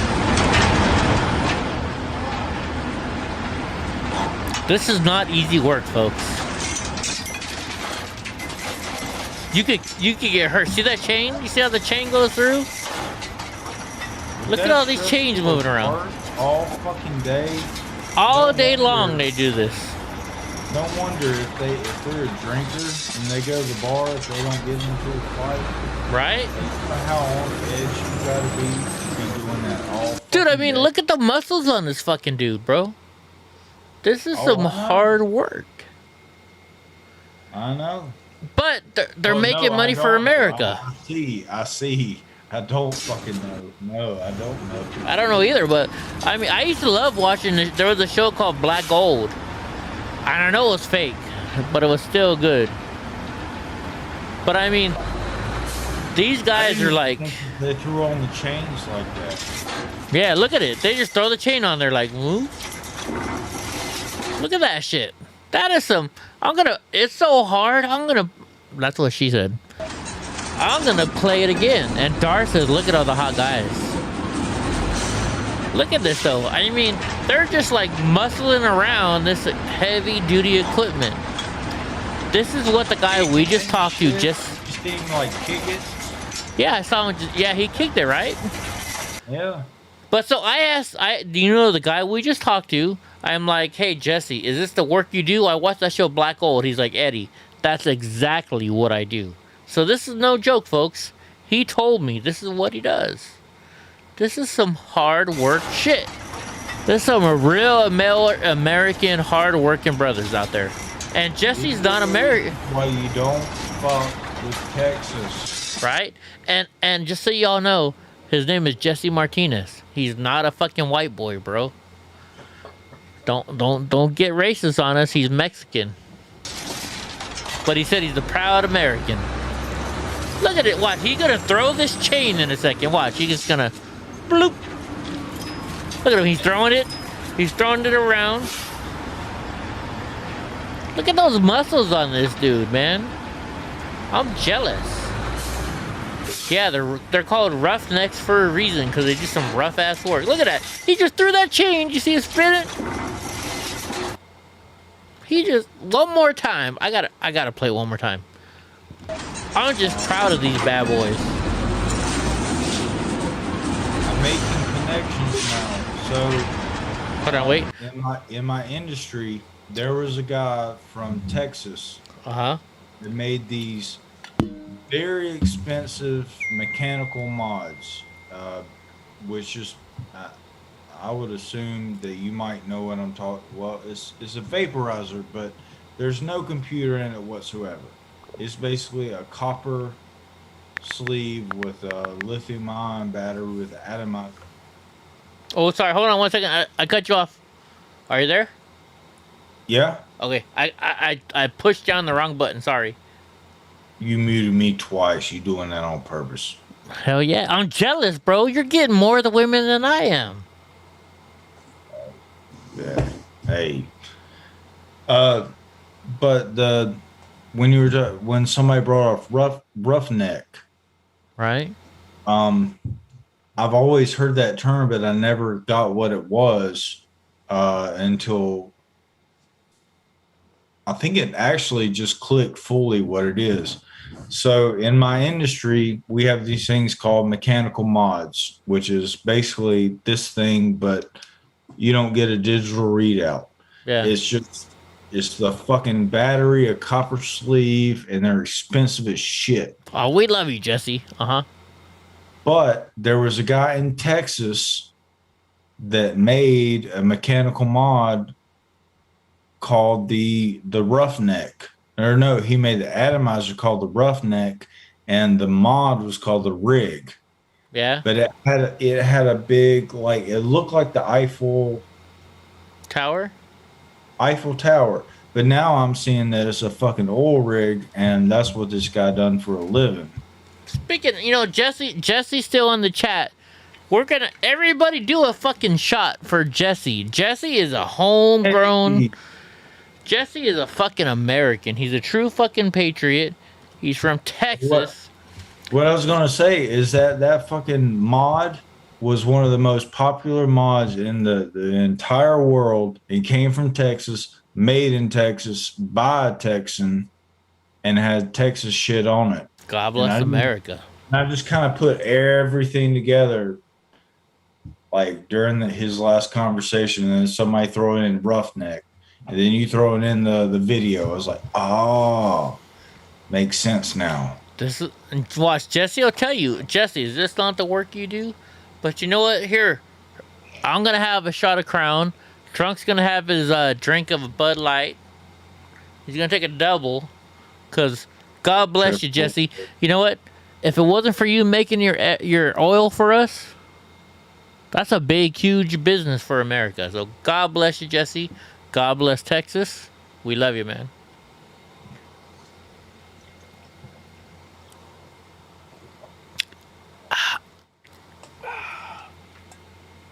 Ooh, that's good. Oh yeah, Drunk, did you see 4 times as long just because it's beer, not liquor. Did you see the cups I got today? Hold on. Yeah, I got some good cups today. I was at the thrift store. I saw this shit and I grabbed it real quick. So this is our 41st. This one's a George Bush. It's our 34th president, right? George Bush cup. It's all right. It's all right. 34th. He's not that far back, is he? No, wait. Did I read it wrong? Hold on. Let's see. We're talking about George Senior. Yeah. Hold on. Let me see. What did it say? I think he was. Oh no, 41st. 41st. 41st. 41st. I was wrong. I'm sorry. Right. And then here I have. This one is our. Just kicked in for Eddie. I can tell it. Yeah, this is Gerald Ford. See Gerald? Gerald Ford. I got this at the thrift store for 99 cents. He's our 38th president, Gerald Ford, right? Can you guess which one my favorite one is? I wasn't alive. I Bill got my Clinton. favorite. Nah, not even close. Nixon. All right, so this one is our 37th president. I showed this earlier. Do you know who our 37th president is? No, what year? I don't know. It's 37. Is your favorite? You should know what year it is. No. That's not my favorite. This is not my favorite. Oh, I thought you said this is my favorite. Guess what it is. I said guess That's what why my. I guess Clinton. I said guess what my favorite is. So this is the 38th again. This is Gerald Ford. Drunk Uncle, who do you think my favorite president is? Other than Trump. Bill Clinton. Fuck you. Chupas mis huevos. I haven't. Well, I don't know. I got a few names in mind. Hopefully they're in the realm that I'm thinking of. All right, we'll say it. Well, there's a few.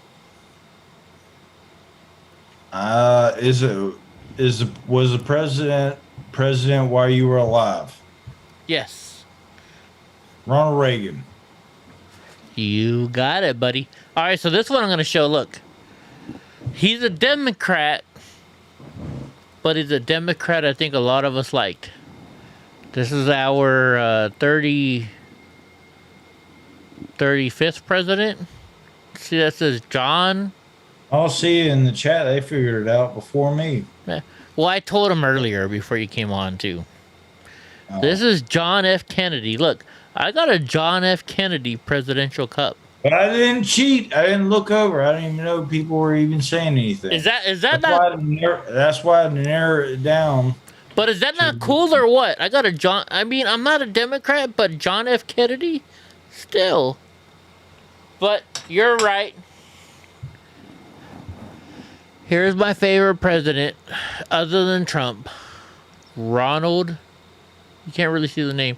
There you go. The 40th president, Ronald Reagan. And I'm going to tell you a story. I told the story earlier. All right. I don't think you heard it, so I'm going to tell you right now. So, when I was a kid, my mom worked at a place called Solvang, which is... Solvang is kind of, it's a Dutch town, it's a Danish town, I should say. And my mom worked there at a hotel. Well, where she worked at, the hotel... Oh, there's Bubba's! Hey, Bubba's! He's cleaning himself. Is he playing with himself? Well, anyways... Damn dog playing with himself. So, this Danish town where my mom... Oh, hey, Dad! Oh, my God! Oh, my God! What's up, Bubba's? So, anyways... I know we're dog people here. If you haven't noticed, we're dog people here. Well, anyways, so my mom worked at this Danish town called Solvang, and that's where all the Secret Service for President Ronald Reagan stayed when Ronald Reagan stayed at the Ronald Reagan Ranch. Well, my mom invited all the Secret Service men to eat dinner at our house because my mom is Dutch, and in Holland, you take care of your husband. So my mom cooked dinner for us every night. It was steak, potatoes, right? You had a steak, potatoes, and a salad for dinner every night. What? Hell yeah. And now, when I say mashed potatoes, I'm not fucking around. I'm not talking about these mashed potatoes you get in a box. My mom had a pressure. Yeah. No. My mom put them in a pressure cooker. Pressure cooked the potatoes until you know what I mean. As soon as the whistle went off, her pressure cooker was done, and then she'd mash them by hand. My mom did the real shit, right? She's from Holland, so we call them smashed in the South when they're actually done properly. Yeah. Do they do it in a pressure cooker to make sure they're nice and soft and you don't get? It depends on who's doing it and where. Out in a restaurant, you can't rely on that shit unless you go to. I gotcha. One of the places I'll take you to, where literally an 80-year-old lady is going to take your order and make your food and bring it to you. Nice. Well, anyway, so what my mom did is she invited all the. She's like, "Your Secret Service for Ronald Reagan." My mom was the biggest Ronald Reagan fan you ever met. So she invited all the Secret Service to our house every night, and the first thing they do, because they, after a while you meet the same Secret Service guys. Every time they came to my house, I'm like, see, it was 1984. Hey, Dar, I don't know if I've said hey to you, if you came in late, or if I've just drunk and said hey to Dar. You. But hey, Dar. I just noticed you. Sorry. Squirrel. So anyways, so in 1984, the Secret Service guys would come to my house. And I was, I was like 7 years old. And these guys were coming in. I'm like, let me see your gun. Every time they knew, they walked in the house, they'd take out their bullets and they'd let me see their gun. And so then one day, because my mom and my dad always did this for them, my dad gave them the drinks, my mom gave them the food. One day they called my parents up and they said, "Hey, we appreciate what you do for us, so we're going to take you to meet Ronald Reagan." So my mom and my dad got to go meet Ronald Reagan at his ranch in Santa Ynez. Just because my parents always gave free food and free drinks to the Secret Service. So that's why he's one of my top presidents, because he took the time to meet one of his constituents, which is my parents. So there you go. Yeah. Pretty cool fucking story, if you ask me. I didn't get to meet him. One of the most, well, my mom did. I wouldn't say memorable parts about Ronald Reagan because I don't know anything about him, but because I mean he was president when I was born. Tear down that wall. Shortly after. Uh-huh. But fuck, I need to stop trailing off. God damn it. It's all good. Squirrel. I lost it again. I'll think about it as soon as you start talking again. I'll have to interrupt. All right, what should I start talking about? If y'all can't notice, I'm slurring my words already. I can hear myself. Am I slurring my words? I've been drinking for a while, guys. If you didn't know, today was one of my days. I had a bad day. I went to the local VA hospital and I donated to the veterans like I love to do. Hey, Tom Sawyer, what the hell are you talking about? Reagan was a POS. Reagan was a great president. That's just what I say. Oh, his speeches. That's what I was gonna bring up. So he was an actor for a while. Like, I mean, I guess a very famous actor. Yeah, he was really famous, wasn't he? Oh, very famous. I mean, not John Wayne level, but same genre. Yeah. But I remember learning in college, and take that for what you will from what we know about what people learn in college now. But he tried several times to get elected, but he stuck to his own philosophy, and almost his speech that he gave every time that he was trying to present himself was somewhat the same. Yeah. And looking back on it, it's like, oh, he's just reciting something. But I'll look at it as he never strayed away from his beliefs. You could, almost like Trump, you can't buy his opinion. Yeah, you can't. You're not going to buy his opinion. Hi, Bethany. Money. I got so much money, and even if I don't have that much money, you're not going to know, okay? Right? You're not going to buy his opinion. So that's the best thing about him. But I what I will say is I was until not too long ago, if you had asked me like, hey, what's your favorite president? I said Bill Clinton all day. Bill Clinton. Then the Epstein shit dropped. And I was like, and this is where that characteristic comes in of admitting when you're wrong. And you're like, 23 times on that plane? You fucking kidding me? Yeah. Fuck that dude. Fuck that guy. I mean, dropped immediately. Sorry, Brownie's trying to kiss me to death here. Brownie The wants Browners! The Browners! See her?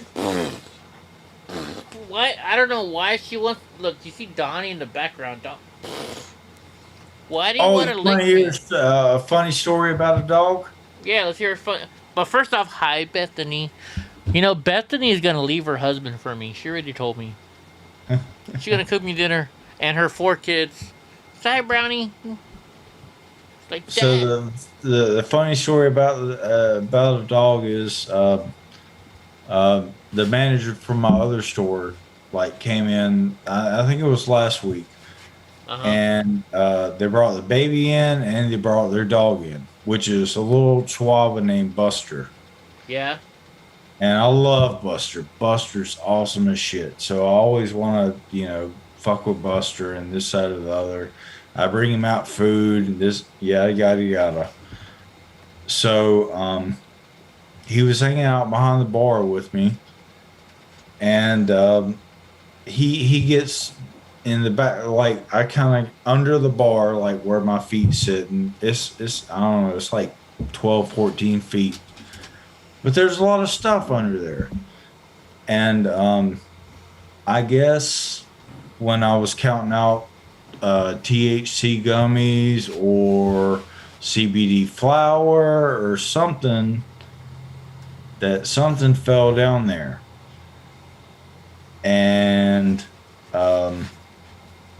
So Buster was down there. I set his little bowl down with his food and shit like that, and he's eating the food, and he's just wandering around, and he starts to act all weird. But come to find out, he must have found a THC gummy or something like that.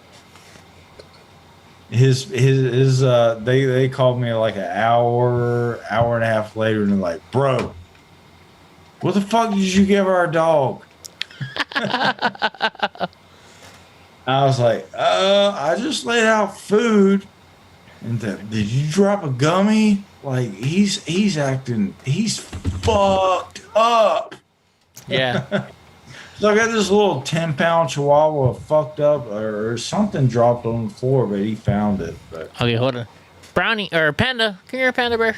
Let me see if she'll come up. Panda, come on. Here she comes. See Panda right there behind me? Panda. Come here, Panda Bear. Not Brownie. Did I say Brownie? I said hi, Panda. Brownie's trying to block Panda. So Panda is my border collie. She's black and white. You'll probably see her. Panda. See that? You're black or white. So Panda is my border collie. And so, I don't know. It was probably 2010, and my doctor says, Eddie, you should try edibles.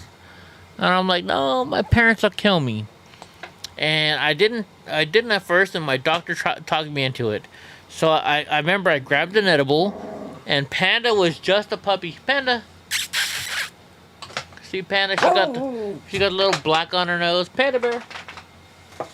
All the other dogs are trying to take her attention. There's Panda. Can you guys see Panda? I'm petting her. Not really. But anyways, so I grabbed an edible. I took a bite, but I dropped a piece. Well, Panda was a puppy, and you know how puppies are. She went right for it. So about half an hour, maybe an hour later, she's sitting there just knocked out. Because, I bought some super strong, indica weed edibles. Oh, that's couch lot. Yeah. Yeah. Indica couch So lot. if you guys don't know, there's two kinds of weeds. There's indica and there's sativa. Indica, the best way to know which one indica is the one that puts you in the couch or in the bed, they call it. Indica. I only do sativa. Sativa is like taking a Mountain Dew. Sativa takes your pain away, but it gives you a little bit of energy. No, it doesn't? Not to me. It just makes me like, dude, if I was fucking as much as you see me hit that fucking pin, if I was doing indica, I'd just be like, sit back. Yeah. I gotcha. Bro. But so anyways. when the reps come and I tell them I do a show, I'm like, don't give me indica. You give me a hybrid or you give me sativa. Yeah. Well, I had indica, and you see Panda back here. Panda's probably a whole 50 pound. Panda. See Panda? My border collie. Border collies are dogs that are really strong. Oops, sorry. They're really fast. So, I dropped a candy that was indica, which is the weed that puts you out. It knocks you the fuck out, right? And that's for a person like me who's over 200 pounds. Well, Panda weighs maybe 65 pounds, so she ate this candy. Next thing you know, I look down, she's peeing on... it's not fun. It probably isn't funny, but she's peeing on herself. Just all knocked out, just like... Dad, I'm in heaven. Right? So, yeah, I got... My wife was pissed. She's like, you got fucking Panda high, and... I was like, I couldn't help her taking the medicine. Come on. They brought the dog back in today, and they wouldn't let it off the stool because it was like it wanted to find something again. Right? Dude, I used to go to the bar, the and dog was like, dude, I got so fucked up last time I was here, bro. Where the fuck is that shit at again? Hold on, dude. Let me show you. I used to go to this bar, right? And I was sitting there one day, and I'm at the bar, and I'm drinking, and the dog pops up on the seat next to me, and it kept like nudging me, and I'm petting it, and the bartender's like, "No, you don't understand. He wants his drink." And I'm like, "Well, what the fuck is his drink?" And she's all, "He wants a brandy separator." And I'm like, "Bullshit." So she's like, "No, seriously, this dog likes brandy separators." So I bought the dog a brandy separator, right? She puts the drink in front of the dog, and he just like... What is that? It's like brandy and Kahlua and something. I don't Is know. it like a layered drink where you see the different colors or something? Yeah, it's one of those layer drinks. Ah, I got you. But this dog loved it, right? And so I bought him one. And then every time I saw that dog afterwards, he's like, you know, doing the dog thing, you know, where they hit you with their head. And she's like, "Eddie," the bartender's like, "Eddie, he wants another brandy separator." And I'm like, "This motherfucker drinks more than I do." But the dog would seriously sit at the bar and drink a gosh darn brandy separator. I mean, it's freaking How hilarious. awesome is it not to be, if you have a great owner, to be a dog? Right? The life of a dog with a good owner, like, what the fuck? I mean, who would want anything else? Dude, I love my dogs. You sleep, you eat, you basically dictate what the owner does. Like, "Oh, you don't want to take me out? Yeah, I'll just shit on your floor, bitch." Right? Donnie does, bro. I mean, so if I go outside, right? Like, I go to the store, I go to Fresno, I come home, he tears up. We're locked up. This is just on my end. Let me refresh. I don't know, I can't see. This fucker, excuse my language, but he will sit there and he will destroy whatever the last thing is I touched. I don't know. Are we frozen? No, I think we're good. I had to refresh. It's on my end. I think my Mac, this MacBook is going down hard. Yeah. The one I look at the chat with, it's going down hard. All right. Have you ever seen the movie American? Oh my gosh, what's it called? Hold on, let me look at the name. What's it about? It's a Colin Farrell movie. You know who Colin Farrell is? I know the name, but I'm probably going to say that I haven't seen the show or the movie. It's called American Outlaws. It's him and Colin. What's that Colin guy's name? Farrell? No. Well, Gafford? Colin Farrell's in it, right? But well, anyways, so it's a movie about Colin Jost? No, it's Colin Farrell for sure. I'm trying to think of the other guy's name. But anyway, so it's a movie about it's called American Me, and these guys. What were you saying a minute ago? I forgot totally. Sorry, I've been drinking. Who's been drinking? What were you talking about like 20 seconds ago? Titties. Yeah. What else? Aliens. No, we were talking about something that made me think I know, of this I movie. don't fucking remember. I'm just shooting on shit off the top of my head. I have no fucking idea. Well, anyways, you guys gotta watch this movie called American. It's a Colin Farrell. It's called American Outlaws, right? So these guys are just regular farm workers. Oh, I know what it was. We're talking about dogs, right? So in this movie, in American Outlaws, the guy's like, "You know what? My fucking wife, she cheated on me with all these assholes. And you know what? She took my dog." He didn't care about the wife cheating on her. He's just like, "She took my dog." Oh yeah, my fur baby means more to me than, yep, absolutely. All right, so when I got divorced, my wife let's put it this way. I caught my wife doing something she shouldn't have been doing. So she left with the dog that she brought into the family, which I still think is my dog. I think she should be my dog. But anyways, we'll move on. So she left all the rest of the animals, right? But still, you know, it's like when you get divorced, it's like, that's my dog. You don't take my dog. You can cheat on me all you want, but you take my fucking dog, that's a problem, right? Because you guys are like, well, Jared, why do you want to join the fight? He's like, she took my fucking dog. You know, she's like, he's talking about, he's like, you know, my wife cheated on me with my brother. So you think you're going to be mad about that? And he says, no. He's like, she took my dog. Which is true. Your dog is your best friend. Yeah, fuck that bitch. Fuck my brother. You don't fuck with my dog, man. Right? If anybody tries to take Donnie J. Trump from me, I will freak the fuck out. You know, he's just my puppy. I've only had him like 6 months. I've had him like 7 months now, right? Huh, Donnie? Even Brownie. Little Brownie right here, look.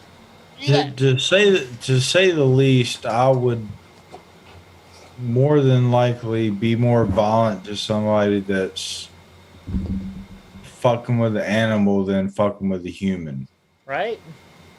Like, look, you guys are seeing. This is Brownie. You know, I'm not a little dog person, but I love Brownie more, probably, than I love any other person. She's my baby girl, huh, Brownie? See, I knew there was something special about her. Right? The Browners! When the Browners! When the FBI broke into my house and tried to steal all my shit, Brownie bit him. She's like 10 pounds. She's the littlest dog I got. Right, Brownie? I love Brownie. She's my baby girl. Stockton blood in her. She Right? got that Stockton blood. And like, she was not a dog that I picked to be our dog. She was like the just it happened, right? I'm not a little dog.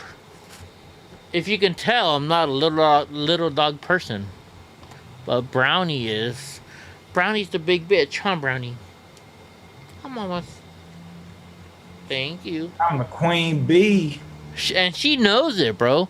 She fucks up Donnie. She beats Donnie up sometimes. Right, Donnie? He's like, no, she doesn't. Look at her. She's like, He's like, I won't admit it on camera. But right? yeah, she does. She's like an Ewok, though. Alright, mamas, get down. Thank you. Sorry, guys. If you haven't noticed, I was drinking way before we started the show tonight. There's no news. There's no nothing. The whole night was me and drunk uncle just having a conversation. But we had some good guests, right? We had Agnes Gibney, who is an angel mom. Look up Agnes Gibney. She's probably the most famous angel mom in the world. And we had her on our little tiny EddieBlockFilms and Drunk Uncle chat. Right? Does that tell you something? She'd rather talk to us than anybody else in this world. Because Agnes is I love Agnes. Drunk Uncle, one day I'm going to introduce you to her, like in real life. We get over there and she's Cali, yeah? Yeah, she's California. Right? Get over there and see what you crazy people are like. And then we had Jesse from Texas. Jesse's up there in Midland, Odessa, Texas, you know, doing that black gold, that Texas tea. Right? Who else do you get that from? Right? We have real people on the show. We got Dar, who works in, I won't say where she works, but she's in Arizona. You know, we got David Aguilar chilling in there. We got Steve Pence. Steve Pence has this hot woman in his life. He's ex-military, so thank you for your service. So sorry, no news tonight. But we had fun, right? Damn. Yeah, no. Damn right. Well, you know what? If I'm gonna say this right here. If you guys didn't have fun, I had fun. It was a good night. It was a good night. So I went from being in a bad mood. And drunk Eddie and Uncle Block. Drunk Eddie and Uncle Block. What's up, Boris? Oh my gosh.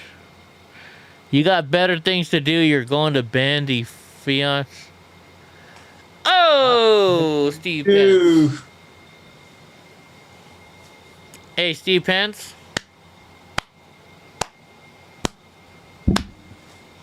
I wish I had a girl, right? Actually,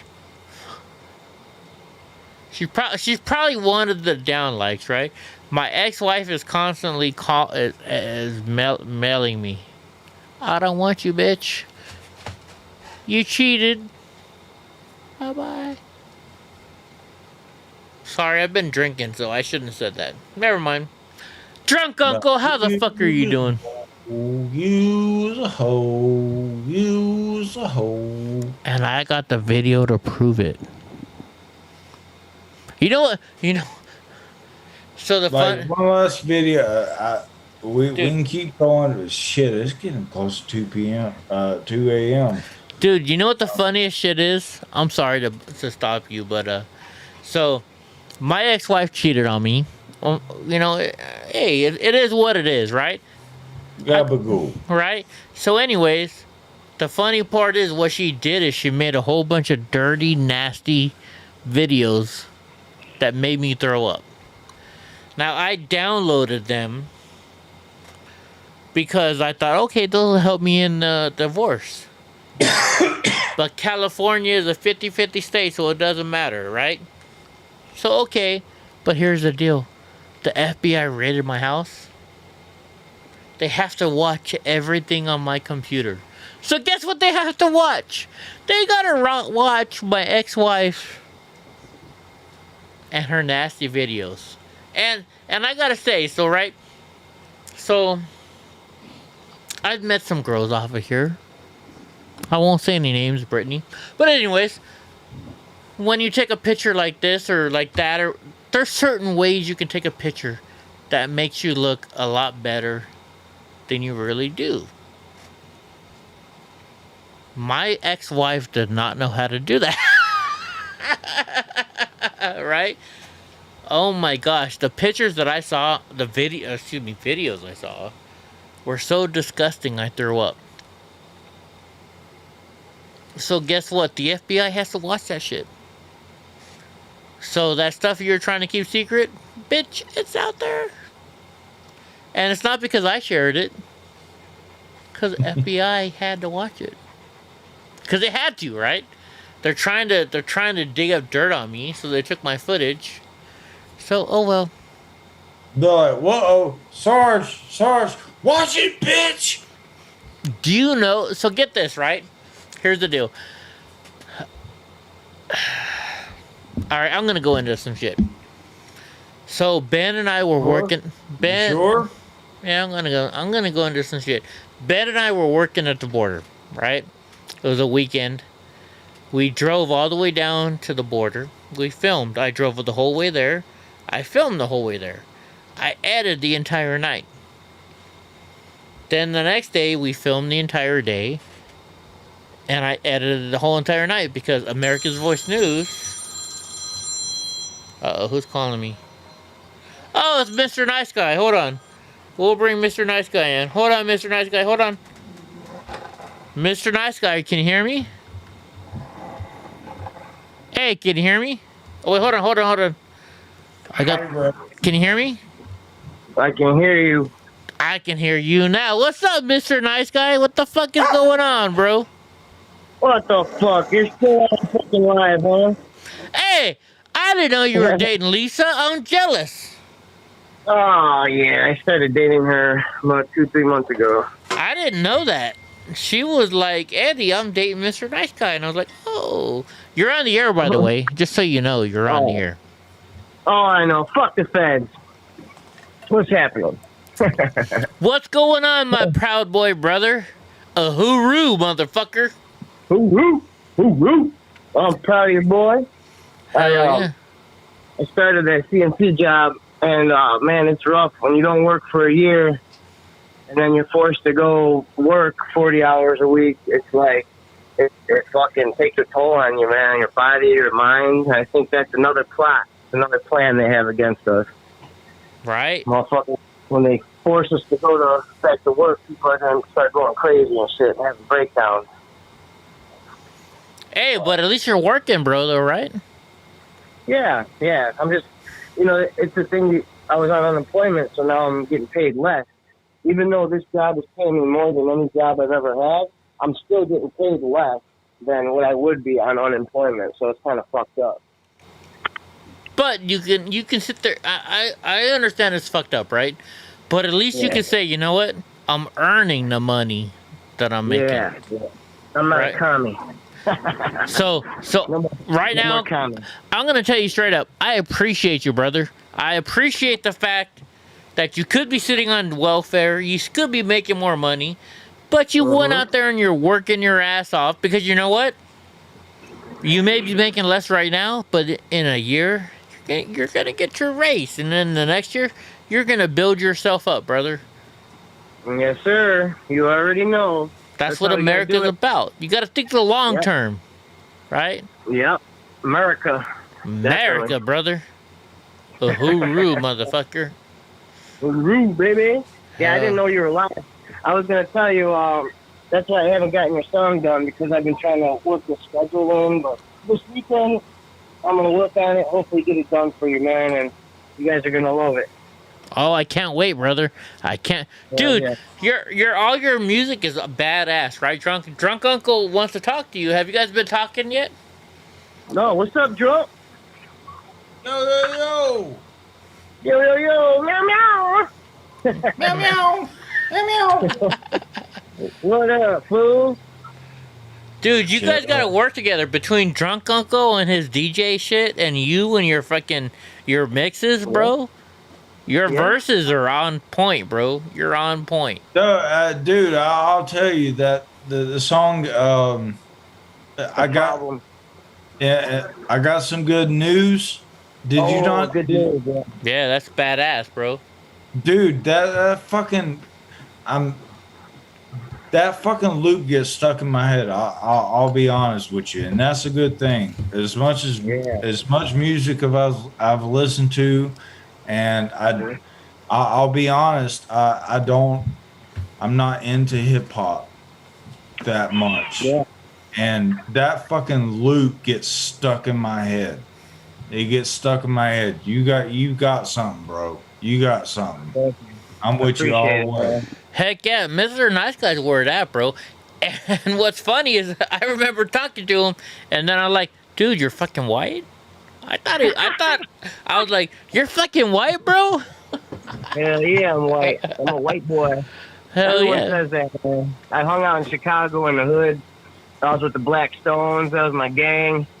I hung out with all blacks and Guatemalans and Mexicans my whole life. So I've been called Puerto Rican. I've been called black. All sorts of shit. Like, you ain't white. You black. So, Mr. Nice Guy, I obviously I don't get to talk with many people from Chicago, but I used to play online basketball, 2K.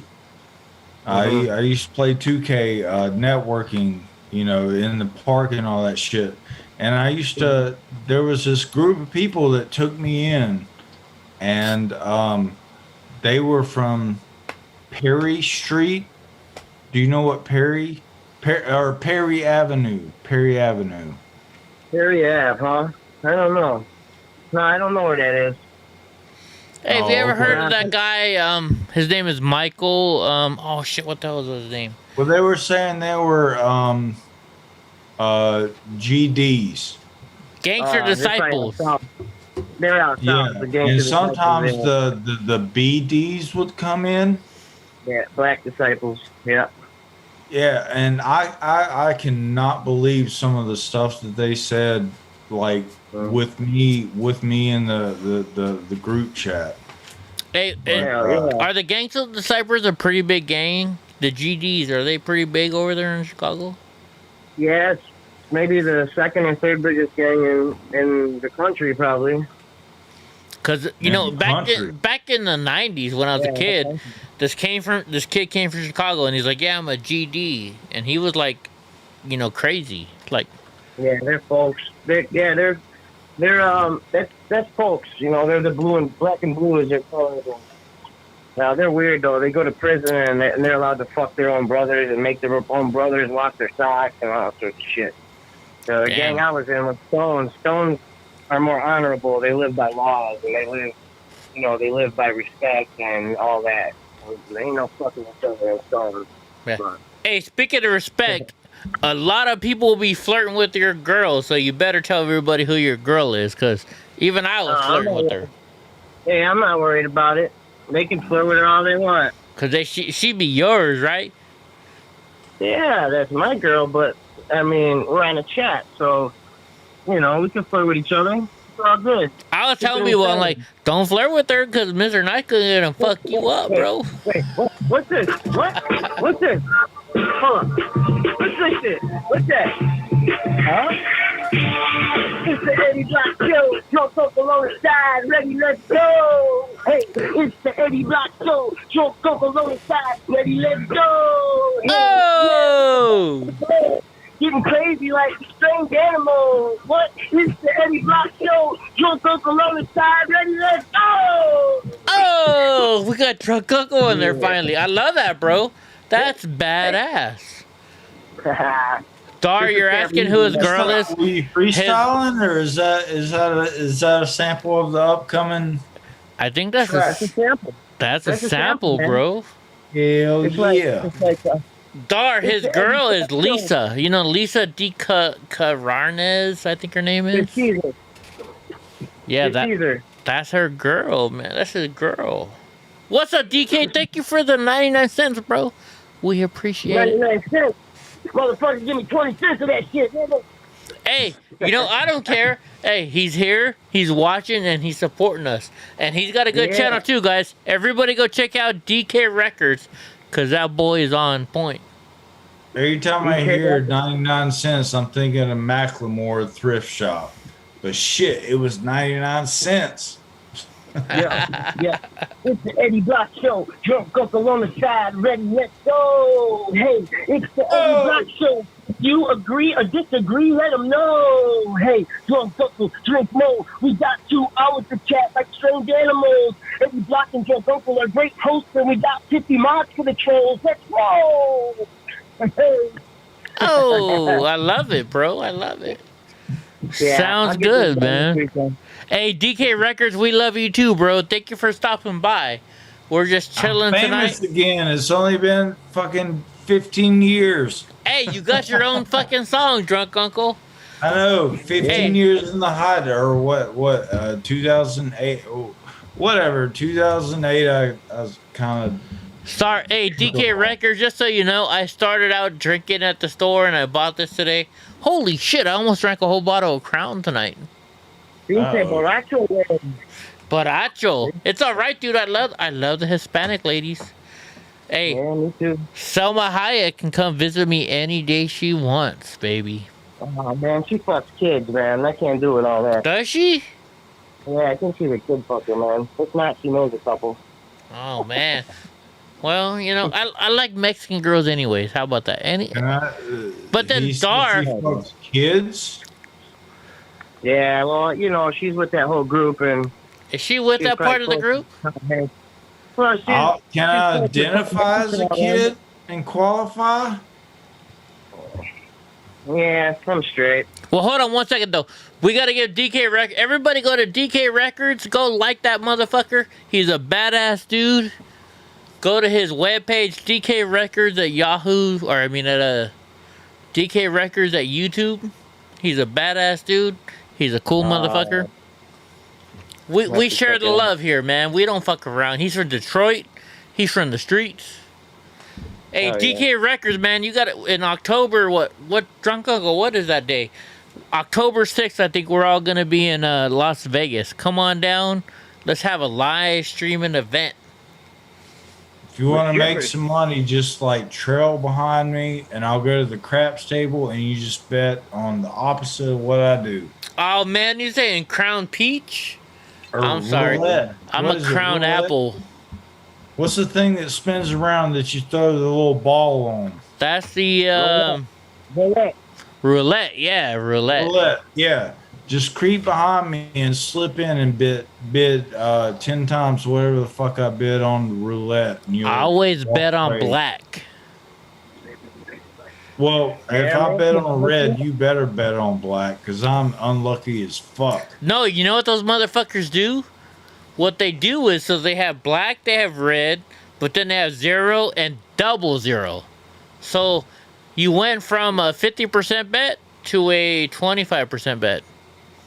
No, but there's only one or two of Hey, those. DK, right? do me a favor, bro. Email me at EddieBlockFilms@gmail.com.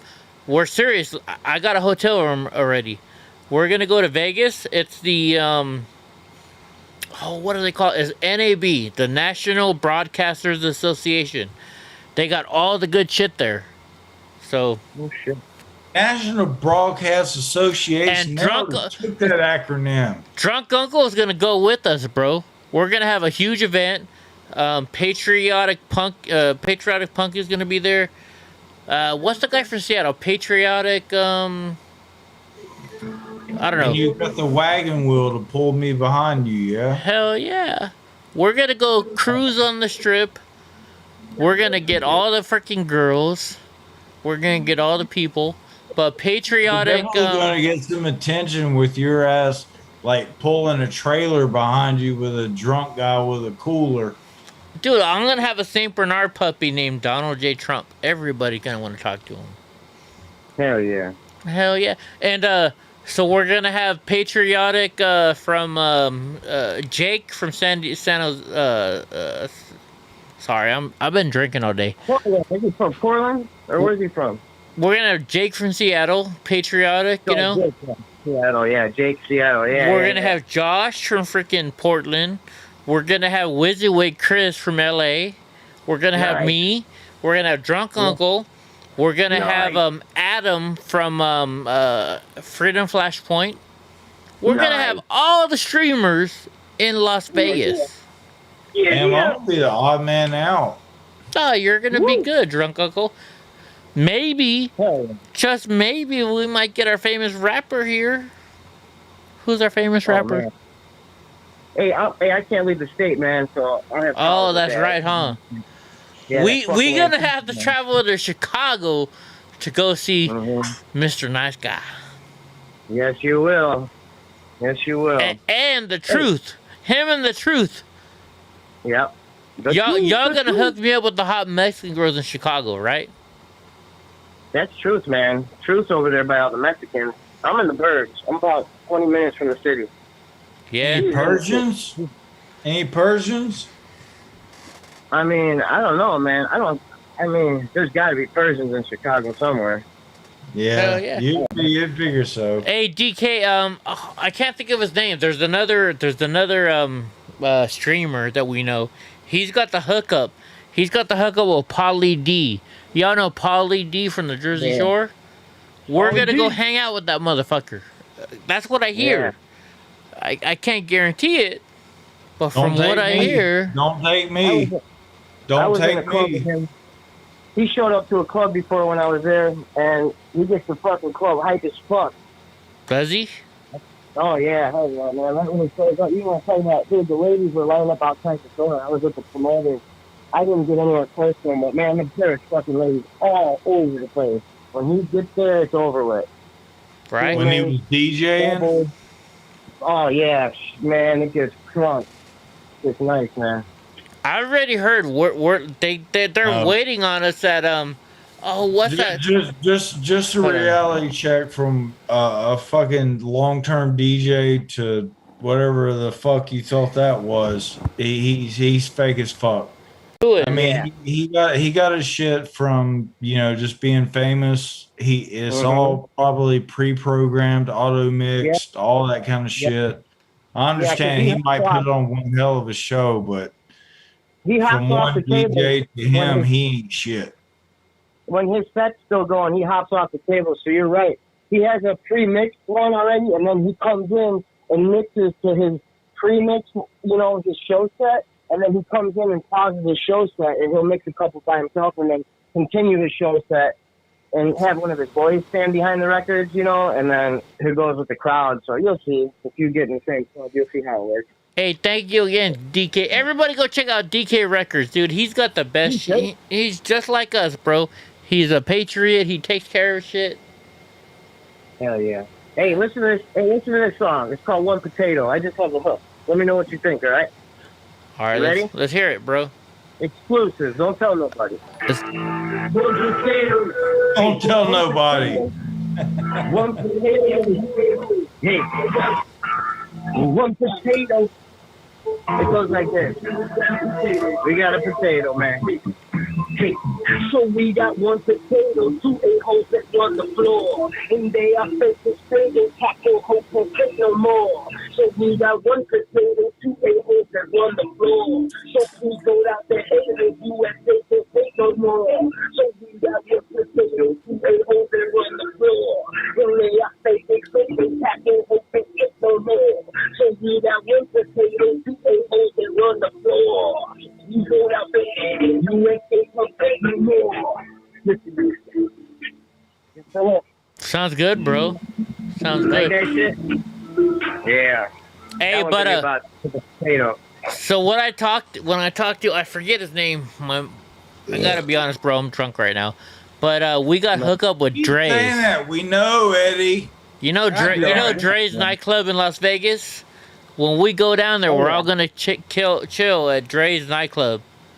So I forgot the name of it. Dr. Dre. Hey, DK Records, text me your number 559 or text me your number at EddieBlockFilms@gmail.com. 222. I'll call 946824885. 96. Oh wait, what's the number? 76309 867. 8675309. Sorry, I've been drinking tonight, guys. You just said that. We know, Eddie. Goddamn. You know what, motherfuckers? Here's what's going on. I've had a bad day. I went to go see the veterans. I donated a whole bunch of shit for the veterans today. I was sad. Feel better. I'm sad because I love our veterans. I love our fucking country, right? I couldn't, because of fucking COVID, I could not go into the veterans hospital like I normally do. And I give the veterans their canteen coupons, which is, it's not a lot, right? It's not a lot, but I call I give my veterans some, they give $5 a piece, right? But that $5 makes them feel better. But what happens is normally I go down there and the veterans get to talk to me and they're like, hey, you know what? I did this in the war.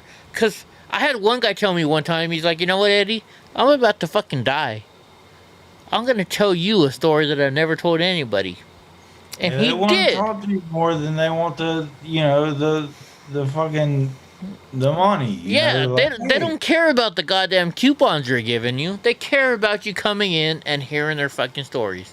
And I've heard some stories that you won't believe about things that men and women had to do to protect our country. And I love these fucking veterans, bro.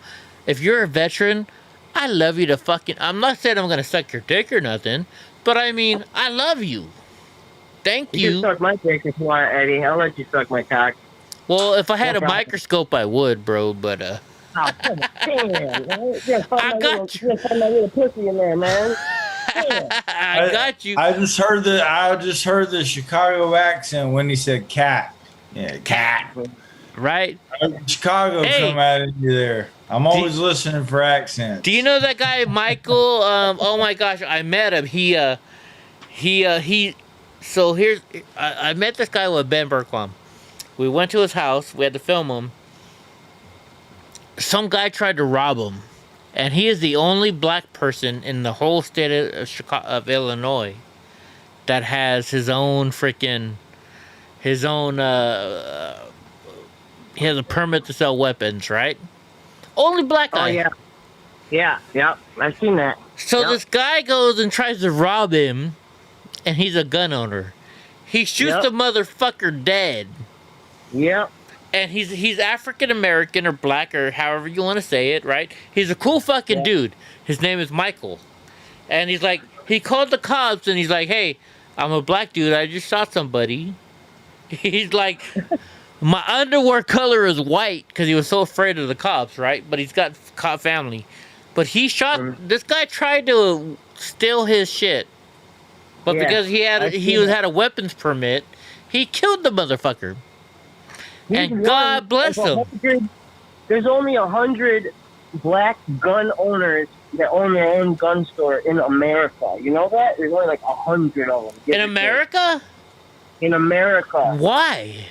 Yeah, they did a big study. I don't know, man. It's fucking, I don't know. The government maybe won't give them the licenses. Who knows, man? Does the That's government bullshit. Who knows? You know, I don't look at color. You know, I remember, so I was talking to a friend one day, and he's, When did you sneak in, Eva? What's up, Eva? But he you know, he was an Oaks member, friend of mine, right? And he's not, what's the other religion where black people, he's, Muslim? Yeah, he's Muslim, right? But he's an Oaks member, so when we had our constitutional stuff, he would say the American prayer. He'd say the Christian prayer. And I was talking to him one day, and he's like, well, I'm Muslim, but nobody questioned him. He's a good dude. Who cares if you're fucking Muslim as long as you believe in our country? I had no problem with this dude being my friend. He still is a great friend of mine. His name is Nasir. Right? Ask the question before I fucking forget about it to mention nice guy. Go for it, drunk uncle, because I'm drunk too. Just by the way, folks, it's late at night and we're fucking drunk. So whatever we say is just bullshit. Hell yeah. You mentioned that several times. I just want to let everybody know. We are gay. Look, look at my bottle. I drank half a bottle of Crown. How big is this shit? Let me ask my question. Fuck you. It's my show. No, I'm just playing. It's me and Drunk Show. We're both equal, bro. I love Drunk. He's my best friend. You know what? Drunk. I was the one in the chamber. You know what's funny? I've never met Drunk in person, but he's like one of my best friends. I can honestly say the Drunk Uncle is one of my best friends. Mr. Nice Guy's like, we are gay. We are gay. Hey, baby. But you got that hottie, Lisa. I seen her picture in YouTube. Lisa is a hottie. Oh yeah, she's a hottie. I didn't know you guys were hooking up. Where'd you guys meet? Oh, yeah. Did you meet in my chat room? Because if you do, you owe me. No, actually, Eddie, you about to get stalked and slapped. She coordinates all the Trump rallies that we do out here in Schaumburg, Illinois. So. Oh, so she's over there with y'all? Yeah. So I started going to the Trump rallies, and then we started talking, and then she come over one night, and then we watched you that night, and she liked you, so then she started watching you. So that's what's up. Oh, nice. Well, tell her thank you. Hell yeah, she loves you, Eddie. Well, I tell her I love her too. Not that way. Don't get jealous, bro. But I don't get jealous, man. You got a little baby dick. Huh? You're good, bro. And hey. Your son, so if you guys don't know, stop. His son is coming to our chat room. Even his son loves our chat room. Oh, yeah. That's my all right, I'm stopping.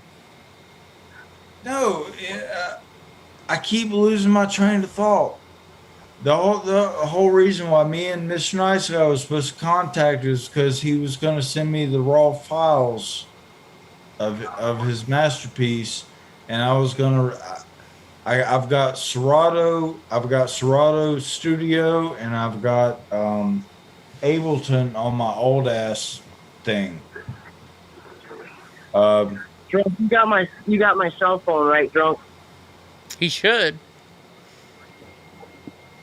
I think You so. got my I don't cell think phone? I've tagged it. I'll do it again. I'll do it again. Yeah. Hey, Yeah. Eva, wait a minute. Hold on. Eva Knievel. We got to talk about Eva for a second. Eva, can I show... But, just Hold so on. you know, it's nice. Eva, can I show your pictures? You are. Dude, Eva is fucking hot. Whoa! Eddie. Eva Knievel, can you send me some better pictures than the one you sent me? I'm drunk, bro. Mr. I'm like, Nice Guy, what's the tag on your audio files? So the MP3 or the DV, or I don't know if you're working in video or audio. Eva, email me your number. I send you MP3. I'll send you an acapella of my song, and then I'll send you the beat of the song, so you can do whatever you want with the beat, or you can do whatever you want with the acapella. Yeah, just the raw file, just all the layers, all the layers, and I'll try to fuck with it. You know. Eva fucked up and showed me a hot picture. I'll send you a zip file, and then you unzip it, and then it'll all pop out like that. Bow! Just like that. Bow! Bow! Yeah. It'll make that sound. It'll make that sound. Bow! Ow! Blocko! Blocko!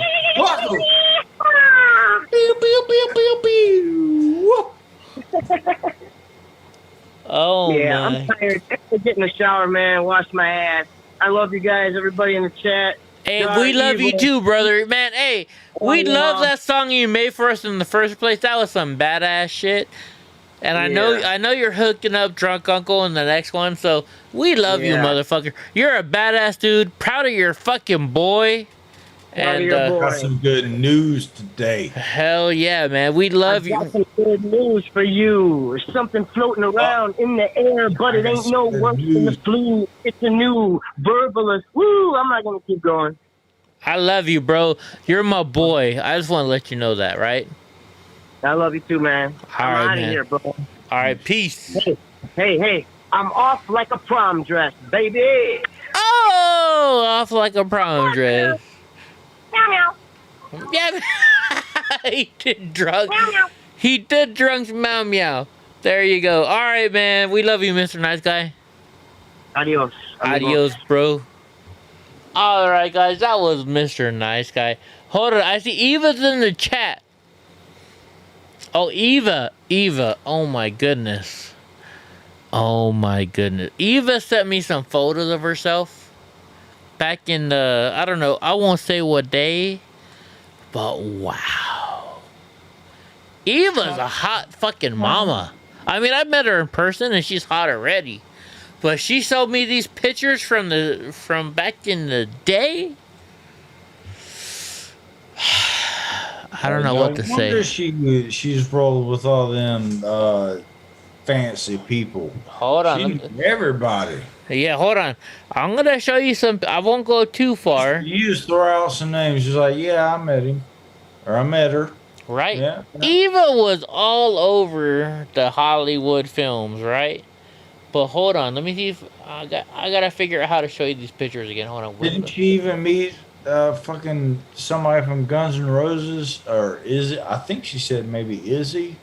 Maybe I'm getting stories conflated, but I don't know. All right, guys. No like guys. Mid '80s Sunset Strip Rainbow Club. Oh, do you remember the 1969 movie about that guy who what was it called? Sunset Highway or something? Oh yeah, Eva, don't lie. You're like, oh, I forgot you like the Latinas. You know I like the Latinas. So here's Eva. Look at Eva. Eva in I won't say what age time this was, but Eva was a hottie. Look at Eva right there. Oh my goodness. But that's not even it, bro. She gets. I mean, look at Eva right here with the dog. Oh my goodness, Eva. You're a oh, hold on, I went too high up. Or Eva, you're a gorgeous, gorgeous lady. But wait. I won't go any farther. Eva, I'm gonna stop right here, I promise. Wait, let me go a little lower. Eva! Don't you do it, Eddie. Eva, yo quiero puñeta aquí. Ahorita yo quiero puñeta. Look at the eyes. Look at the eye. Eva is sexy as hell. Is that not sexy? I'm not gonna go any lower. I'm not gonna show you what she showed me. But Eva, oh my goodness. She's like, I love dog. Like on my computer, I can see the rest. I can see the rest. Oh my goodness, Eva. Oh my goodness. Ay, Dios mío. Fucking clean up your drool, Eddie. Clean up your drool. Oh, I'm drooling. Look, I'm not gonna go any lower. I'm not gonna go lower. Y'all wanna go lower, don't you? But I'm not gonna show you. Actually, it's not that bad. I'll show you. It's not that bad. No, I'll be nice. It's not that bad. Nice, Eddie. She's just no. I don't want these guys thinking I'm a perv. I don't want these. Who would have thought today? I don't want these guys thinking I'm a perv. Eva sent me some nice pictures, but if I could see her without those clothes on right there, oh my gosh. Eddie. Eva. Hi, mommy. Oh, have you got me on mute or something? Do you not hear me? I hear you. I'm just drunk. I know. Horny. Jesus Christ, bro. Eva, you're so sexy. Eva, oh my gosh. Eva, will you marry me? That's what I'm saying right now. Sorry. I've had too much to drink. Look. I bought this Crown Royal. Oh, you can't even fucking see it. I bought this Crown Royal bottle and it was full. It's half full. And I started drinking before it. Eva's like, Gamate. Eva.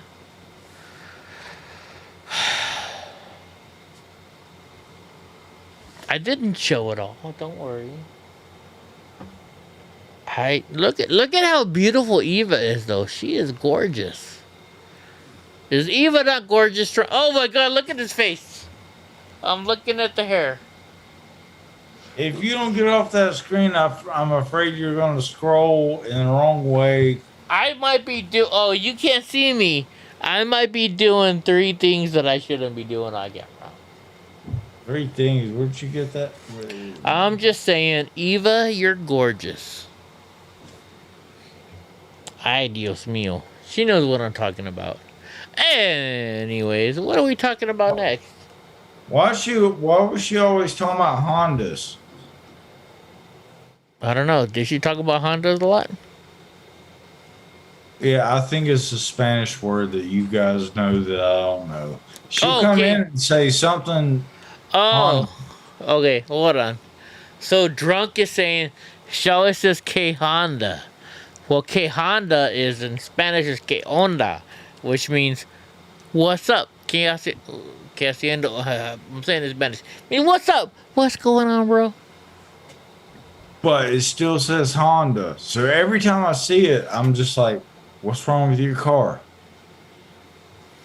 Oh my God. Eva, I don't care if you're old enough to be my mom. I would handle that. Sorry, I'm drunk. Eddie's drunk. Let me turn this shit off. I don't want to embarrass Eva. But Eva, if you ever wanted a younger stud, I'm not a younger stud, but still, I'll be there for you. Drunk's like, shut the fuck up, Eddie. What's up in Spanish? Yeah, that's que onda. Or que haciendo. Or hola, mi amor. Yo quiero coger. Escondetelo, ese es Eva, Eva, hold on. Eva, that's if you want to terrible. send me the rest of the pictures, I will not show anybody, I promise. Oh, sorry. Gotta go. Richard Hurts, you know what? I am hammered. You want to know why? Because today I went and helped out the veterans. I had a couple drinks. And then now I had a whole lot of drinks. And yeah, I am hammered. But you know what? I love my family here. And you're all my family. Oh, thank you, Dar. See, Dar would hook up with me. Oh, wait, I said that the wrong way, didn't I? Anyways. How do you think we can get? Eva, how the hell are things going? I miss you, sweetheart. I'm being good. We're just having fun. Hold on, give me a second. Drunk Uncle is going to talk for a few minutes. It's Eddie's trying to go to the bathroom. Talk! I'm stacking hats. Move, Donnie. You're like, where the fuck does he get all these hats from? How many have I got? I don't even fucking know. Dude, I got all of them. I got all of them.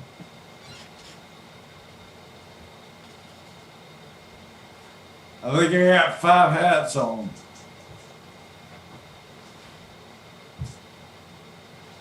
Oh, let's count them.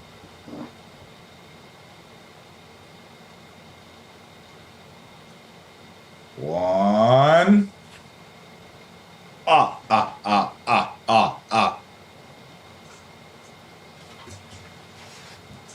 Two. I'm doing the count from fucking whatever. Go fuck yourself. 3.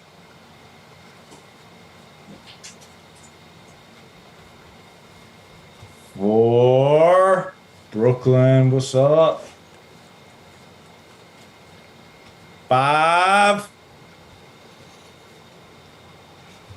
6. 6 hats. 6 hats at one time. That's what I'm doing, Eva. I was wearing 6 hats at one time.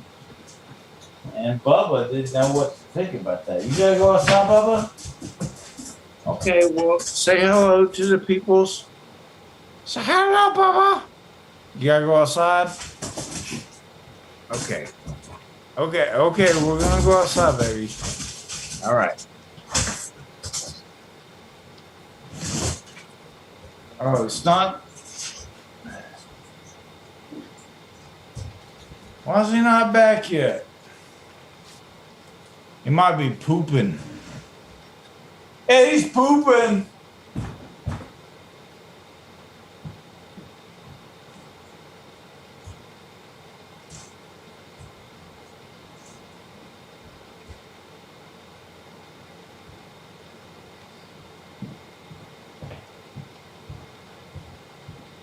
Oh, see, dead air, you're not supposed to do that. No dead air. You're not supposed to do that. Oh, goodness. How many hats did I have on? I counted them down. But we can get my... I could have worn my base hat.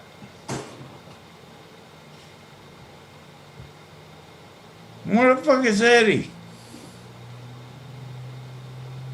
Are you pooping, Eddie? You can hear me, I betcha. Eddie pooping.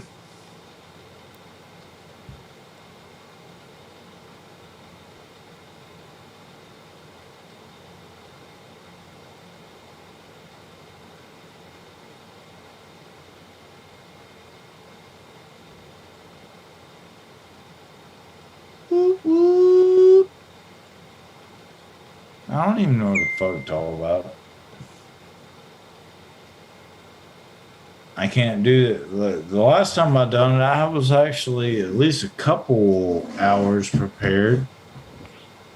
We're not covering any news today. And there really wasn't that much news. So what do we want to do? Want to do my legal THC.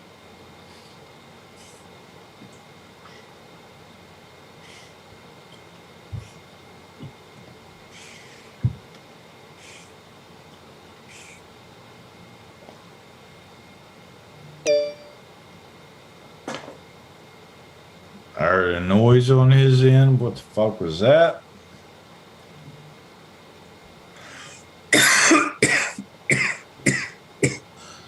Steve Benz, what it is? Talk to me. What the fuck?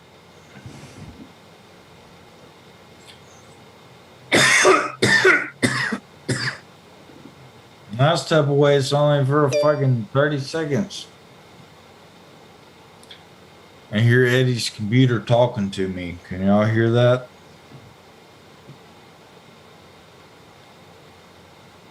Well, yeah, Dara, I don't need any more anything, but it's that kind of night. That's what we're doing, I guess. That's what we's doing. I got plenty more, though. Like, I still haven't even tapped into this. Got these. There's other stuff. Where's my red hat? Where's my red hat? Let me get that on. There we go. Oh, now I feel nice at home.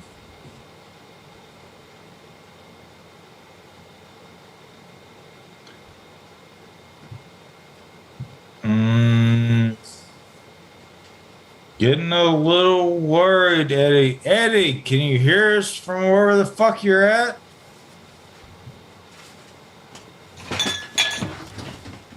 Oh, okay. Okay, I was... Sorry, I'm back. All right. You shave your head. Holy shit. Well, no, I guess Star didn't see it when I don't have my Euro mullet no more. No. No more. All right, guys. I gotta say something. I was sitting in the bathroom. Yeah. I know. So I'm not liberal or nothing, and drunk used to be a liberal. No offense. No offense. I'm still a registered Democrat. Right? But so... I gotta say something. Very soon as I have to vote again. Like today, I was really, really drunk, okay? You know why? Because I'm having a bad fucking day.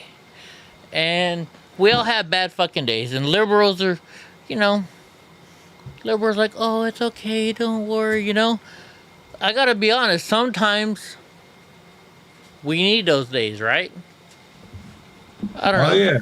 You gotta know how to even out. Everybody has one of those fucking days, and I'm like I said, I'm having one of those fucking days today.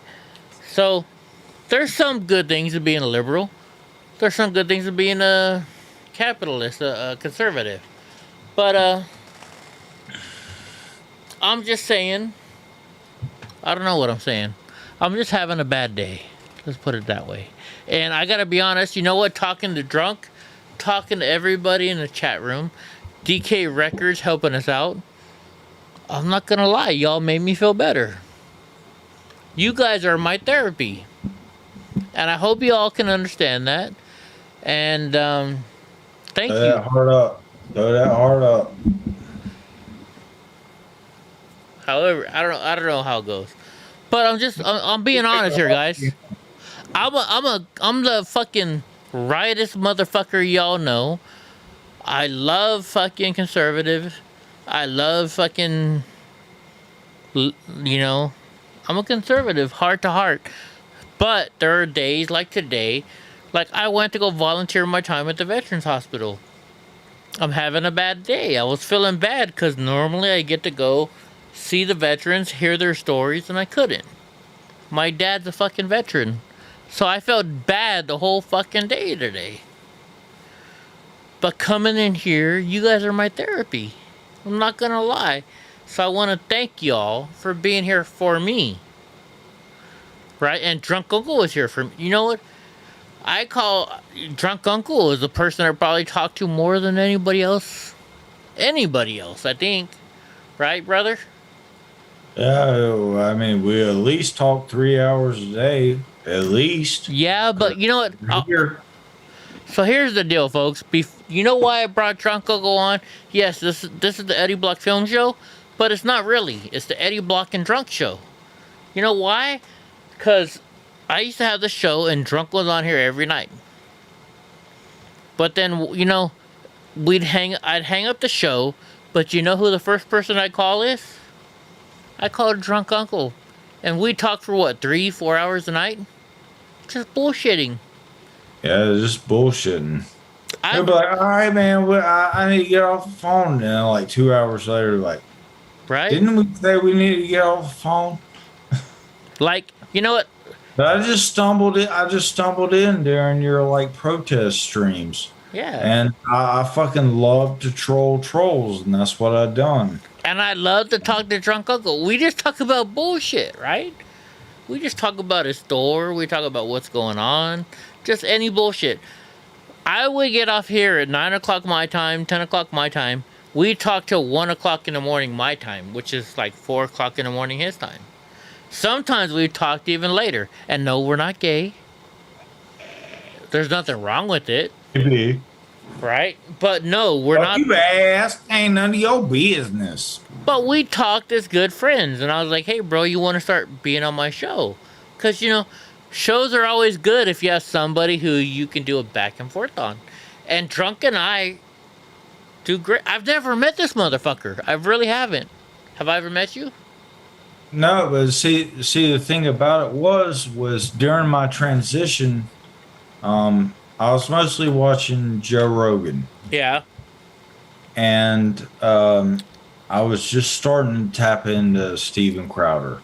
Like, I didn't like Steven Crowder at first. Oh, I love Steven Crowder. Oh, I mean, we all do. We all do. I'm thinking about bringing the mug home. So, I like, and even in my intro with my other fucking intro, I can still sip on the mug. Hold on, Mr. Nice Guy, you know Lisa will get mad if you do that. Do you see what I see, Drunk Uncle? Hey, Eva, you still haven't emailed me your phone number. Eva, I want to meet you now that oh, wait, she did. Hold on, wait. She did. Eva, can we call you? Would you get mad if I called you live? Dude, it's almost 3 a.m. over here. Well, that's over there, bro. I'm drunk. I'm having a bad day. You guys are making me feel better. Hey, well, you got me until I'm gonna have to go take my medicine, but you got me until 4:30 a.m. my time. Drunk Uncle, I love you, bro. No, right, no homo. I'm gonna take my medicine. I'm gonna slide right back. All right, no homo, but I love you, bro. Love you too, brother. Hold on. Eva gave me her number. Can we call Eva? Eva, can I call you? Can I call you? Hold on. You know, and what's funny is I probably had Eva's number before.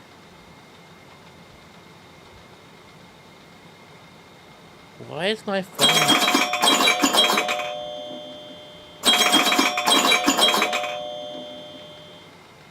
Oh, hold on.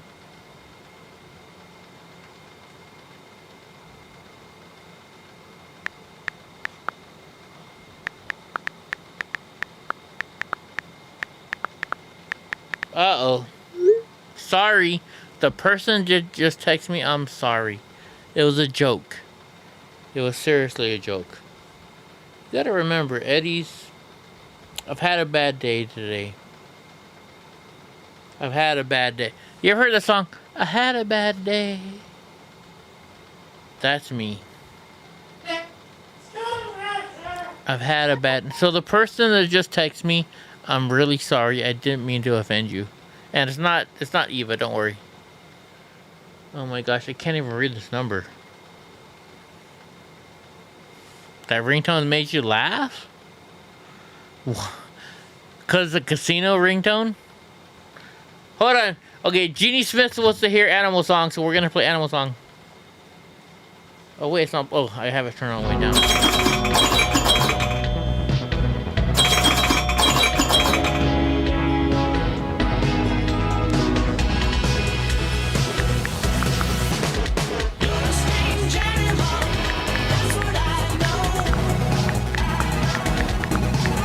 she pressing buttons now? No, Jeannie Smith asked if we played it.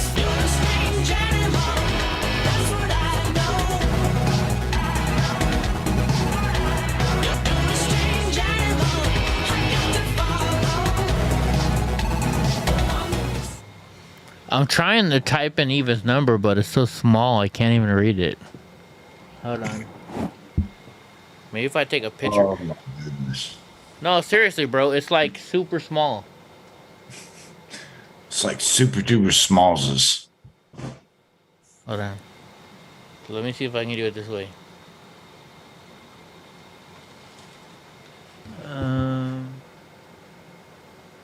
She's gonna go so mom on us. No, I don't want to say her number out loud because I don't want people to know her number.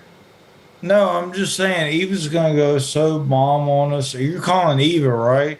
If I can get this number downloaded. I mean, I have other people's numbers. Get a number downloaded. Hold on, wait. I think I got it. Hold on. It's calling. It's calling. It's calling. She's gonna go full mom on us. Y'all motherfuckers get to bed. Dude, Eva was. Hey, what's up, Eva?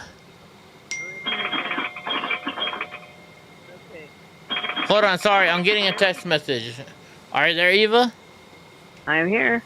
I'm sorry if I showed too much of your photos. Did I show too much? No, you didn't. All right. All right, fine. Oh my goodness, you were. I mean, you're still hot. I'm not gonna lie, but you were. That's all right. Oh my goodness, those Yeah. pictures you sent me. Wowzers! No wonder you hung out with all the famous people and the movie stars. No, not too much. Not too many of them. Just a few. So how are you doing?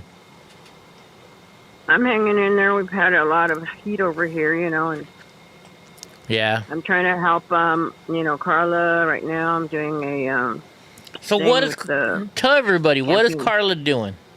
Carla and Company is a good friend of ours. Campaigning.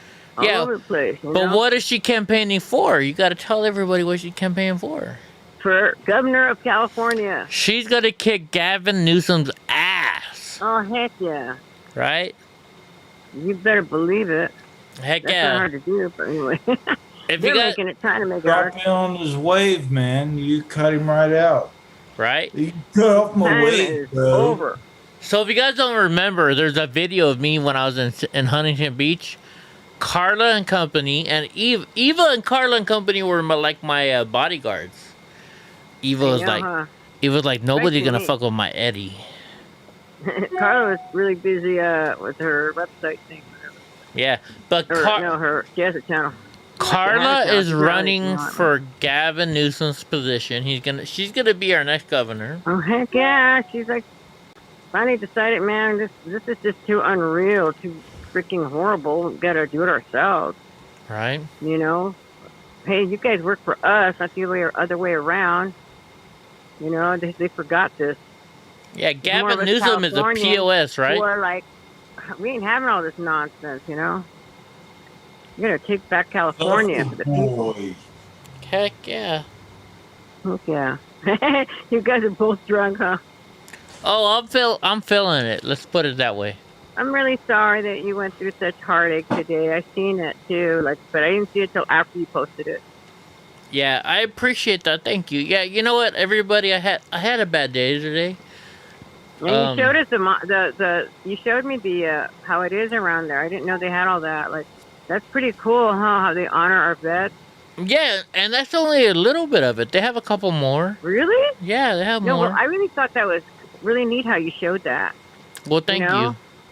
Yeah, you know, I try to help out. I try to help out our veterans, but it's just. I have a brother. I don't know what happened to him because I tried finding out and I never found out. His name was Mercado, you know, and last name, and I never got the straight story if he was missing in action, if he died, or what's the other one? The pal, no, whatever. But you know, I never got the straight story. Yeah. So how is He was like a half brother. I never got to meet him. Yeah. And you know, my story was that it's kind of sad. It sucks too. I'll tell you about it some other time, though. Yeah. I think you're too emotional. You could tell me that private. I mean, I don't mean to put you on the spot. I just called you because you said I could. I know, because you're flipping out over my pictures. I know. Oh my gosh! You asked me last night if I saw your pictures, because I didn't check my email, and then when I checked them today, I was like, oh my goodness! Especially that last picture, I was like. You were like that dog in the cartoons. Right? I mean, like, you're gorgeous, right? I mean, eyeballs are like popping out. Eva, I've met you in person. I've met you in person, and you're a gorgeous woman. But then when you showed me that picture, I was like, oh my goodness. You are gorgeous, gorgeous. You just hear those like sounds from the cartoons. Ooga, ooga, ooga. Hold on. Only one person at a time. Sorry, you can only hear one person. I'm sorry. I didn't mean to. I love you too, Teresa. Hey, I don't want to like get all crazy on my pictures, but you know what? It's funny. I don't have a gauge in my head to see how I look to other people. So lately I haven't been too ashamed. You know what I mean? Like I'm like myself, let myself be me. I'm under a lot of therapy right now because I don't know if you know my story. It's kind of crazy about how I just came out like 3 years ago out of my denial. You know what I mean about that? Like mentally. Yeah. Anyways, I'm not going to go too much into that. But Like, you don't have to. We're just friends here. You're online, just so you know. I mean, I've told you you're on the air. So let's... Well, I started getting to know that, that I had some child abuse issues as a kid, and I started understanding, like, why and all that junk, and, I was in denial my whole life. Yeah. So it's like I'm just getting to know me, like, for the first time, like, for the past couple of years, especially this last year, because that's how bad it was, I was in such denial. Yeah, it happens. It's disgusting, but unfortunately, that's... Man, I wish it hadn't happened. I really do. I know, but people don't understand that kind of thing, and I don't really like to go into it. But no, you don't have to. Dark, but I'm like coming out of it, like, and I'm like people who understand stuff like this. Anyways, I don't get too deep into it, because I can get deep. But I'm going to start talking about it on a podcast because I think it's so important. Let's talk about something else. Who's your favorite president? President? Well, not Biden for sure. But yeah, it gets trippier every day, isn't it? Doesn't it get trippier every day? Yeah. It's like, what's going to happen next, guys? God. Right? I know, right? I just wish Trump would come back. I just wish Trump would come back. You know what's funny? So, but you know what? He left us in charge. Like, come on, people, get off your ass. And oh, hey, you know what? I made a video. If you're on my Facebook, you should check it out because that's what it was about. It's like we need to get off our ass. I was so depressed yesterday. I just made this video, and I never do this. And I was totally not prepared. No makeup, just as ugly as when you wake up. And I was like talking about this, like, and I was hiding behind my Doritos. I didn't have a bra. Wait, did you say Doritos? But, it was like, remember that girl, what's her name, Sarah, that came on? Oh, yeah. She didn't have a bra on, and I forgot because it was early. Wait, so wait. And it looked like that was a real pothead. Wait a minute. Stop. Did you do a show without me, without your bra, and I didn't see it? Freaked out. I want to see the show. I did have. It's not about boobs, and it was just wait. You know I'm all about the boobs. Come on. Behave, Eddie. Behave. Come on, Eva. Eddie's. Look, you're on Eddie's drunk show right now. We're way past our normal time. It's so ridiculous how Americans are so about the boobs. Like, I love boobs. Get over it, Matt. I don't know why. Like France or somewhere in Europe. I love boobs. Do they still have the naked beaches over there? Or is it covering them up here? Look, I love boobs. Oh, yeah, they are. I forgot. When I saw that photo, the last photo, I was like... Oh, they're rape. Oh, they're happening now? Oh, my gosh, mija. Your boobs were just like, oh my goodness. Hey, Betty. Calm down. Cálmate. Calmadito. Hey. You're Yo, really yo, aggravating serio. a lot, man. Serio, mija. Serio. Hey, she Okay, might be sweet telling night, you but now, continue in calm Spanish. down I don't and fucking nobody know. wants So to I'll hear just, about Next tonight. time I go to Huntington Beach, she's gonna be like, Eddie, get the fuck away from me, bro. You're too hyper. Right? Lo siento, pero tu chichis son mejor. Ay, Dios mío. Oh my goodness. You're too crazy tonight, man. Hey, I've been drinking. Sorry. Calm down now. Can you imagine? So this is Eddie drunk. This is Eddie drunk. That's what you get. Hey, cálmate. But at the same time, though, I don't care how old you are. Eva is a gorgeous woman. She's a very Aw, that's outspoken woman. And Well, no, I haven't been, but I should be. no, I but think we you all are. should be. You've been helping Carla get her word out. No, you're not mood or drunk. Drunk talk. Why? No, what the heck's going on with you? No, we can hear you. It's just me and Eva are so I loud. was telling you to behave, and you just didn't stop. And I was I know. Because I don't know how to He behave. misses all cues sometimes. Oh my god. Dude, I saw I totally Eva. understand, though. But I was, Eva is so hot. To be Eva. honest, I'm I the was same way. weird. I'm like totally miscued sometimes. Eva, totally you're about so that. hot. I can't To be stop. honest, Used I was to be, muted before, no though. longer. That's And why I met was Eva mad. in person. Next time I Let's see get Eva in over it person, now. she's not going to be ever talking to me again because I'm so. Aww. She's so gorgeous. Oh my No, no, I got goodness. fat. Oh I wow. got fat nose. And Oh, wrinkles. she sent There me were no these wrinkles, photos no and I'm face like in spots, too. love. Eva, will you marry me? I Maybe. don't know. I'll have to wait till you get sober, and I don't know if you're gonna want to have an instant family. Oh, I can handle an instant family. I love Instant kids. Clan, Oh my instant gosh. huge clan crazies. Eva is gorgeous, and so is Dar. We have a lot of women in our chat that are gorgeous, but Hey, what happened to Brit? Britt, she didn't want Eddie anymore, so we're no longer talking to Britt. I won't go any farther into it. But let's Yeah, just put I it get this way. I thought Britt liked me and she didn't, so.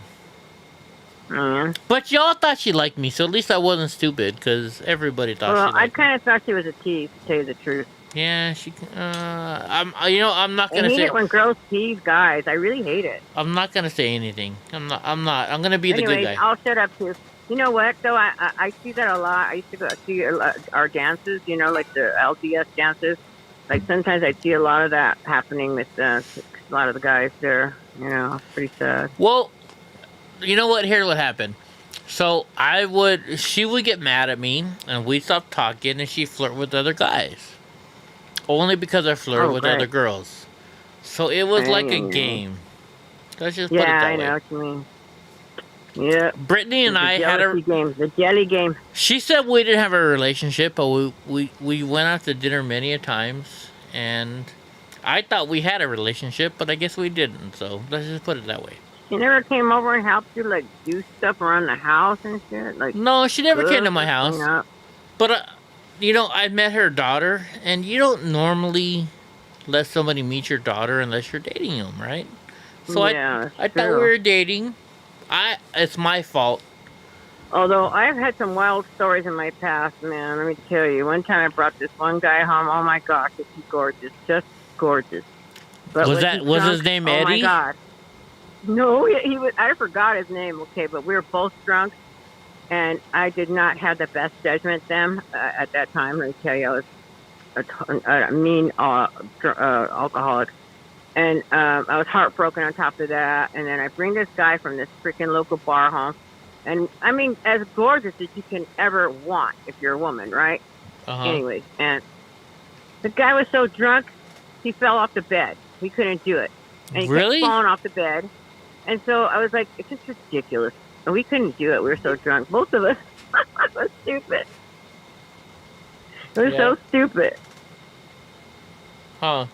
But you're not Yeah, I had stupid, to end Eva. up taking him home. I mean, 'cause Eva, he you're an couldn't do awesome anything. lady. Uh-huh. You're an awesome lady, so. Oh, thank you. I'm an awesome older lady.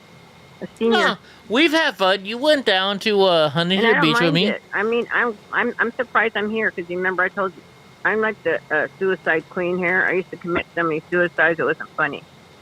Like, subconsciously, I was trying to kill myself on my goddamn skateboard. Huh. You were crazy on your skateboard. Hey, I got a question, though.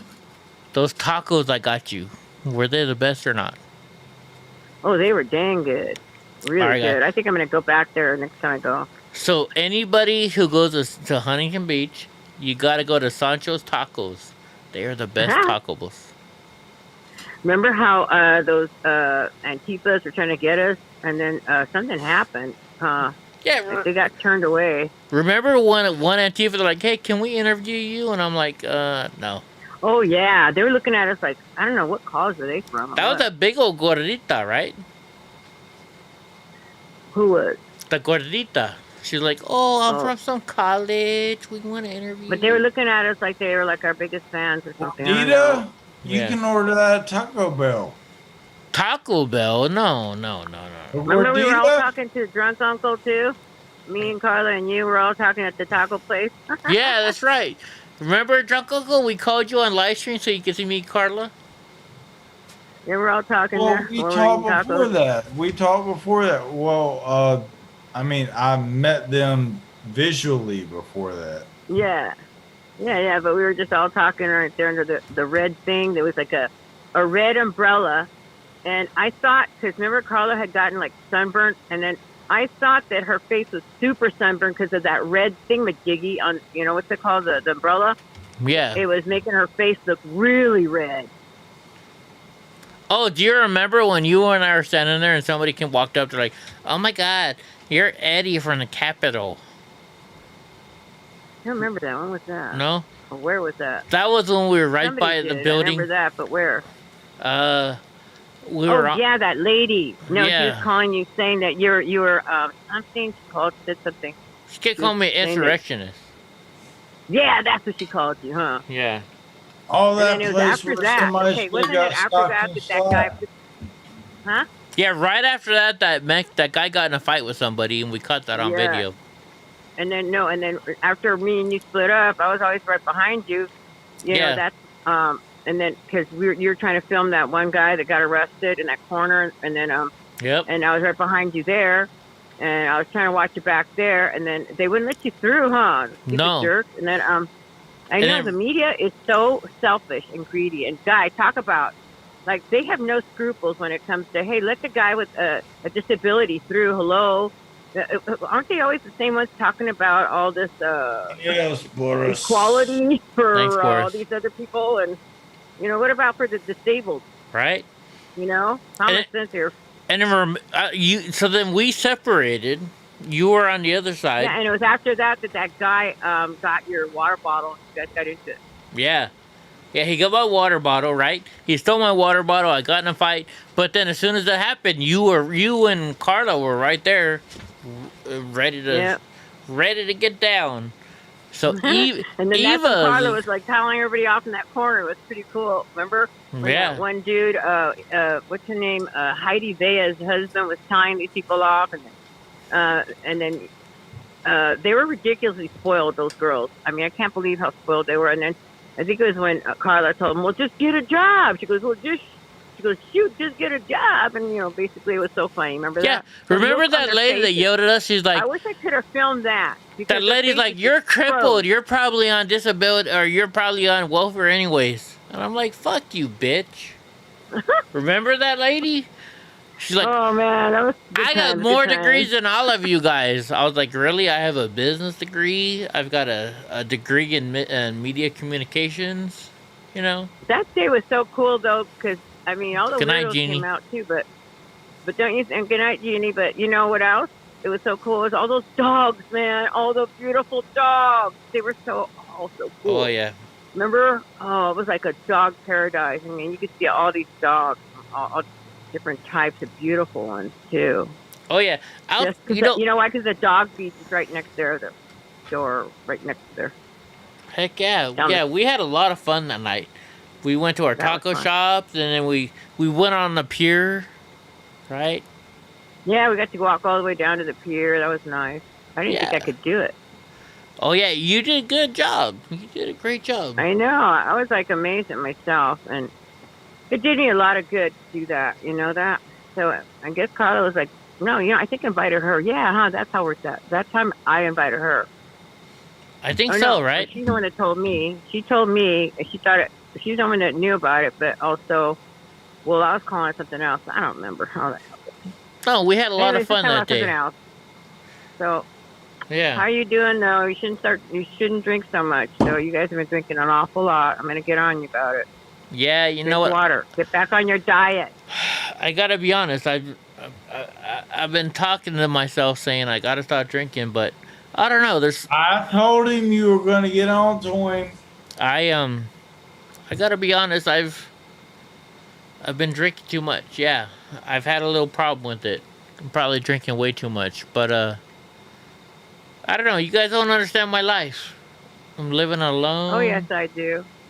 Oh yes, I do. Just because you're in a wheelchair doesn't mean that you're the only person that has. I have a disability in my fucking head. You know what I mean? But Eva, you're fucking hot. I'm not. I told you she's going to go mama on you. I told you she's going to mama on you. I know. I've been drinking. I'm not gonna lie. I've been drinking too much. Yeah, but you know what? It's getting me through my days. When you guys live in my life. I ain't gonna let you. You're a big boy, but you gotta do what's right by you. Well, thank you. In my Eva. church, we have this thing called Choose the Right CTR. It's a thingamajig that's like a what's a crest CTR. So when you see that, choose the right. You're smart and you'll figure it out. Yeah. No, I appreciate it. You're actually smarter than your average bear. Well, but thank sometimes you. we can all be knuckleheads. You know what I mean? Yeah. Hey, wait a My minute. son's smart, but when we get into a fight, I call him a meathead. Remember Meathead from Family? With Archie Bunker, River Family. God, don't think I forgot. What was the name of the show? Which one? With Archie Bunker. Oh, I know what you're talking. Meathead. You're the fucking meathead. What is what is that show, Help Drunk somebody. Uncle? I must be high too, because I can't remember this. I know this, and I'm getting that crazy. I can't remember. Or that old. It's All Something, right? All in the Family. All in the Family, guy. All How in can the we forget Family. this? Dude, you guys are drunk and I'm high. Can you imagine? If that happened now, right? Because he was the most racist motherfucker you've ever met, and no Is that the guy that said what? Okay, Teresa's saying she's got boobs that we've never seen. How? Wait a minute, Teresa. I want to see boobs. You know I love boobs. Well, like the husband is always threatening to hit the wife. Is that what we're talking about? Yeah, Edith. Ow. What is? Yeah, poor How? Edith Right is in the always kisser. No. That was that was another movie. Honeymooners. That was the Honeymoons. That's Yeah. Honeymooners. Oh, That's okay. Jackie Gleason. Always threatening to punch her to the moon. I will kick you to the moon. And she just didn't care, huh? She just still told him off and stuff. No, but though it's kind of close though, cause who we're talking about? Why can't I say the name right now? What's his name? Archie Bunker. Archie Bunker was the most racist motherfucker around. Let's be honest. I know that just definitely would not fly today. Oh heck no. No, not at all. I mean, everybody would get crazy on you. 6, 7, 8 years ago would definitely not fly. Dude, that was like 20 years ago, right? I said something to a girl I knew in church, and she flipped out, and everybody she knows flipped out along with her. And they all came after me like an LDS mob of people. I didn't even know there was such a thing as LDS woke people. And I sure found out the hard way. Hey, I got a question. Like, So dang, all I said was one thing. Eva, you know a lot of people in Hollywood. So my mom worked in Solvang, which is where all the the famous people they would retire at, San Ynez area, Santa Barbara. Yvonne DiCarlo, she said she was the biggest bitch in the world. Did you ever meet her? No, not at all. Gosh. Okay. I wish I had. I'm just asking. I've never heard that. I wonder if that's true too. Just because that's how it is. People keep things under wraps about how people really work. Cause she was the Munsters, right? The Munsters. She was from the Munsters. The Munsters. I love the And Munsters. she did a lot of things. And my mom was like, "No, she's a mean old lady." So. Really? Wow. Yeah. Hold on. Well, a lot of people love Captain Kirk, but my sister, oh my God, she was always in love with him when we were growing up. Yeah. I'm Was he a telling you, bad I guy? didn't think he was very nice. I didn't think he was nice. William Shatner was bad, huh? Well, okay, he had 3 Rottweilers in a leash, and we were there watching them play baseball when they used to play with Happy Days. This is back in the day, right? When, like, I was a teenager, and me and my niece and a couple friends of ours were there. We're just like the same gang that always went, and this was before they were that famous, and it was only like the crew and their family, and over here at Moore Park up in anyway. So like, I didn't think he was so nice because right away he gets his Rottweilers as if someone's gonna attack him, like a mob of people. And what mob? It was just me and my niece and a couple of friends. There was no mob, and we just like looked at him like, we didn't want your autograph anyway, Okay, all the Trekkies are gonna kill me for that. It's all right. You got your Trekkies. You got your. So No, who? I said the Okay. Trekkies. We're down to Star 15 Trek people. There's not a lot of people right now. We're down to 15. Who's a Trekkie and who's a Star? Drunk Uncle, are you Trekkie or Star Trek? He's like, I don't care. I'll tell you that right now. I know What? Drunk. I know Drunk Uncle. He's not a Trekkie or a Star Trek guy. No, not into the Matrix is about as far as I get into the. I saw what's his name in person from Star Wars. From who? Which one? From Mark Star Wars. Hamill.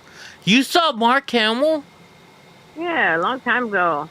Dude, he's the most Disneyland. famous. He's the most famous of all Star Trek. And I seen him at Disneyland. I got to see a few people who are famous at Disneyland. Dude, Mark Hamill is the like most iconic Star Trek. I mean, not Star Trek. Star Wars. Star Wars, yeah. Person. I know, huh? He's Luke Skywalker. Well, him and Harrison Ford too. You saw Harrison Ford? No, I didn't. No, I know him and Harrison are pretty big. I'm just saying. Okay. I was gonna say. I once got followed by a guy that looked just like Harrison Ford. It wasn't him. It was some maniac. So this was like I got stalked a long time ago, and it was horrible. But I got away from him, thank God. Well, there you go. Now you're texting Drunk Eddie. I know. She's like, I know. Eddie's a What's your drunk favorite motherfucker. food? And what did you say about what makes you sick, by the way? What makes me sick? Yeah. Like, what do you react to? You were saying that's not good for you, or you get backed up or something. I forgot what you said about that. Well, I have a lot of medical issues, so it depends. It depends because I have But then how can you eat all this food from a taco truck then? Oh, well, okay, so I'm allergic to corn. That's one thing I'm allergic to. I'm allergic to anything. So it's funny. My doctors tell me I need to go and eat healthier, but I'm allergic to corn. Anything that has stringy. Does that make sense? So like I love eating oh my gosh, I can see it in my face right now. I'm sorry, I can't think of the word. What do you put with peanut butter? What do you what? Oh, yeah, I know what you mean. Celery. Celery, yes, celery. So I'm allergic. I always see them anyway, don't you? But I love celery, so I'm allergic to celery. I love corn. I'm allergic to corn. I'm allergic to avocados. Oh man, that's the most Mexican food's got right? Corn tortillas, man. Corn this and corn that. Exactly. That's why you flour everything. I'm allergic to well, my doctor said I'm allergic to anything that has like what's the word? Like anything that has corn and celery. Anything stringy. I'm allergic to it. Okay. Which sucks because I love corn. I love elote locos. You're Mexican. You know elote locos, right? Yeah, but I can't handle chili. You get the corn on the cob, and what's funny is people were like, I don't like mayonnaise, but you put mayonnaise on elote locos, and they don't even know it. With some little cheddar cheese. Freaking white I'm people, starting man. to use Eat some sour cream. Mexican food. Right? I know, it's so good. Elote Everything's locos chili. are where it's at, bros. If you go into California, get an elote de loco. It's the best thing you'll ever have. But I'm Remember you were allergic to telling corn. me how you where to go to eat for those churros you were saying, and Oh. I'm sorry I was rude to you. I think I was rude to you. No, you're never rude to me, Because Mama. I think I was saying stuff. Yeah. When you were telling me that at Huntington, and then I go, well, I sounded like snotty, like I wasn't impressed because I know how to make them myself. Well, you gotta make Remember me some. that? You gotta make me something. Yeah. Yeah, someday. Yeah. So if you go to Huntington Good. Beach, if you don't want to cook your own churros, you go to the funnel cake place and they have fresh made churros. But it sounds like Eva has the best. So I gotta go to Eva's house one night. I have Prove had it. the best too. I'm gonna go. You know. I'm gonna go spend the night at Eva's house. I'm drunk right now, so me and her are gonna have a good time. We're not gonna say You anything. can't because I live with my son and my grandkids, so Okay. no little funny business. It also goes against my belief system. Well then, you have to come to my hotel room then. What the fuck, Eva? Eva, you sent me some gorgeous pictures of I'm you. a good girl still. Mentirosa.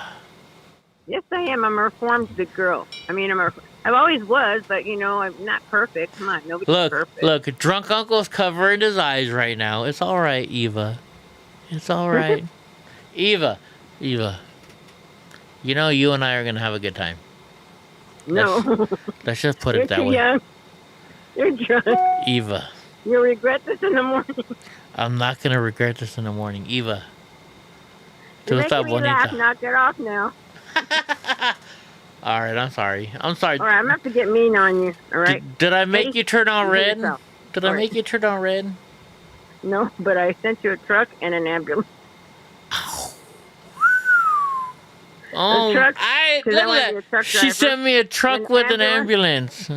Eva's like, Eddie can't handle my shit. Sorry. No, you'll need the ambulance. I'm having Eva. We're having fun with you. We're just joking around. You know I that, know. right? I love Shit. Eva. I love you, No, Mama. I'm out of I was this. surrounded by guys my whole life. Eva, You guys I are love nothing you, compared to Mama. the guys I grew up with.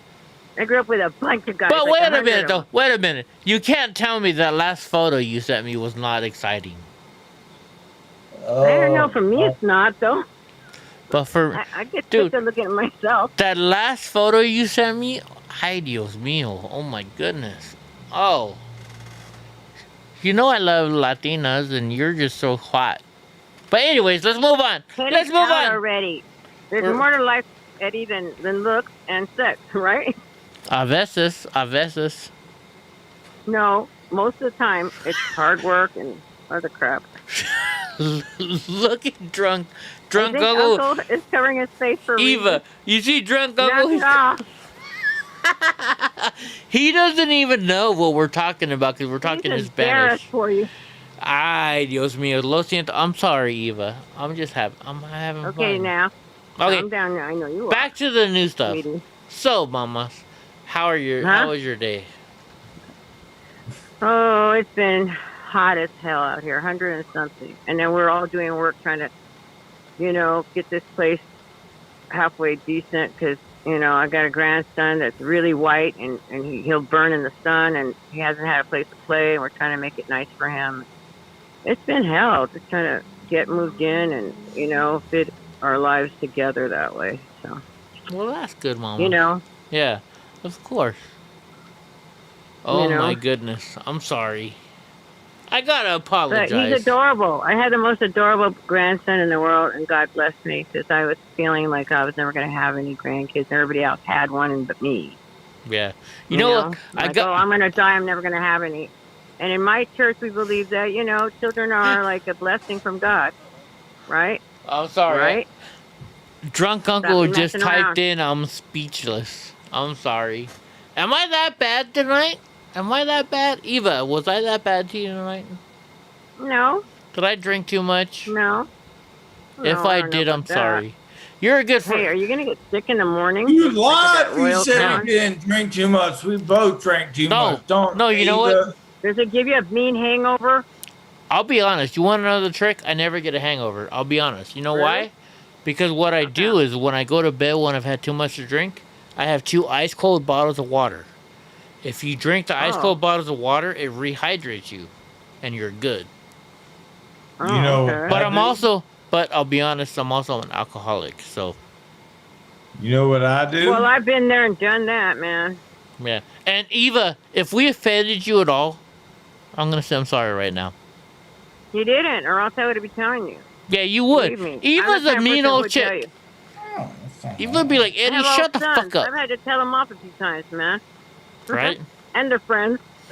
No, but the reason why we called you is just to have fun with you and talk to you. And also, you were like, last night, you're like, Eddie, you see the photos I sent you? And I didn't. And then I saw them today and I was like, woo. You know, like, have you ever seen the cartoons where the guy's eyes just pop out? Oh, yeah, I love that cartoon. I sent it to a friend of mine. Yeah, that was me today. Because I was like, I expected you to send me some just normal photos of Eva, you know, and then I was like, oh. They made the sound. Ooga. Exactly. You know what? Thank you. Because you're a gorgeous woman. I thought I was good looking, but I wasn't for sure. No offense. You are a gorgeous woman. And I met you in person and you were a gorgeous woman. So I'm just being straight up. Oh, I thought you were just being nice. No, so ugly nowadays. Oh, heck no. You know what? If you ever said, Eddie, I'd like to be your girlfriend, I'd be like, okay. Right? No. Because you are. I mean, you're like one of the top women. You know, you respect your family, and you're one of those. You're a winner. Let's put it that way. You're a winner. Any guy who gets Eva out there, if you're looking for a gorgeous woman in the Los Angeles area, there's no one been a better winner than billionaire. You're gonna have to fight me. A MAGA one. You're gonna have to fight me for Eva. Any other time. Eva may be older than me, but you know what? She's a well-worth woman. Eva's gorgeous. That's so sweet. You're Thank hot. you. I bet you. You're a patriot, right? Exactly. Who's fighting you over? And you don't care There's what people say about women you. Who are patriots. You know that? Heck yeah. A lot of us. The other patriot woman I found near you was married, so I was like, darn. I think you know her. I forgot her name now. Who? She's married. Carla? She's married to not Carla. Oh, Carla told me about a video, but she never sent it to me. She never sent. But no, she's Mexican and she's married to a Proud Boy. She's famous. Irma. No, not Irma. No, wait. You better not be talking about somebody else. You better not be talking about that crazy Irma girl that wouldn't leave me alone. Are you talking about her? What happened? Hey, you mean she's no longer on anymore? No, that girl was crazy.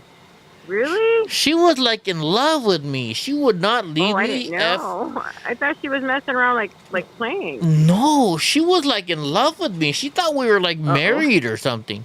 Are you talking about the same person that goes on the Hard Luck Survivor? Well, you know what? Maybe I didn't know that she was nutty. That Heina was local. Okay, yeah. You know, we get all kinds here sometimes. Serio. All right, if you guys don't know, serio means serious. So seriously. Well, I'm not like that, so don't worry. This Heina, which in Spanish, you know, Heina to us in the 90s, because you're a 90s chick, kind of. We were like, you know, this chick, she'd be like, she'd want to FaceTime me, and she'd call me with the video chat, and she'd be like, oh my God, Eddie, you're just so handsome. It's like, shut the fuck up, Britt. I want to talk to you. Really? Right? I don't want a girl that's going to tell me that I'm so handsome. I want a girl who wants to talk to me. It, huh? Yeah. Like in love with you. Yeah, and no offense to this girl, right? She fell in love with me. The crap out of me too. Someone's like, ugh. But on the same token, I don't like myself that much either. On the same token, I had a friend that was my total friend. We were movie buffs when I was younger. Yeah. And he was like totally nuts about me. And he's we could be talking about a movie and we would be like totally you know when people talk about movies, right? And they're like totally dissecting Let's it see over 'em. dinner, and all of a sudden he'd stop and say, "You're so beautiful," and all this. I'm like, "Oh God!" Right? I have to like say, "Snap out of it." Well, You know, like just treat me normal. the problem is, so like the way that Hannah treated me, that's how I treated the Hannah you mentioned earlier. And so I probably treated her too nice, so that's why she got sick and tired of me. You know, I mean, everybody. Yeah. Did you not think we were dating? I did. Everybody thought I was dating a certain girl. And I thought I was dating a certain girl. But apparently I wasn't, so. That's why that girl is no Yeah. longer on the channel. And I didn't say don't come here. She decided not to Right. come anymore. Yeah. Sorry, Well, it's just as well because you don't need someone that's gonna just be teasing you. Heck no, you should have an honest relationship. Yeah, but if someone really feels a certain way, they should tell you and not screw around. Because I've been hurt. Like the last time, like I was with like my son's dad, and we split up. He was totally using me, and he left. Like he dumped me, and the way he dumped me was so horrible that. Like that was my first time getting my little pitter patter heart here broken like that. And, holy shit, we just turned into really the bad. love line with Dr. Drew, huh? I mean, he was so smug about it, and I just wanted to drag him off that pickup and just beat the crap out of him. But anyways, I calmed myself and I was totally like calm, like a tail on. Hold on, wait a Well, minute. it helped that there was cops there. Anyway, so. Hold on. The lady cop was really nice too. Hold on. I gotta look at something again. Hold on. Let me find your photos again. I have a question. Eva, when you sent me that last picture, were you not trying to make me excited? No. Oh my goodness. Do you know what I'm talking about? No. Heidi, Oh, you mean like because of my cleavage showing? I figured oh, you'd seen plenty yeah. of cleavage. Oh my goodness. I turned into like a 12-year-old little boy. I'm like, oh my God. But you see tons of pictures. But you were gorgeous. You're always showing girls. You're gorgeous. I don't know. You keep saying that, but I You know are gorgeous. I'm not lying. Eva. Eva, you're, oh my goodness. Why? I know we're in a live show right now. I should shut the fuck If up. I was on a 1 to 10 scale, okay, I would say maybe 5. No. In that picture, you were like normal. a 9. In that picture, you were like a 9. Oh, the picture maybe. But right now, yeah, you're still pretty gorgeous. I bet you in person. Well, if I would put on a lot of makeup, maybe. Ideos meals. do When one are of we those, gonna go like, out to dinner? Apps, where they hide your wrinkles or the dark circles and stuff, make you look really good. Yeah. I don't mean to mess with you. I'm having fun. I don't know if you are having fun. You know what? You're a cute little guy when you were younger too. Yeah, when I was younger, nowadays I'm a fat old dude, so. Well, we all getting. It's what happens with life, Can't right? look like when you're a teenager. There's no way. Yeah, and I gotta be honest. And I'm okay with that. I don't need to look like some kind of Hollywood starlet. I'm fine with that. I want to see Yeah. more old people. In fact, well, you don't see enough old people anymore. On TV. Mr. What was his name? Johnny Yuma put me on a diet, but I break the diet all the time. I'm not gonna lie. It's hard. Do you know how hard it is to keep a diet going? It is not Yeah, but easy. it helps if you learn some new recipes that are good for you. Learn some good new recipes. But I Start love little by fast little. food.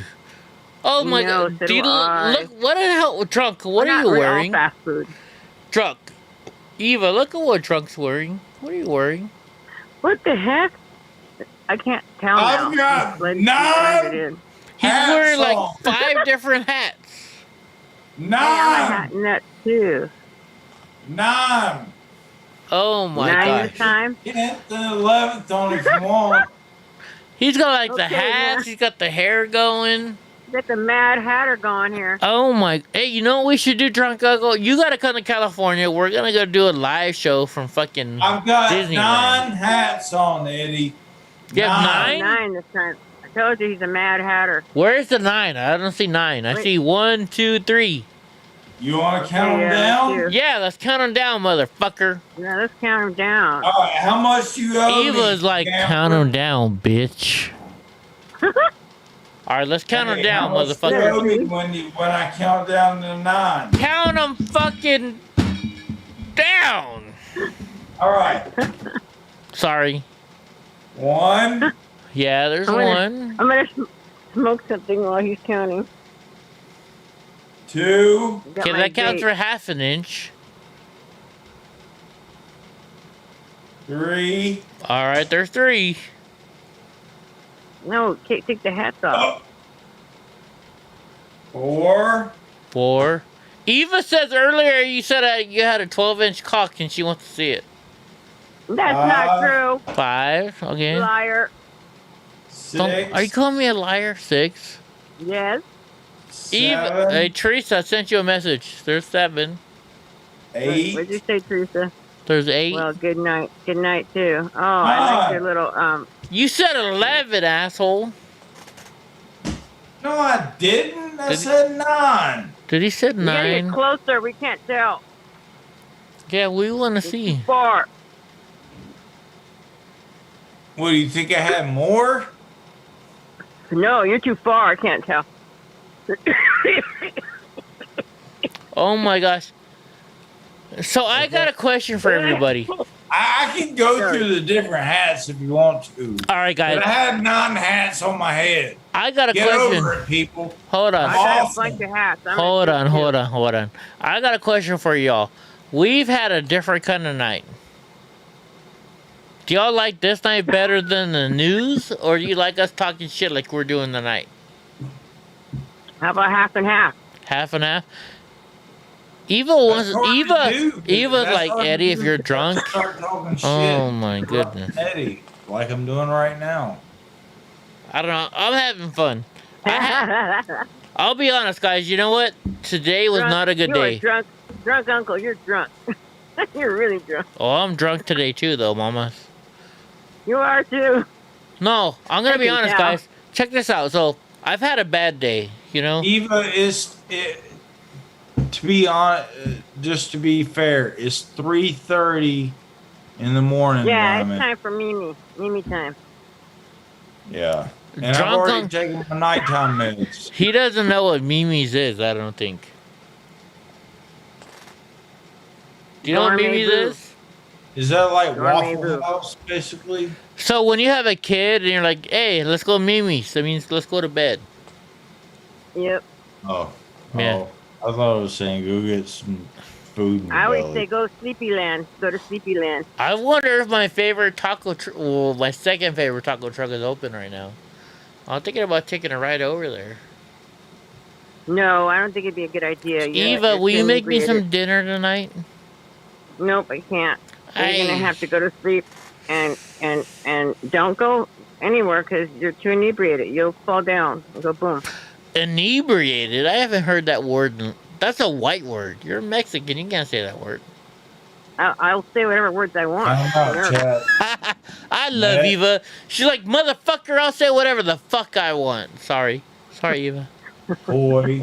And I can go into different accents too. But Eva, so check this out. So when me and Eva were and we were with Carla, we're in downtown Huntington Beach. Eva was like, "These motherfuckers ain't gonna fuck with us." Thank you. Eva is a down ass chick. Aww, that's I'm nice just of you gonna to say. And sorry guys, I'm a little buzzed. I've had a bad day.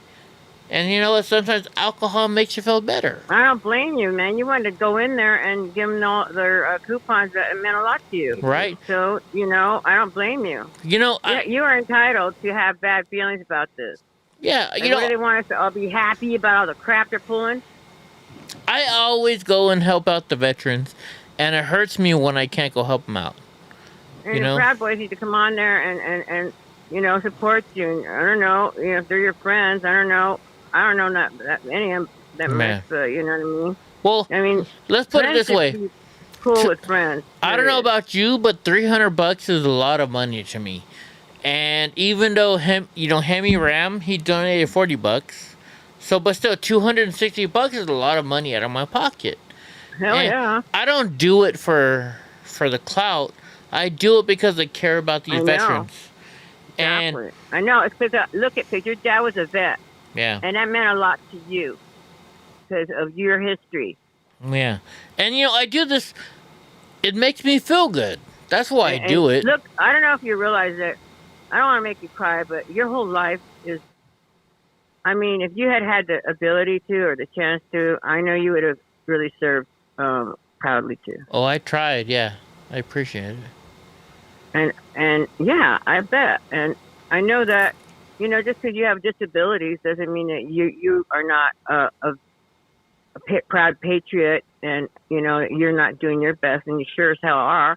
I know a lot of people who are disabled that don't ever even give a damn about any of our vets or ever would do anything you're doing. You're very conscientious about our vets. I mean, somebody's got to be, Yeah, and while we're on the subject, real quick, guys, you don't have to donate to me, but if you have a local Veterans Administration, a VA hospital near you, just go down there and volunteer your time or donate some money. Go to the local. If you go to the hospital, every hospital has a Patriot store, and you can go in there and buy canteen coupons, which I don't want to sound bad, but it's like food stamps, right? So you can go in there and you give them these $5 in coupons, and they can buy a soda, they can buy a candy bar. It gets them out of their. That means a lot to people. Believe me, when you're like down and out, I've been like homeless, and it'll mean a lot. If I know it'd mean a lot to any vet. Yeah, and it's just not that. It gets them out of their It's not hotel just room. the $5. It's also and it's just a thought that someone cares. I'm gonna tell you the best story and the worst story. It's kind of half and half for me. So, I've been doing this for 10 years, and there's one veteran. I won't say his name, but every time I went there, they're like, "Well, you can't give him any food because we used to cook food for him. We do a tri-tip lunch with tri-tip and either oh my gosh, potato salad or something, right?" Well, this guy couldn't eat real food. He had to have everything, chopped up in a blender. So they would never let me feed him. And one day, I was sitting there and I'm like, "Well, what can I give you?" And he's like, "Well, can you give me a smoothie?" So I remember the next time I went and I bought him a smoothie from Jamba Juice. So I bring him this smoothie, and the nurse wouldn't let me give it to him. I said, "Well, he told me he can have it." She's like, "No, he can't." So then I talked to my friend who works for the VA, and she's like, "No, he can have it. She just didn't want to give it to him because he gets hyper when you give it to him." So I said, okay. She said, "Eddie, next time you come, which was Christmas time," she's like, "just sneak it to him." So I'm like, okay. So when Christmas came around, I bought him a smoothie, and I went to his room, and he passed away like the day before. Oh, that's so sad. And I couldn't stop crying. I'm a strong man, right? Yeah. But I couldn't stop crying, because I brought him a smoothie before, like he asked me, and I knew his name. I'm not going to say his name because, right, that's private information. But I knew his hotel. I say hotel room, but I knew his room because they're kind of like hotels. And I'm like, I'm gonna get so and so, and it was sad because the first time she said no, and then the second time I was gonna sneak it to him, he passed away. Oh. And that was so sad for me, I mean, I only knew this guy from talking to him, cause yeah, I think you just didn't expect it. I take these veterans gifts and stuff, and it's not about the gifts. I go in there and these guys talk to me. and they tell me their story, you know, and it's like it's their life memories, and like, you know, I love watching. If you're a History Channel buff, you would love going to the VA hospital and just talking to these these guys. I know. And women. You know, our society also doesn't even like. I think our society does not, you know, put enough emphasis on how men have feelings too. Do you know what I mean? Yeah. And I mean, you guys are. Like, somebody's probably making fun of me right now. They're and like, then, you know, Eddie's we're all crying. like, you know what I mean? But no, you know, there's like, we're human. Hello. Right. And You know, most of these goddamn it. men and women, there's women too in these facilities, and they can't talk about and it. nobody ever considers, like, also whoever doesn't get considered are all the older people who are in retirement homes. You know, everyone in our society just forgets about. You know. Yeah. I mean, so sad. Like, I was going through my dad's records, right? He had to sign a form saying if he ever told anything that he did in the military, he had to go to the FBI and tell them that he said what he did, you know? And it's sad. You know, and I'm looking at the chat room right now, and Steve Pence says you can tell I'm hurting. Yes, I am hurting. You know, I'm hurting for all our veterans. I'm hurting for the people that can't say. I think it's so horrible how they were treated to all our guys who are. Look at how they were treated by this new administration, and it's just insane how they've been treating them. You know. Right. I Like, mean, drunk. Look at drunk right now. They were sleeping on the floor. They Yeah. were sleeping on the floor, and then weren't they just treated horribly? You know, some Like, people no may not like our consideration veterans. for their comfort at all. Yeah. Look at drunk. Drunk. I don't think he even knows what to say right now. Drunk, tell me something, bro. Talk to me. He's hiding over there, trying to come up with No. something like to. He doesn't have to, but I mean. Put on one of those stupid hats of his. Come on, because I'm gonna have a hats off with him. Right. I mean, I love our competition. veterans. There's nothing better. I have a big old thing bag full of nothing but a bunch of hats that I stored. I have had for all the years. I mean, if you watch my Some are DC stupid, video, too. when I saw the Vietnam sorry, I Veteran did that. Memorial, oh my Sorry, I got gosh, distracted. I couldn't stop in the Vietnam Veteran Memorial. It's just seeing all those men who died and women who died. It's just so sad. They gave up their life for our country, and our country's turning into what it is right now. You know, I noticed that nothing that was that spectacular was done on any of the media or, I mean, when Trump was in, he went and honored them. Remember that? And he was always so respectful to our vets. And this sucks the way, like, this is just, I just want to throw up thinking about how they get treated now. I'm sorry. You guys got me going again. You know what? If you're a veteran, like Steve Pence, Steve is a freaking Marine. Thank you for your service, bro. Hoorah! Yes, Steve. Hoorah! Anybody who served in the military, anybody who's an officer, even if you're police, to me. Right on, Dar. You know what? I love you guys. I thank you for your service. Like, I don't know if you heard. Yeah, that's what I like, that we have so many good guys on here, you know? Yeah, I don't know if you heard earlier. That served. I did my thing at the Veterans Hospital, and then I'm sitting, you know, I'm like sad because I didn't get a chance to hear the stories, right? So I'm sitting I went to Chili's. I'll tell you where I went. I went to Chili's bar. I normally go there on once a week. And this guy, for some reason, some guy sat next to me. And he was a veteran, and he started telling me his story. And that made it all feel better, because I'm used to hearing the stories of the veterans when I go give them their canteen coupons. And so this veteran started telling me his story. And I mean, it was insane what this guy told me. So what I did is I went to the bartender. You know, I was sitting in a bar. I said, hey, I'm going to pay my bill. Can you let me pay this guy's bill too? But don't tell him. So that's what I did. I paid for his meal. And I left before he could thank me because I didn't want him to feel bad. Because I appreciated what this guy did. you know. But veterans are veterans. They don't want to hear thank you. They really don't. Yeah. So like, Yeah, I know. I'm gonna tell you guys, do me a favor. If you're at a Starbucks, wherever you go get coffee tomorrow, and you see a veteran behind you, say, hey, you know what? Can I give you $20? Here, pay for the next person behind me. Just. Yeah. I know, huh? Don't ask for it. And I mean, I know I'm saying it on my channel. So, right, you guys are gonna say, well, Eddie, you're Well, I'm asking. supporting a couple of vets' kids myself, you know. Yeah. Because they didn't step up to the plate. So, I mean, I love them, but, you know, from a distance. Yeah. Hey, as long as you care about our it just veterans, didn't right? work out.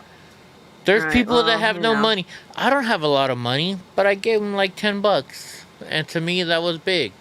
Trunk, what do you think? You're right there. You're Gabagoo. Gabagoo, right? Gabagoo. Drunk would do the same thing. Trunk loves our veterans. We all love our veterans. I think that's what you guys probably have such a good friendship because you both have had home ownership, right? You guys have had a business and you're about the same age, right? I'm a little older, but yeah, thank you. Oh, yeah, okay, a little bit. But I think he understands a lot about business and stuff. You guys have a lot in common. And chicks probably, I don't know all that stuff. But you guys probably have, I hope I know something about business, but You know, I'll be honest. You know what I want to do? There's a show on Animal Planet. It's where they rescue pit bulls. It's called Pit Bulls and Parolees. So this lady, she rescues pit bulls, but she also helps people who've been down on their luck and in jail. Well, what I want to do is the same thing. I want to rescue animals, but I want veterans. I want to give veterans a job. Because you know what the best thing for a veteran is? An animal. A dog? Yeah. I agree. You know, I knew was one guy here. Oh my gosh, he was like the denim guy. Okay, I think dogs do vet so much good too. They do, but they struggle, like, because they don't always have money for their pet food. You know. Yeah. And we really shouldn't. Oh God, it's just terrible how we're having such a homeless problem here in California. Oh, I've been to what's that? Angel Stadium. Or Venice. Well, my son worked there once. Yeah. Yeah. We just need to do more. Yeah. You know. Some vets though have just totally lost it. You know. So many that are just I think it was Reagan that threw all the people who were mentally ill onto the street, wasn't it? I'm not sure, to be honest with you. Yeah, I don't know. So, but that didn't do a lot of good. That makes my favorite president look kind of bad. So I'll be honest though. If he did, then that's kind of bad. But if he didn't, yeah, and he took away a lot of good programs for the disabled. Like my ex, I'm still friends with him, Mark. He's a really good guy, and he's had this really good job over at the Crippled Children's Society in Pasadena. But when Reagan took away the CEDAR program, which used to give incentives to employers to hire disabled. Yeah. You know, and they would get like a tax, I guess, tax write-off or something. Eddie, how old were you when Reagan got voted in? In 1980, I was 4 years old. Really? So yeah. You can't really. But I met the guy. I'm just letting you know because I lived it. You guys got to realize. I was the wife of this guy who had a job, and our little family went downhill because he was no longer employable because there was no longer this program. And I even talked about it on, that show that I used to watch a long time ago. Hello? Yeah. No, we're listening. Tom Hartman show. Yeah, I used to go on there a lot when I used to be at Bernie. I've never heard of Tom him. Hartman. Yeah, he has a program on. He used to be on RT. Well, I don't know if it probably still is. I haven't been tuning in because this is when I was a Democrat. Oh, you were a Democrat before. Yeah, I was hardcore Democrat. Oh, okay. What made you change? God, let me see the Lies. fact that I Democrats lost their mind. You've seen the What it's lies. saying there. The lies were just too much. I don't know. Could it be the fact that we supported Bernie? My son hit the street, and they were campaigning, and then what happened? Oh yeah, he let us all down. Remember that? Yeah. And then we saw, evil Hillary, and that whole debacle. Still, I don't know. Where is Hillary? Right? Oh Yeah, my I know. gosh. I'm sure she's still behind the scenes somewhere. I hope not, but probably. Holy jeez, it's like 4 o'clock in the morning in drunk uncle time. I can't believe my we're still God. up. God, dude, it's close to 4 a.m., bro. This was a good show. What do you guys think? I think it was a good show. I Because I do was too. on it, but I'm a little punch drunk myself here. You're Not what are you drunk, drinking, but, Eva? tired. Eva, was what are you huge. drinking? Nothing, It was just huge. hot It's the- and water. Oh, I thought you were drinking. You're drinking too. No, I'm just water, and because I can't drink like you guys anymore because I'll get sick. I do have once in a while, but I can't really because my stomach can't take it. I mean, after a lifetime of being a drunk, I don't want to wind up with whatever cirrhosis of the liver. We're gonna have to go to. They took my hat when they tried to arrest me for January 6th. We gotta go to Bob's Big Boy, and we're gonna get you some food. Okay. I love Bob's Big Boy. If you guys have never been to Bob's Big Boy, Yes, of course. I grew up at Bob's Big Boy. Are you kidding me? they got That's this when they used to have them all over. right. They got this thing called it's a spaghetti, but it's like a chili spaghetti. Oh my goodness. Oh, really? Yeah, they're chili spaghetti. Have I had that? I don't know if I remember having that. But I used to love going to downtown LA, to Clifton's. Have you been to No, Clifton's? you're going to the wrong one. We gotta go to Burbank, mamas. Burbank. But they don't have Clifton's anymore. But they got no Bob's more. Big Boy in Burbank. Oh yeah, I've been to that one. Actually, Right across from the story. Marshall. What's his I name? will tell you. I know, and I'll tell you a story of that Bob's one day when we go. Okay. Oh, I want to hear. It's Can a I sad see story. photos too? Oh, it's a sad one. Dude, you were a sexy mama's back. I mean, you're still sexy, but you were a sexy mama's back in the day. I'm not gonna lie. You keep saying that. Well, you should have sent me the goddamn picture then. Okay then. Don't send me no more sexy pictures, and I won't say you're sexy Then I anymore. won't. Okay, No. I won't. No. Keep sending me them. Keep sending them. Keep sending them. I'm trying to read all the comments. I know, can't even Mr. read them. Dusker, like, They make Eddie me drank laugh. so much that I'm drunk. Dude, I almost drank a whole bottle Yep, of Crown I see tonight. that Mr. Nice Guy keeps saying stuff like, hey, Mr. Nice Guy. I'm kind of used to the Eddie theme now. At first, I'm like, I don't know about this. It Oh, sounds you're- really like rapish. You're getting But now better, it's like mija. growing on me. It's growing on me. You're getting better, mija. Mr. Nice What does Guy's that mean? like, I gotta be at work in a little bit. Drunk Uncle is just yeah, we like should all chilling. go to sleep. We're all like staying up way past our bedtime times here. In Serio, right? I know. Drunk Uncle was like, what's Serio mean? It means like really, bro. Serio. Hey, did you hear that? What's his name? Crowder. Let's start having talking surgery? about Hondas. Hold on, I know wait. about Hondas. Honda means que onda. Honda. It's Like, que what's onda, up? mijo. Que onda. We mean, what's up, baby boy? Yeah, I have a What's Honda. up? Stop Okay. bringing it up. All right, here, check this out. So if I say que onda to you, that means what's up, right, Eva? In Spanish.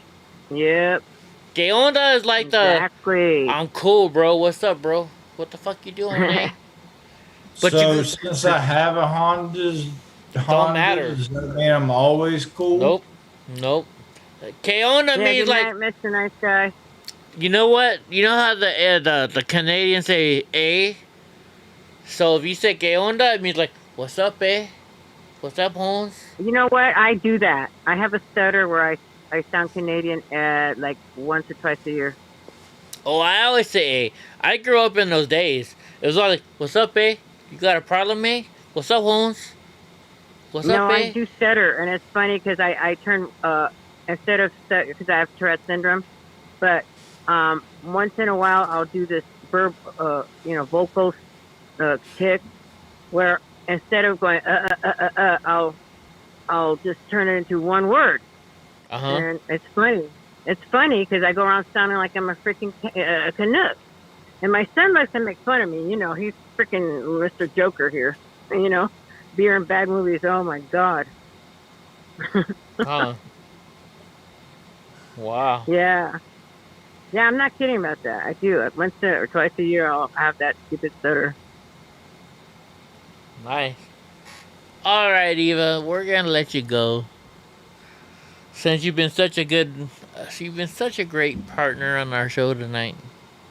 Dealing with Okay, go to bed, and don't forget to get your water so you don't have a mean hangover. I know, right? Junk uncle. Water You guys is the behave. key. Water is definitely the key to not getting a buzz. All right, Eva. Well, thank you for calling. And if you ever want to send me any more photos, I'm not going to complain because you're hot. You're a hot bombas. Hello? I think you accidentally hung up on her too early. I think she hung up on us. All right, we got somebody else who wanted us to call them. Oh, Jesus Christ, bro. Hey, you're going to stay up. I'm having a bad day. I told you, I did tell you. I got Eva, you. good night. We love you. I don't know why we hung up on you. I did tell you I got you till 4:30 a.m. my time. Well, you know what? Shut the fuck up. Hey. We're going as long as I fucking want to tonight. Tonight's a special fucking night. Trying to get that stocking slap. Why isn't she answering? Your call has been forwarded. Somebody told us to call, and I'm not fucking answering. I'm gonna call him once more. Oh, gabagoo. Yeah, gabagoo. Wait, it's not calling. Why isn't it not fucking calling? Can you tell Eddie's had too much to drink? Yeah. Hold on, I don't know, Eva. I think you hung up on me. Answer your phone. Answer your phone. I gotta hang up before it says her name because I don't want y'all to know the name of the number I'm calling. Cause it's secret. Her name is Sofia Vergara. And why aren't you answering your goddamn phone? She's not answering her fucking phone. Hold on, you know who? We're gonna call somebody new. I'm not gonna say her name. I just saw her right in the chat, so I know she's awake. We're gonna bother. You know, we're just calling random people, or you're just calling random people. You know what? I've had one of those days that I'm just gonna call random people. So this person... Make sure you delete this whole fucking thing. Hey, if this person... Hey, do me a favor. The person I'm about to call, you don't have to say your name. Just talk to us. You don't gotta say your name. At least put it on private, because I did have 9 hats on my head. Well, you can't say the name. Don't say your name. Just say hi. Just say hi. Hello. Hello. How are you tonight? I'm great. How about yourself? Good. We're not going to say your name unless you want to. We're just calling people because I'm drunk. Drunk is drunk. And we're having fun tonight. I noticed that. Sounds like you're having a great time. Do you mind if we say your name or no? No, I'm not going to say my name. Okay, I won't say the name. Drunk doesn't know who I'm calling. Only I know who I'm calling. So guess what, folks? Guess what, folks? You don't know who I'm calling. You don't. Haha. I think that everybody can guess since I'm like the only other chick in the room. No, they don't know who you are. Shh. So how are you doing tonight? I'm great. I should be in bed because I have to be up like in 4 hours. Yeah, you should be in bed. I do work, you know. Are you drinking with the rest of us? No. I can't drink right now. I'm getting ready to do my marathon. Oh, shh. You're giving out too much information. Yeah, I know who it is now. Oh my God, I'm so dumb. Now drunk knows who we're talking to. I'm so dumb. Oh my God. And Eva, no, I'm sorry, be Mija, we tipsy, didn't but call I'm her. not a dummy. But you're a beautiful woman, so there you go. That's funny. Donnie God. J says hi. Oh my gosh. I'm not going to Hi, answer that Donnie. question. So Listen, how are you know you what? doing, ma'am? So listen, y'all. I can't see any of the chat because I'm on my phone. Okay. Okay. You So don't if need have to see the chat. Huh? You don't need to see the chat. So how are you doing? I don't need to see the chat. No. I'm just making fun of you. How is your day going? Well, my day was good. Oh, yeah, it's Working. 1 o'clock in the morning. It's my time, so it's got to be... Hey, and Eddie, guess what? What? I'm moving to Texas, not New Mexico. What? Whoa! Lucky? Can I move with you? I'm jealous. Yep, I got a job working for, well, I can't really say. Yeah, but, you can't say. But congratulations. Yeah, I'm so super excited. Wait, so Cannot wait. are you in middle of Texas, eastern Texas? You can tell us that kind of. I'll tell you, Laredo, Texas. You'll tell me. She's like, I'll tell you Laredo, Texas, Eddie, but we're online, so everybody got to Right. know. Oh, that's right on the border. Where is Laredo? Is it on the border? It is. Well, yeah. So, Laredo, so now Texas, to this Laredo, person, Mexico. you told me you would hook me up with something if I came down. Can you do the same thing there? I don't know. I have to it depends on when I get there and stuff. Like, Okay. I got to feel it out, right? But congratulations on the new job in Texas. Thank So, you. no, Are you working on your Texas accent like y'all? Not. Like, you want me to start talking like that? That's what I can start talking like. Okay, no problem. You got to have the accent going, right? I am from the South, All right, wait. I thought you were from where you told me you were from. You're not from there? Well, I mean, I grew up all over. I was born in Virginia, but I grew up in California from about the 8th grade. Oh, wait. What part of California? A place called Ridgecrest. No way. Ridgecrest? Really? Mm-hmm. Podunk Town. I got some friends in the Elks Lodge over there. Ridgecrest. That's Yeah, more they're of a all- diverse... Is that how you say it? More of a diverse neighborhood? There's a lot of white people there. Oh, never mind. I thought there was the opposite.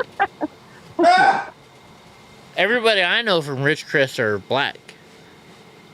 No. Oh, shit. Did I just say not that? not that it matters, because that doesn't matter, but I'm just saying no. It's a real desert town. Hey, Steve Pence, stop jerking off. I gotta mess with him. He's an old, dirty old bastard with a new girlfriend. I love him. I think you have such great people in your room. We do, right? We have great people in our chat room. I love all the people in our chat room. You know what? I gotta be honest. So today I had a bad day. I was feeling kind of down, and y'all brought me up. Y'all brought me up. Especially drunk uncle, his drunk ass. He's got his white hat on. Freaking drunk uncle is hilarious.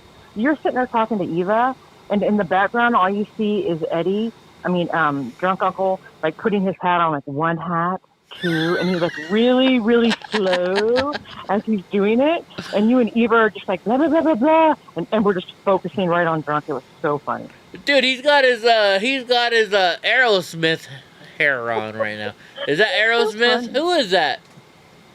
It's Habib. He's Habib. I think the both of y'all are hilarious.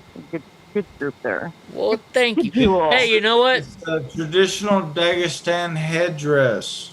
I'd rather have the 13 viewers we have on right now laughing at us than a million people not laughing at us, right? Right, drunk? Hey, look, it's all in good fun. Jesus, you know? Plus, earlier we had gorgeous Eva, Now we have gorgeous. I won't say your name, but I think everybody knows who you are. I think, yeah, I think everybody knows it's Star. But oh, you said it. So, okay, so we have gorgeous. She said her name, so I can say it now. We have gorgeous Dar on the line, which, and you know, just so you guys know, I vet people pretty well. Like before I started dating, well, I guess I wasn't. Well, I guess I was dating her before I started dating. What's her name? What was her name? I forgot already. Brit.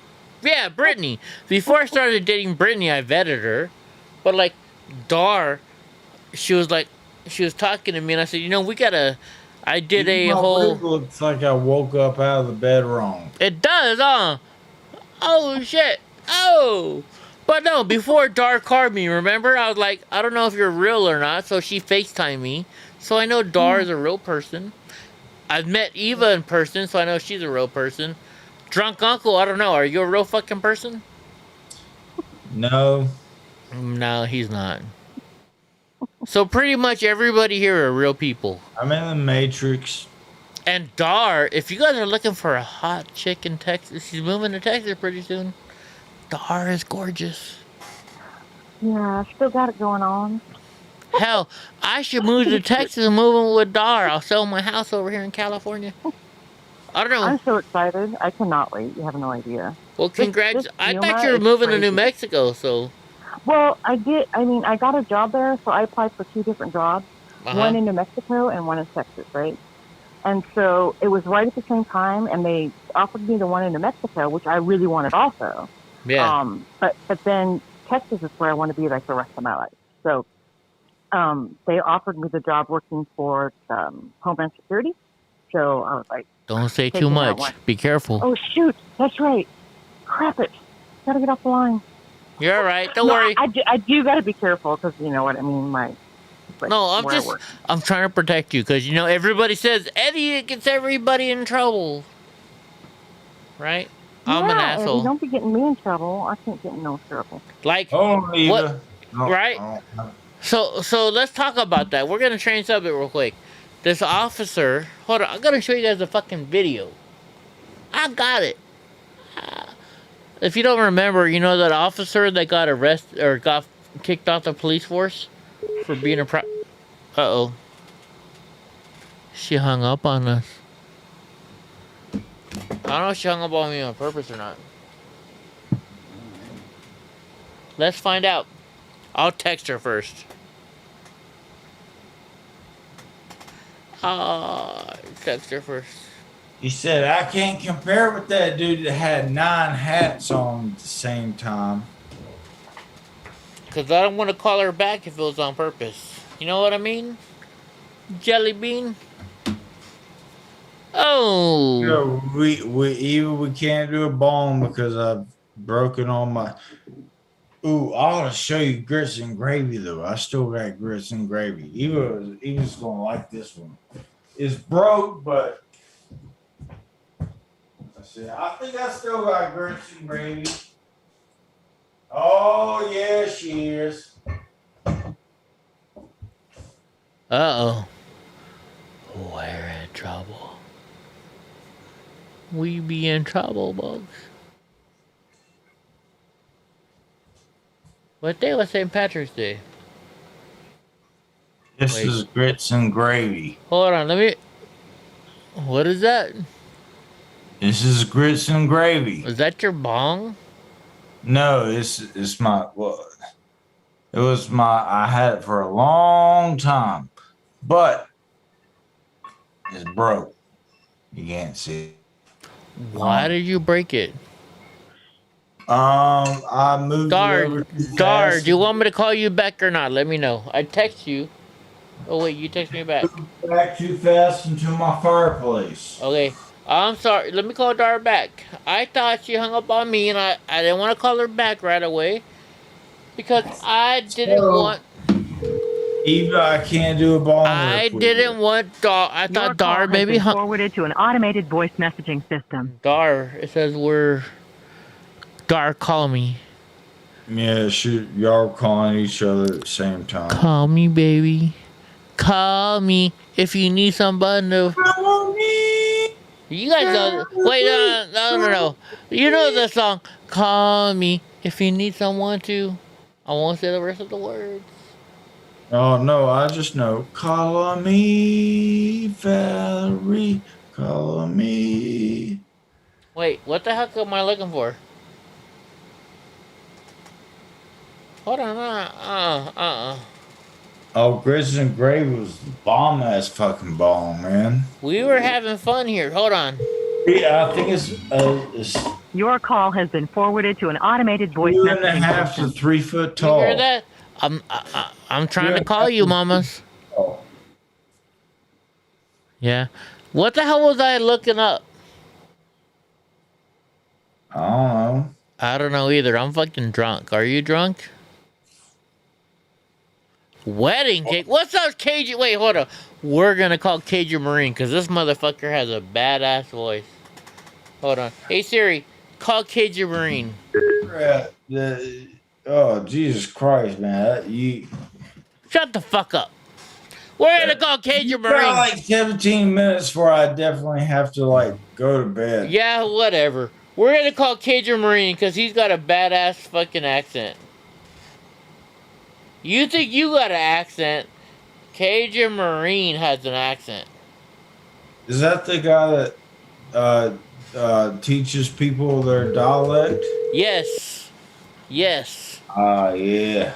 What's up, Cajun? Hello. What's up, Cajun? How you doing, Ed? We're feeling good, but both Drunk and I are drunk, so we're calling people and just fucking around. And we saw you were up, so we're like, we're gonna call Cajun Marine because you got the best accent of all. Yeah. Nah, I was checking, see what's going on. I saw you was still alive. I was like, ooh, let me say hi. What's up, brother? How you doing? Good. Just chilling, about to take a late night bong hit. I was walking, that's my floor cracking. I didn't fart, I swear. Hey, those late night bong hits are real good. I heard you had some good food the other day.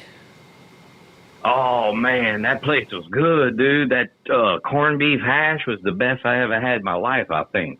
Dude, so here's the deal, guys. Cajun texts me. He's like, Eddie, where should I go eat in Lompoc? I'm like, go here. I sent him to my brother's restaurant. He's like, Eddie, that's the best corned beef and hash I ever had. So, man, it was good, dude. Right? I got a question. Can you hear me, Cajun? Yes, sir. I hear you good. Okay. That's Drunk Uncle. So you're from Louisiana, yes, sir? Yes, sir. Bayou Catarcia, Acadia Parish. All right. So, I want to go on a vacation. Not many people is probably going to be interested in what I want to do, but you're going to be the guy that's going to be able to lead me to where I need to go. I want to take a vacation to a small town on the bayou, and I want to find just a local bar and just listen to you guys talk. And what would the conversations be like if you could guesstimate, like what I would hear? Because I know, I'm assuming a lot of the stuff might not be processing for me. You would understand, because most, like, we hunt and fish, and that's all we talk about is our duck blind, our deer blind, our boat, our pirogue, our guns, or, we just coon-ass people from the swamp that live off the land or try to, hunt and fish and have fun and get drunk and eat good. We all love getting drunk. I understood the last half of what you said, but I did not understand the first half. I said we like to hunt, fish. That's what we talk about: hunting, fishing, shooting our guns, running trot lines, getting our boats, our pirogues. You don't know what a pirogue is? No. No, see, these are the things that maybe want to go to the bayou and go to a local bar and just sit in there and listen to people talk. Because I've never, the first half of what you said before, I probably knew what you were saying if it was not Cajun. You know what I mean? You know what I mean? And that's the biggest thing for me because I've never really traveled. Sorry, we're buzzed, so we're having fun. No, I've been to Brooklyn and I've been to Miami, but I've always wanted to go, you know, fuck Brooklyn, fuck Miami, you know, like large towns. I've always wanted to go to somewhere in Louisiana, like a very small town, like where you can get as Cajun as fuck and just go to a bar and listen, you know, to just what people say. I'll tell you where to go. Eddie, give them my number, Eddie, and whenever you go, let me know. I'll plug you in down there. I can hook you up with people that'll take you in boat rides that nobody gets to go to unless you know those people. You know, places out there. Hey, that'd be awesome. That's what I'm looking for, man. I don't want to go to fucking Times Square. I don't want to go to whatever the fuck in the rest of the country. Don't go to New Orleans either. Nitty gritty. Yeah, don't go to New Orleans either. Take it from a true Louisiana Cajun. New Orleans is crap. The food is crap. There's a lot better places in Louisiana than New Orleans, for sure. That's why I went to New York. I didn't go to Manhattan. I didn't want to see Times Square. I wanted to see what the locals done. You know what I mean? Hey, so when I was working in Anchorage, and the company we work for, they were all from Tennessee, and a lot of the guys were from Louisiana, and they kept saying, Eddie, we're going to make you some Cajun food with some TT sauce. Do you know what TT sauce is? Chi-Chi or TT? T, with the letter T. It was some spicy ass shit, whatever the hell they put in there. We're going to make you some jambalaya with some TT sauce. That's what they got all kinds of stuff down there, and they all call it something different. You know, we made our own French language, so we sure as hell gonna do whatever the hell we want to. Oh, I bet you can make some good beignets, though, huh?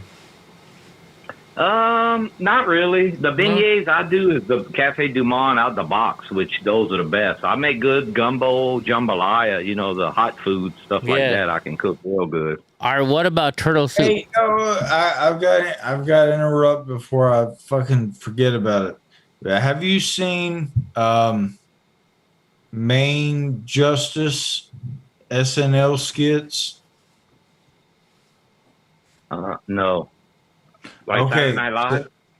Yeah, it's on SNL. It's on YouTube, but it's called Main Justice. But the premise is for some reason people from Louisiana somehow become people in Maine, and they're ruling on Louisiana law in Maine. It's fucking hilarious. It's like, I find you guilty, and you're gonna eat the spiciest bowl of jambalaya.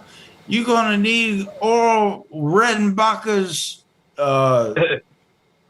fan to blow that ass fire out. Jeez. But no, it's cool. It's on SNL and it's called Main Justice. But the premise is like Cajuns from Louisiana somehow got moved into Maine, and they're in the court system ruling on Maine shit. Just a heads up, we're drunk as fuck. We'll put it out there.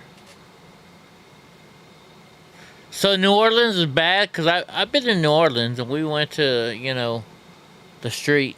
Oh. Yeah, New Orleans is a hellhole. We went to the carousel. We went to the street. You know what street I'm talking about. We won't have to say it. Bourbon. You know what I mean? Yeah. I was all up and down there. Nah, Lafayette's a cool town. Lafayette's a great town. Big city with a lot of good food, good people, a lot safer. New Orleans is just a shithole, dude. That thing needs to sink in the mud. Yeah, so I'm disabled, so when we were there, I'm in my wheelchair, and trying to get down the streets, you can't get down the streets in New Orleans with a wheelchair, because the streets are like They're all messed up big time. And we were in the Garden District, if you know where that is, off of Yeah, I Market lived in the Street. Garden District. Yeah. We were in Market. Now I gotta say though, they had some badass freaking fried green tomatoes. Oh my goodness, those were good. Yeah, But, I mean, they got a few spots in New Orleans. They do have some good food, a couple spots, but overall, it's like overrated crap. It's dangerous as fuck. It stinks. Yeah. We went a ride on the ferry. It's the oldest steamboat in the world. The steam ferry. I forget what the hell it's called. But we went up and down the Mississippi. That was pretty cool. That was fun. You know. Down in Mississippi. Oh, but so I got a story for you guys. Y'all like my stories. So we went to this bar. It was on the show. What's that show where the guy fixes bars, Bar Rescue or whatever, right? So we're there, and it's like a shaving chair, you know, one of those shaving chairs where you get a shave. And so what the girl does is, you know, you sit in there and you pay so much money, and the girl puts her boobs in your face and blah blah blah. And this, you know, I love big boobs. I'm not gonna lie. So my wife was like, she's like, hey, we're gonna get that done. I was like, all right. And then she told me, she's like, I got it for me. And I was all mad. I was like, what do you mean you got it for you? You don't like boobs? I'm a guy. I want to see the boobs. So she paid for the girl to do it to her, and I'm kind of pissed, and I'm sitting there in the corner all, you know, grumpy, like, I wanted this girl's big boobs in my face. You know, I'm a guy. And then she comes back, she's like, it's a joke. I got it for you first. So I get in this barber chair. This girl with these huge, like, triple D's or I don't know sizes. Just huge. Probably you know. the worst haircut you ever got in your life, but Yeah, so she's, like, sticking them in my face, and I'm, like, happier than hell.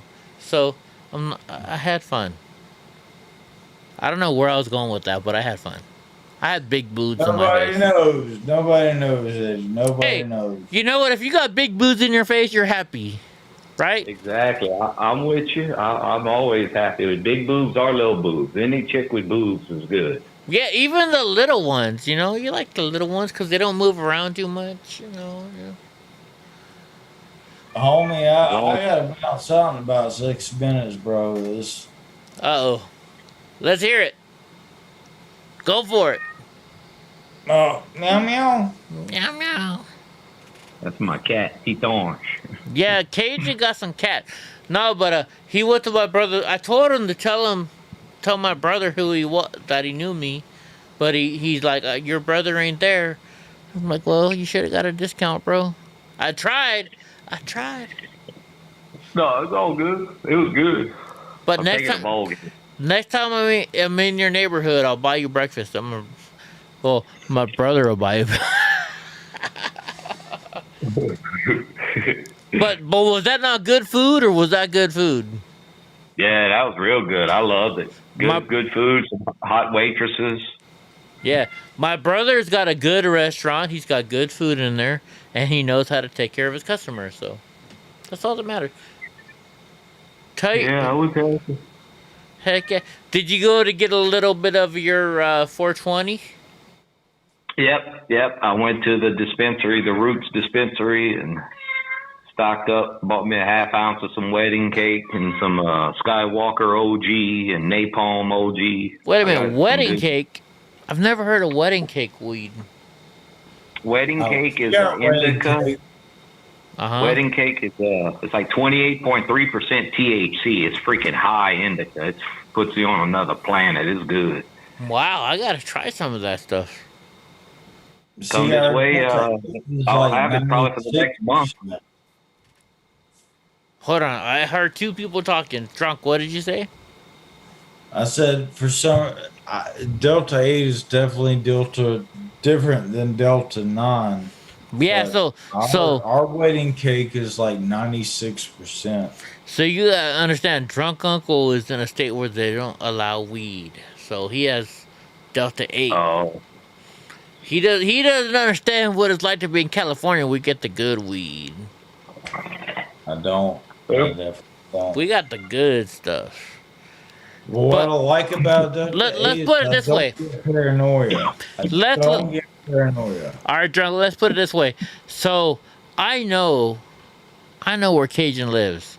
He's got to drive at least 20 minutes, depending on how fast you drive, to get the good weed. So that tells you how good the weed is if he's driving 20 minutes to get it. Oh yeah, it's good. Yeah. In the country, that's 20 minutes. Well, we're talking about city life.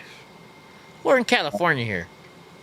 Well, don't it take you an hour to get anywhere where the fuck you live? No, where he is, he actually lives near a big town. But he'll drive the 20 minutes to a smaller town because it got better weed. I understand, but I just thought because of the congestion out there, it was like. Now, where he is, there's no congestion. 5 miles away is going to take 20 minutes. No, there's no congestion where he is. You got to go by an Air Force base, but that's about it. Hey, I got a question. Hey, do they still have that fake police car sitting out there on the side of the road with some fake dummy in the front? I haven't seen that. No. You know what I'm talking about, though? There's a base somewhere close by. Yeah. Between there and the village, I don't see nothing. No? Okay. I mean, I'll see real cops driving there, at times, but I've seen that what you were talking about that time. I've seen that in Louisiana. They got one of those that's still there, actually. Yeah. A cop with a dummy. All right, how many cats do you have? You're a cat. I know you told me you love cats. So how many cats do you got? I have 2 now. I had 3. I had a 19-year-old that died. Oh, I'm sorry, bro. Now I have now I have an 18-year-old and a 14-year-old. Right on. So now you're a lecturist, right? No, linguistics. Wait, how do you say that? Dialect coach. So you coach people on how to do. So could you teach me how to say different voices and stuff? Yeah. If I could teach that particular accent or dialect, yeah. I mean, I taught Brooklyn Jewish Yiddish. I taught Russian. Obviously I teach Cajun. Yeah. Southern. Well, because you've taught a lot of famous actors. We won't say any names, but you've taught a lot of famous actors, if I remember right? Yep. Yeah. You can say. I don't care. Well, I didn't want to. The same guy that was this dialect actor. Yeah, that's Cajun.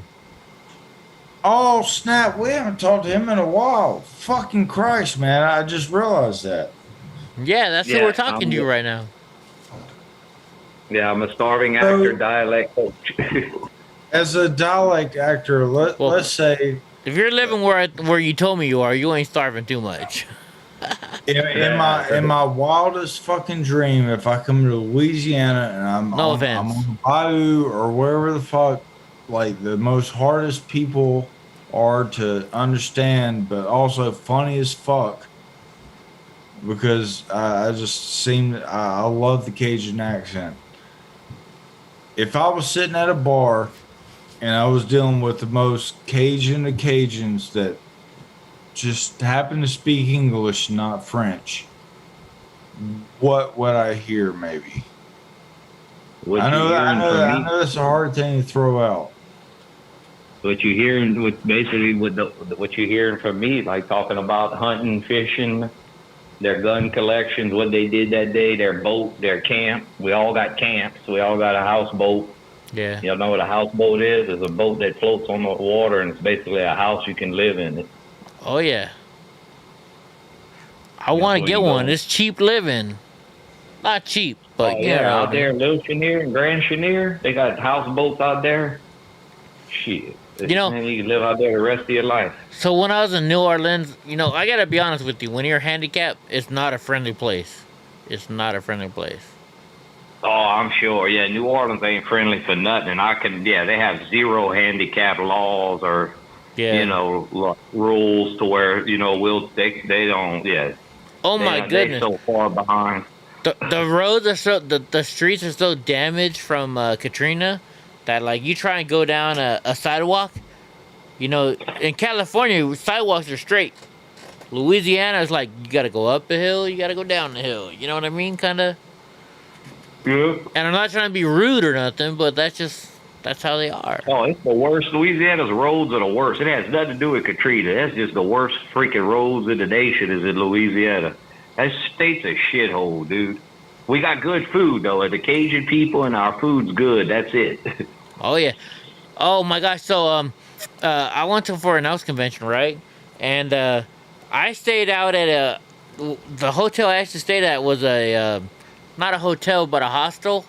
It was one of those, it was that we found out actually it was they kept disabled children in there with, you know, mental disabilities. It was one of those real bad places.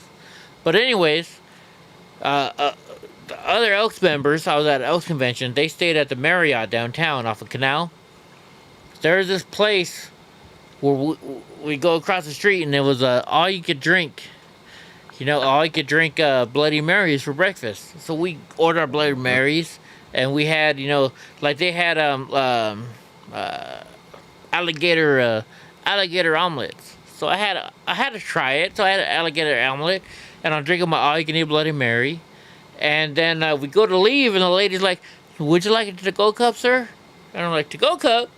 She's like, "Yeah, you know, you could take your Bloody Mary drink down the street. They don't care." Louisiana has no open container laws, meaning you can drink. Everybody can drink in the car except the driver. You can drink in the streets. There's no open container laws in Louisiana. Yeah, and like the bar we were drinking at one night, they were like, "We stay open all night long, 24 hours." There's no like, see in California, at 2 o'clock, you got to stop drinking. Not Louisiana. Woo! America. Heck yeah. And we went on the boat. It's the oldest steamboat in the world. It's a paddle steamboat. It was awesome. Oh yeah, they got those up and down the Mississippi River. They got those in Baton Rouge too. Yeah, it was fun. Although one way, you know, you're nice and cool because the wind's hitting you. You turn around, it's like, it's fucking hot here. Oh yeah. No offense, but you know what I mean. Yeah, the weather is. Yeah. Steve Penn said he wants to learn Japanese so he can speak like Fuji from like Super Dave Osborne show. Oh You my! remember I that? haven't seen Super Dave in forever. That was Showtime, right? Yeah, remember that Japanese guy that couldn't understand or speak anything? Oh, yeah. He was just his sidekick. That was the funniest. Drunk, you remember that? Are you old enough to remember that? I don't think he's old enough to remember that. What? Super Dave Osborne. No, I don't think so. Yeah, like he was like he had the. It was almost like Evil Knievel. He had the, you know, the American little white suit with the It rings a stars. bell, but I don't think I've. It rings a bell, but that's about it. Look up Super Dave Osborne. Super Dave Osborne. It was a Showtime show. I'm strong. Nah, not like Super Dave. Super Dave was the bomb. Look at the Super Dave interview with Norm Macdonald show too. Was it Norm Macdonald? Norm Macdonald does Norm this Macdonald podcast today. with Adam Egget. Yeah. And, he did an hour-and-a-half podcast with Super Dave, and it's his first show. It's the most hilarious thing ever. Oh no, I know who Super Dave is now. I know. Do I gotta show you who Super Dave is? He always he did the Evil Knievel type stuff with the white outfit, but he never went and did anything. Yeah, I definitely remember who Super Dave is now. Fuck Fuji. Steve Pence is like, fuck Fuji. Well, right on, Cajun. We just had to call you and fuck around with you a little bit. We're way past our normal time, but I'm drunk and I'm having fun.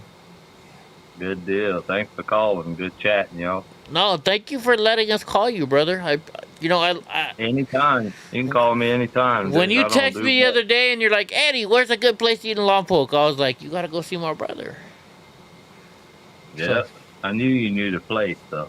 Heck yeah, heck yeah. You know, and me and my brother don't get along, so that tells you how good my brother's food is. If I tell you to go get my brother's, it means it's good. All right. Sounds good. Right, I mean, but I'm gonna come down there pretty soon, so we're gonna have to meet up. I'll text you. Yeah, sure. We'll go eat Sure. breakfast or dinner or something. Cause you got some good barbecue places right by your house. Yeah, got a lot of good ones here. That's a good one in Pismo I found the other day, too, called the Meat Market in Pismo Beach. I never heard about that one. Whoa, that shit was so good. Yeah? I think there's hot women in Pismo Beach, too. Oh, yeah, there's hot women all over California. There's hot women everywhere. That's true, right? Yep, there is. All right, brother. Well, thank you for letting us call you. Sorry if I called you too late, but... No, never too late. Anytime. Hello, everybody. Goodbye, everybody. Good chatting. Semper Fi, Marine. Hell yeah. Hooroo. We love you. We love the veterans. Thank you for your service, sir. Hoorah. Arr. Right on, man. Love you, man. See y'all. Take care later, drunk uncle. Adios.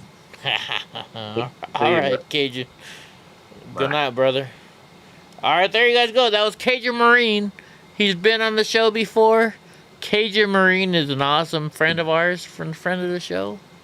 I'm sorry I was nodding out in the back. It's all good. We're all drunk. It's late as fuck.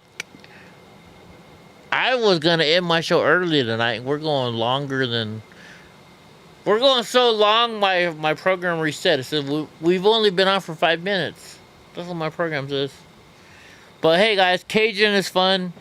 We're all fun. I think I'm going to go to bed. Drunk's definitely tired. You can tell. Right? I hope y'all had some fun. Thank you for being here, guys. You know what? I was having a bad day. We didn't even do any fucking news. I just, Oh, we got 75 up likes. Do we really? Holy shit. Well, thank you, everybody. I just, you know what? Like I said, I went to go help out the veterans today. I wasn't feeling good. I was tired. Between Drunk Uncle and everybody here, y'all made me feel better. I love you guys. I love you, Drunk. I love everybody. So thank you for coming on, making us feel better. Eva, oh my goodness, Eva. Don't ever send me pictures like that again, Eva. Send me pictures like that. Eddie. Hey, I'm a perv. I love beautiful women. You know how many beautiful women do we have on this show? Hey, I'm just throwing it out there. We have so many beautiful women. I'm letting him loose now. I'm letting you loose. I gave no warning. Go ahead. Drunk is out of the question right now. I'm just saying we have so many beautiful women on this show, and Eva, no. Oh my gosh, you're so beautiful. All of y'all women are beautiful. All the men are handsome. Jesse, you're a handsome guy. Cajun, oh my, he's got that accent going on. He's got that, what do you call it? All right. What's his name? Matthew McConaughey. Yeah, he's got that Matthew McConaughey going on, right? And Dar, oh my gosh, she got that job going on in Texas. God bless you, girl. I'm glad you got a new job. Congratulations. Everybody give it to Dar. Hey, you know, we're all looking for a better job, right? If you're not looking for a better job, then what can I say, right? Because, you know, everybody wants a better job. I don't care who you are. Drunk Uncle owns his own store, but you know what? He might be looking for a better store. Cajun Marine, he's a Marine. More money, more happiness. Right? Cajun Marine is a Marine. You don't fuck around with Marines, right? But hell, Cajun Marine might be looking for a better job. Jesse Martinez is working over there in the oil fields. He might be looking for a better job. Everybody wants a better gosh darn job. Eva, you're so beautiful, you don't need a better job. Just be a model. Dar, always can be a model. looking for a different job. But, Actually, hold on, wait. you know, Hold on. Let's see as who an the actual employee, you should always be looking for a better job. let's see who the ladies are in the chat room tonight. Why can't I click on it? What the F? Well, anyways. You gonna figure it out? You gotta ask them their pronouns now. So Dar and Eva are the two ladies in the chat room. You know what? You ladies are just fine. You're beautiful ladies. Dar just got offered a new job, so she's doing great. Eva, you're gorgeous too, so. Alright, we're gonna go to bed because it's way past my bedtime. She looks. The kids are asleep. And drunk, just like 4:45 over where drunk is. Holy jeez. Yeah. Jesse, why aren't you asleep? It's later than hell over there, Jesse. Later than me? No. But Jesse's got to be at work early. You go to work later on. All right, everybody. Do I get paid overtime tonight? I don't know. Well, did anybody pay us overtime tonight? I don't think they did, but if they did, you do. Yeah, we're out. Drunk Uncle and I are chasing the dream. We're chasing the American dream, and we're all living it. I don't care if you're broke as hell. I don't care if you're rich as hell. You're still living the American dream. You know why? Because you're in America, bitch. Because you're in America. And you know what? You could say whatever the fuck you want. Yeah, I said it. You could say whatever the fuck you want because we live in America. Bitch. Right? If you believe in if you're a liberal and you believe in liberalism, you could be a fucking liberal. I don't like it personally, but you could be a fucking liberal. Or you can be a conservative. Or you could be a Green Party or a Tea Party or however many other parties you are, right? I don't give a shit. You know what? I'm going to tell you right now. I don't care. I'll be honest. I don't care if you vote Democrat as long as you did your research.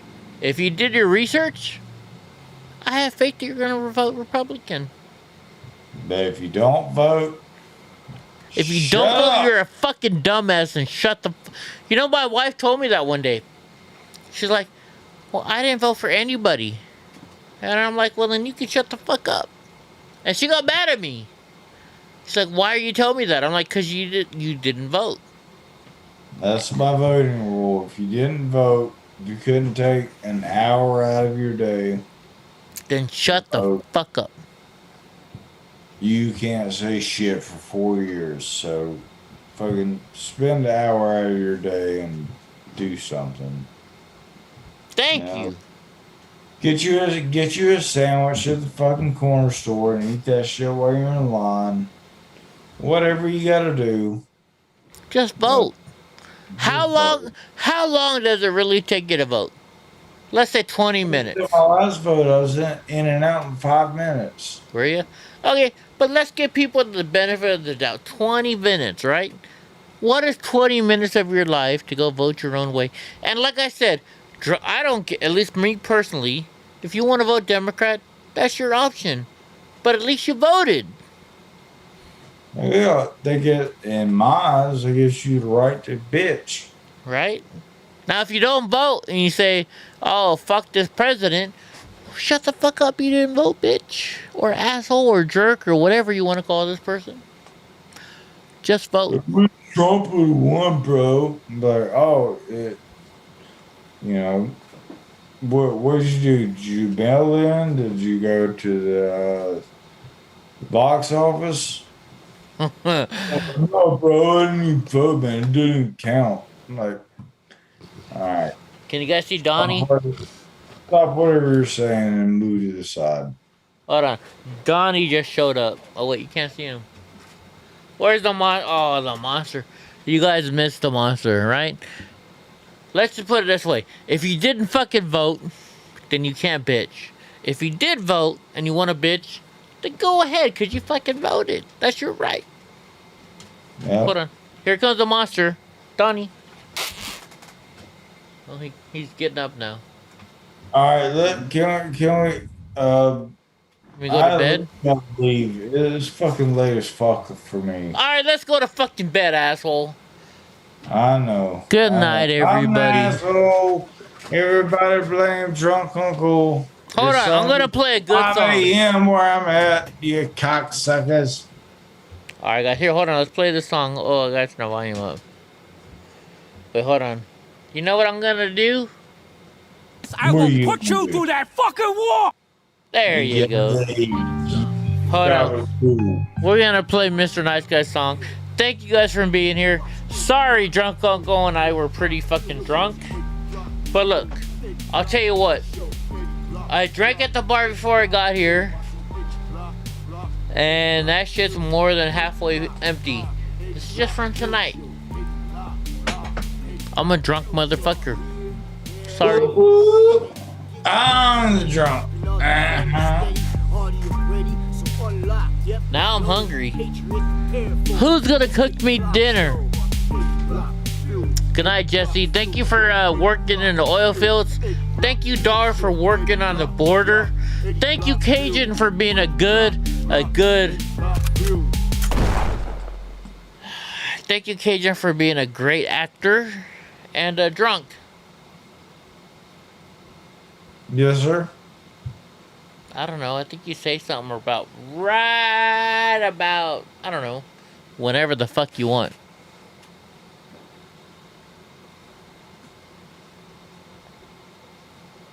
Donald Trump don't trust China. China is asshole. Meow. Is that all, or should I expect more?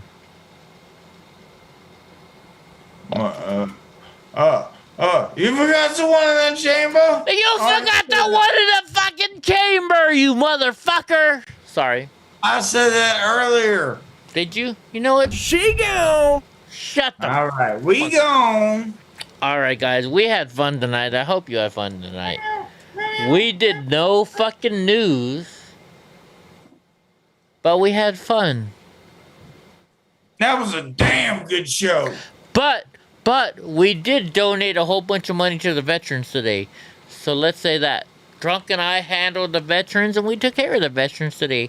And if you're not in the local area here, or even if you are, go to your local veterans and donate some fucking money to the veterans. You know why? Because they're the ones that let you say whatever the fuck you want. Like we're doing right now. We love our veterans. Right, Drunk? That's right. All right, God bless everybody. Good night, and take care of your veterans. Please, do me a favor. Take care of your veterans.